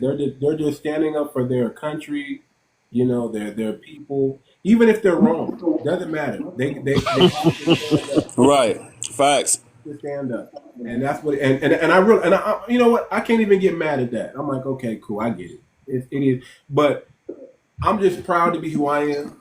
I don't gotta lie. All I gotta do is stand on business. That's the way God made my lineage. We're the most documented lineage out there. Anybody can fact check everything we say to verify if we're lying or not. Everything we've done is documented. All I gotta do is speak the truth. That's it. That's what I love about being Black American. I don't have to lie. And as a man, if you're a man, you shouldn't lie anyway. Because who are you afraid of that you gotta lie? Right. Who are you afraid of? I'm not afraid of nobody, so I can just tell the truth and let the truth cut you or receive you in peace. and the best friends I've ever had in my life. All my life I've lived in these years. I'm 50. I'm going to 53 years old. The most friends that I've had and respected me and been with me are African American. I'll tell you that. I'm sorry to say, sorry for the other people, but African Americans have always looked out for me. I've been in America for a very long time. That's part I do a lot of stuff for the community. All Black people as one. We're now changing from that mentality so we don't harm ourselves. We're changing and we're saying, okay, we can't look out for everybody like we used to in the past. Because the more people we bring in, the more people can harm us. So now we're like, we got to check credentials. Where your family from? Where you from? What group do you belong to? We have to delineate to protect ourselves because we allowed too many people to come in. And what happened when we've done that, when we allow so many people to come in, I'm gonna just mute you up real quick because it's loud. Just because it's loud. But what happened is when we allow too many people to come in, we start finding out that some people start thinking and believing that they hold claim to some of the stuff that we've done. One of them is our hip hop. There's a big debate on who invented hip hop. Now we know who invented hip hop. We know. Wait, there's Africans claiming hip hop? Yeah, there's a ton of. No, we got Africans and Caribbeans claiming hip hop and Hispanics. Yeah, a lot of them. Okay, so it's like, what? When did it happen? Yep. Okay, All I'm them sorry claim for it. laughing. I'm gonna mute up because I grew up to like even till today, my favorite hip hop song is "Oh No" by Mose, 𝗔𝗯ance, and Nate Dogg. I know it's weird. Like every time I get into my car, it's the first song I play. But anyway, I don't think hip hop came from here because I grew up around my uncles and aunts, and the music I listened to when I was still like my daughter's age, it was that. It was Mos Def. It was Talib Kweli. It was it was Anita Baker from my mom and so forth. So when it comes to R&B and hip hop, I'm sorry, my African people, but you guys can't take that because y'all know damn well that when we were growing up, it was only music from abroad that we're listening to in terms of hip hop and R&B. Other genres, and yeah, like we have Kwaito, we have Pansola, we have other things that once we can claim, but hip hop and R&B, let's be for real, guys. Mm-hmm. And you know what's crazy, Lindsay? I'm not surprised that you said that our people were the ones that did what they did, because again, we are the epitome of love, Yeah, right? When you see love, the definition of love in a dictionary, you see our picture, right? Because that's naturally, is innate. That's what we do, right? We always want to kind of save the world and embrace people and love people. Even when you look at certain sports, what do we say? What's the motto? I want to see everyone melanated win. That's our motto. It's innate in us, right? And that's a so fact. and so when it come down to this is why the segue right into what Too Much was saying. It's time to start kind of pulling back a little bit because we found that the last 60 years Um, we've been giving too much love and giving praise to too many people that may not have our best interests at heart. Right. And that's why me personally, I don't believe in unity. I believe in alliances, right? Because unity allows everyone to come in and they like snakes in the grass. so Alliance allows me, first, real quick, brother. Alliances allows me to work on myself, become strong first, and find like-minded individuals that have the same mindset, same concepts, same walk path that I'm walking. That's just me personally. That's it. That's it. so one day I was in a very dark place, and we were walking. We had about 6 children, 7 women, and maybe 2 guys. So we walking down the street. We were in Africa. We had nowhere to go, and we walking. And so the bus system in America, in Africa, works different. The bus system was done. It's 2 in the morning. So we go to this village, and I ask this man, I say, hey man, we are in a distress. And the man said, what distress are you talking about? Meanwhile, they're beating drums in the background. And they're like, we don't have nowhere to go. The bus is going to run 9 in the morning. And we just in the, you got, leopards and all that stuff. And the man told us, how many are you? Who belongs to who? We're like about 14 of us. They sheltered us. They fed us. And they got us drunk. And in the morning, it was like nothing. That is Ubuntu. Humanism. I don't think that would happen in the US. I don't know. If I could knock on somebody's door and say, I'm lost, and my ride is going to come maybe 4 hours from now, could you hit me up with I was so impressed with that man, and we went over there and we sat down and they allocated us where to lay down, and we laid down, and in the morning we were able to get up. Ubuntu, humanism, and just being a natural human being. Where was this at? It was in Zambia. Zambia. Mm-hmm. I don't think that would happen in Chicago. No, not as but I'll say this: not anymore. Maybe back in the 50s and the 60s and the 40s, something like that could have happened. We would look out for you that way, but because of the way we are today is different. When I was in Africa, this is what happened to me, and I was my wife was there when this happened. And people came up to the door and they were like, can we use your electricity because we're having a funeral? Can you use your electricity because you're having a funeral? They needed to run some type of line to use our electricity. Okay. so they can run whatever they're doing for their funeral. Mm. They're having a funeral, and I guess they need the microphone system to speak and talk. And my house was directly across from there. Now, in America, we probably be like, hell no, you're not using it. No, man. You're supposed to have all that stuff together. Yeah. But in Africa, that's not the culture. The culture is everybody helps out, right? Mm-hmm. So, yeah, that might not, it just depends on, I guess, the time period. As of today, I felt I felt like use my electricity.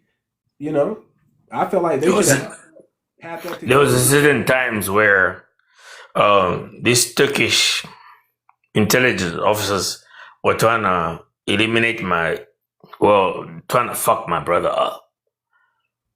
So he ran into a scoop of just thugs. You know how you have thugs that just sit around just waiting for trouble and then wish trouble could come to them? Mm-hmm. Yeah, he went and told them, say, there's some Turkish people trying to take me out. That's all he had to say.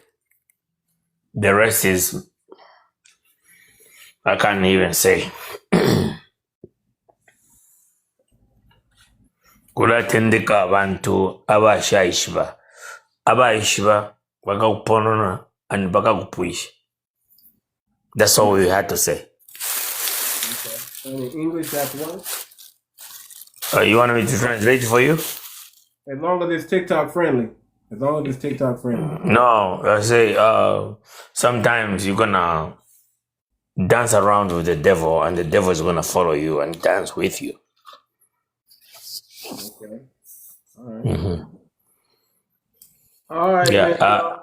I'm about to shut this thing down. It's midnight here. I got to get some sleep. I got to wake up work in the morning. No, keep staying on this. Hey, appreciate you, bro. You're not gonna shut it down. Yeah, I have to shut it down. I'm just playing with you, man. I was supposed to do some coding today. I'm gonna just end up doing it tomorrow anyway. But I'm gonna have the FBACOIN. I'm gonna have it migrated onto the Ethereum platform by Friday, and it should be ready to go. And it should be most point this time on the difficulties in purchasing the coin. So it's going to be fully available and ready to go this Friday. Okay. Got you. I was only planning on doing this for an hour and a half, but we end up. Thank you, sir. Chopping it up. So. Thanks for a good reception. No All right, problem. thank you for having me. No problem. You All guys right, Rara. Anytime. We like to have discussions here. Mostly we're talking about Black American business, but we don't mind as long as people come up and they're respectful. I give everybody a chance to speak. I give everybody a chance to stand on business and hold their ground. And that's how I do things. I give everybody a chance to speak and talk. As long as you're respectful, you're welcome to come up here. I'm not dealing with disrespect anymore. I'm not punching down. I'm not. There's other lives. There's so many lives dedicated for punching down. Yeah. Right. Yeah, you're right. That I don't have to. No, you're right on that one. I did want to ask that question too. And this one is one of the best. I mean, we could get there, but we don't want to do it. Yeah, we could do it another time. But too much. It's something I would like to be able to speak with somebody that's got some kind of cordialness about them. I can cordially speak to you about it. You know what I'm saying? And it don't turn into an argument or back and forth. But another time, let's talk about that. Yeah, let's do it, man. I'll probably, I got my main focus right now is getting this coin migrate over to the Ethereum platform, so I can. Believe me, I want to start going back to the other conversations that I used to have, But I got to focus on this coin because the importance of doing it right and getting everything together. Once I get this, brother, you just have to hold it down where the rude, disrespectful motherfuckers just have to be all right, cut I'm out. finna drop too much. All right, Marshall, I appreciate you. All right. All right, y'all fellas, have a good one. Have me up. Good night, sir. All right, everybody. I'm gonna just go ahead and end the live, man. Hold on, anybody? Marcy, you got anything to say? Just Dre, you got anything to say real quick before I end the live? Marshall? Oh Yeah. yeah, no, No. I was just gonna say, thank you for having me up as Nope. always. It's always a Appreciate you pleasure. though. Yeah, it's always a pleasure being up on here, man. There's always something new. I'm always learning, and I love the respect and the fact that we can have a conversation without the screaming, yelling, the vitriol, the hatred. We need more Right. building conversations like that where it's constructive and we can talk on what we can do to build instead of punching down. So I appreciate you, brother. Facts. Divine honor to you. Appreciate it. Yeah, man. I got some, man, trust me. Once I get this coin out the way, man, listen, I got some ways that we are going to really get codified, really get going. Once this coin gets off the ground and we got money funding it and it starts to explode, it's going to be real interesting when we create brand new millionaires in the black community and when we start using this money to handle business. When we start lobbying, when we have enough money to where we can where we can buy a politician, it's game over. Is in Right. the pre-sale stage right now, brother? Because I would definitely. It's in the what the pre-sale stage is. We're building up the liquidity fund first, so Okay. we want to raise about $500,000. Inside that $500,000, I'm releasing about 62 million coins for the pre-sale. Yeah. You're gonna get for $300. You're gonna get 30,000 tokens plus an additional 5,000 tokens and a limited edition NFT of 𝗥𝗶𝗴𝗵𝘁𝘀𝗀𝗶cie. Okay. And the moment the coin gets to $30, you're a millionaire. The moment Yeah. the coin is worth $30, game over. It's game over. And that's what we're trying Wow. to do. And we're doing the pre-sale first. Once the pre-sale gets to $500,000, we're gonna launch the coin out to the public. Whatever it's worth, and then it's just gonna grow from there as people gravitate to it. I'm gonna start touring. I'm going to Washington D.C. I'm going to Houston, Texas. I'm going to I'm in Los Angeles, Oakland, Atlanta. I'm gonna start letting people know, hey, this thing exists. This is for the black community. It's gonna work as a decentralized bank for us. It's gonna give out loans. No more are we gonna have to beg YT people for money, for loans, for businesses, for startups. You're gonna come to our bank, our decentralized bank, and you're gonna Right. petition us, and we're 9 out of 10 times we're gonna give you the loan, and it's gonna be a 0 to 1% loan. You can't beat that. Mm-hmm. We're not trying to make money off our people. We're trying to put the money in our people's hands that are going to do something Right. to expand our community. And that's what it's about, man. It's 100% selfless. We are going to have a DAO governance. We're going to have a board of 8 to 10 people who are going to govern that treasury. And there's going to need to be signatures. Everything's going to be transparent. And we're going to have voting rights. People are going to be able to vote their boardies in. We're going to be able to vote on policy. It's going to grow with our community as we face challenges. As new challenges arise, it's going to be able to pivot. It's fully flexible, upgradable, and transparent. And it's not a meme coin. It's a utility token. That's the key. Nice. As long as we know it's not a meme coin, it's a That's what I was utility. afraid. Yeah. Yeah, no. Meme coin. A meme coin is just an NFT, right? You know that, right? Yeah. Meme coin is just an NFT, and it just makes the person who starts the meme coin rich. And Yeah. you have to be a celebrity in order to pull it off. You have to be Exactly. somebody notable. But a utility token is something that is different. It's set up like a bank. It's almost like a decentralized freedman's bank. Yeah. Look at it Now, quick more like question, brother. If you don't mind, I know you got to go. I'm gonna keep it quick. Is it going to be a proof of work or is it going to be a proof of consensus? Like, is it under the what blockchain? Is it under Solana blockchain or Ethereum blockchain? it's migrating to the Ethereum blockchain. It's not on Solana. It was on the Okay. it's already released right now. It was on the BCS blockchain, Okay. but the BCS blockchain is not US friendly. It's not at all. Perfect platform for it because of the low Yeah. fees and it can do everything Ethereum can do. Yeah. So what I did to make the fees low, because Ethereum is expensive, It but it is. has To get it is but it crazy. has the best security and it's one of the most popular blockchains besides Bitcoin. Mhm. So there's something called the Arbitrum 1, which is like an L2. It's called an L2. Yeah. And it's going to drive down the fees and make it very, very similar. Maybe not too much. It's like, I'll say, if anything, it'll go from 10 cents to $1 for gas fees. Okay. That's not bad at all. So, yeah, exactly. That's not bad. Ethereum is like $30, $10 Yeah, to $40. $40. So that's not going to be cool for the coin. It's going to eat up all the profit. But when I put it on the Ethereum platform and use the security and the name recognition, but I put it on the L2 platform, which is Arbitrum 1, which is on the Ethereum platform, but it operates as its own platform on that platform, then it brings down the gas fees that we need. So that's Okay. what I'm.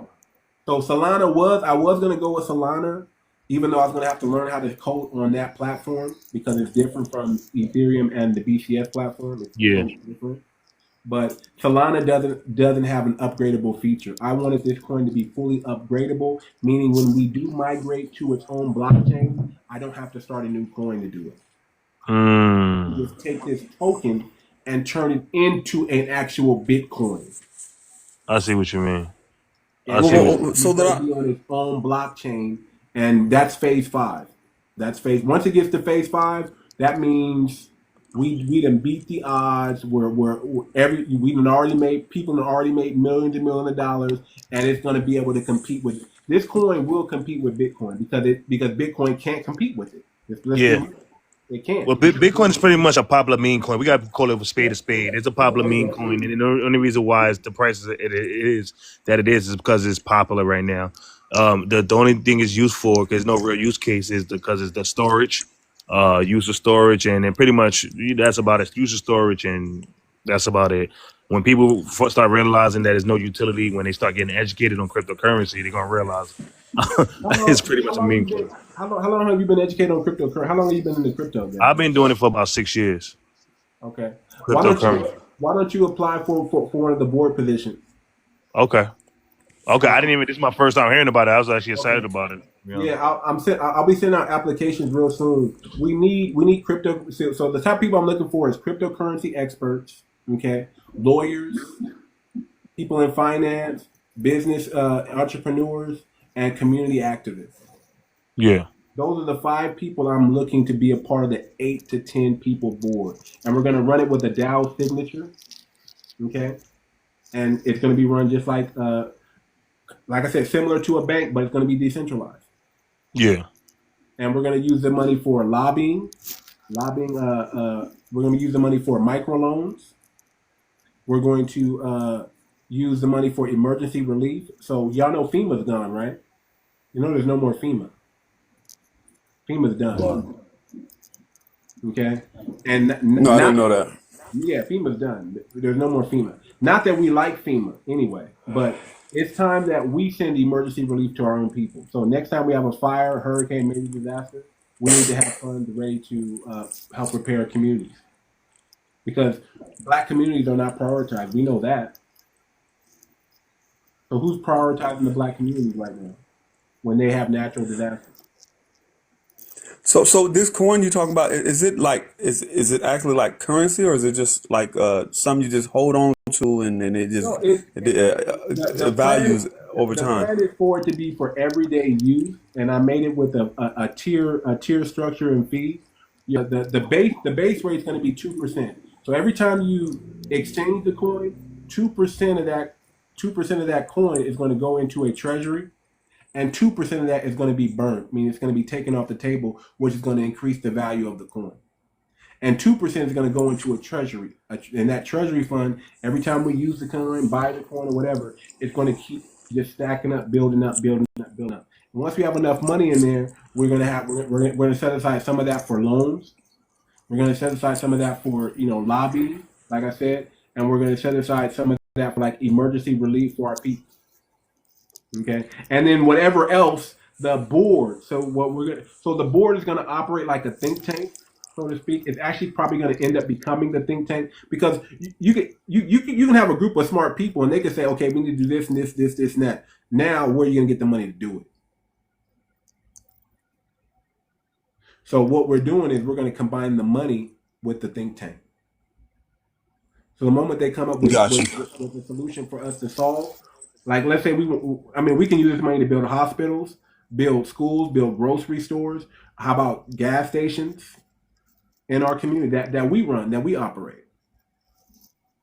Not the coin, but the Foundation of Black Americans themselves. We give them that money to start that for us. Does that make sense? Yeah, I got you on that. Yeah. Yeah. And the whole thing is so our people don't have to beg anybody in the dominant society for anything. We now have our own we have our own Freedmen's Bank, our own decentralized Freedmen's Bank that they can go to, that they can trust, that I can't steal the money, nobody can steal the money. Okay, everything's fully transparent out in the open. It's on the blockchain, so everybody can see what's happening, who's crossing, what wallet's getting what. Everybody can see everything, and we can vote on what we want done for our community. We have a voting system that tells us, if we need to invent a new smart contract, we bring it to the board, it passes the board, the people vote on it, then we go and make it happen. It's something that no other group has. We're the first in doing something like this. I'm still trying to figure out why nobody has ever done this. You know what, brother? I want to really connect, this is my last submission. I want to connect you with this brother. He already have the app already created. It's done. He has an app called BlamFam. It's a social media app like this, like TikTok. Actually, the TikTok shop that they have now, they stole that idea from him. The whole buying from right there on the app, they stole that from him. So his app is already said and done.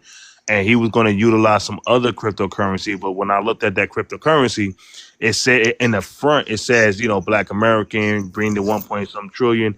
And then if you start to look at the Instagram, you start to see African, Afro beats, African, this, that, and the third. I said, all right, that's the trick bag. So they come with the bring out 1.9 trillion, but the real whole consensus of it is to try to bring that money down to Africa. That's what they're trying to do. So they try to do y'all that. remember Yeah. the Black Project 2025? Y'all remember that? Yeah. Y'all know it's no longer, right? Wow. You know why, right? Don't tell me the Caribbean and the what you call them took over and really try to make the money go outside into the other community. And they are hurting right now. The lady did an announcement. She was practically crying, and people were asking for their money back. All that money, wow. raised and everything. The coin, they came out with their own crypto meme coin called Kin. Gone.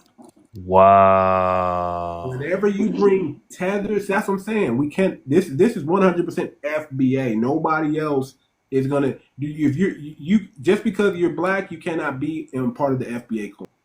It's only FBA. Now you can be not of the lineage and buy the coin. That's fine. You can buy as many coins as you want. Because no matter who buys this coin, it's going to benefit Black Americans. That money is going to pile up into our treasury, and we're going to decide what we do with that. It's designed to keep money in the Black community. It's designed to keep money in the Black community and not let it escape. I'm gonna let them know. I'm gonna definitely let them know about this. We know when everything gets said and done, because that would be good if we had a collab. Because how he was gonna do is every transaction, but that was gonna be in the ecosystem of the app, and every transaction would actually burn the coin more because they're utilizing that kind of like the coins that we do in TikTok Live. We do utilize them coins that we shared. That can be a cryptocurrency burn every single coin sent. Same thing. So he'll burn it and raise the value to 1,000,000 times quicker that way too through an app that we use on a day to day. Well, that'll be awesome, man, because we're looking for businesses to adopt our coin. We're looking for so that's the next thing. Once I release it on Friday, and for the pre-launch, I'm looking at setting up a DAO governance. I'm looking at finding Black-owned businesses that are going to adopt the coin. I have an e-commerce store. My e-commerce store is automatically going to be set up to accept FBA coin as a form of payment. And man, the more Black businesses we bring on, it's going to create like a green book for us, so people know what Black businesses that they can go to, because if they accept the FBA coin, obviously they're a foundation of Black American business. And we're going to give all kind of perks and things like that. We're going to do airdrops and things like that. And again, I'm going to start traveling around speaking and physically speaking in these cities about this coin. Going into the church, everywhere I know Foundation of Black Americans going to be. I'm giving us an opportunity first before we release it to the open market. Because once it hits open market, it's game for anybody. I can't discriminate at that point. I can't say only FBAs can buy this coin. You know, but I can say no matter who buys this coin, it's only going to benefit foundational Black Americans because we're the only ones that are going to have access to the loans. We're the only ones that are going to have access to the emergency relief. We're the only ones that are going to have access to lobbying for policies in politics, in government. We're the only ones that this coin is actually going to benefit. And their benefit for everybody else is they can make some money. When the coin raises in value, they make money. Bottom line, they make money, which is good. And then when they sell their coins back off, 2% burn rate, 2% of that money goes into our treasury automatically. So Thank you, brother. Listen, you have a blessed night. Thank you for having me up. I definitely will be. I already added you already. I already had you added on my Foundational American page. This is me, same person. Okay. And we definitely will be talking. Yep, we'll be talking. Everybody have a wonderful night, man. Y'all take care, okay? All right. All right, brother. Peace out.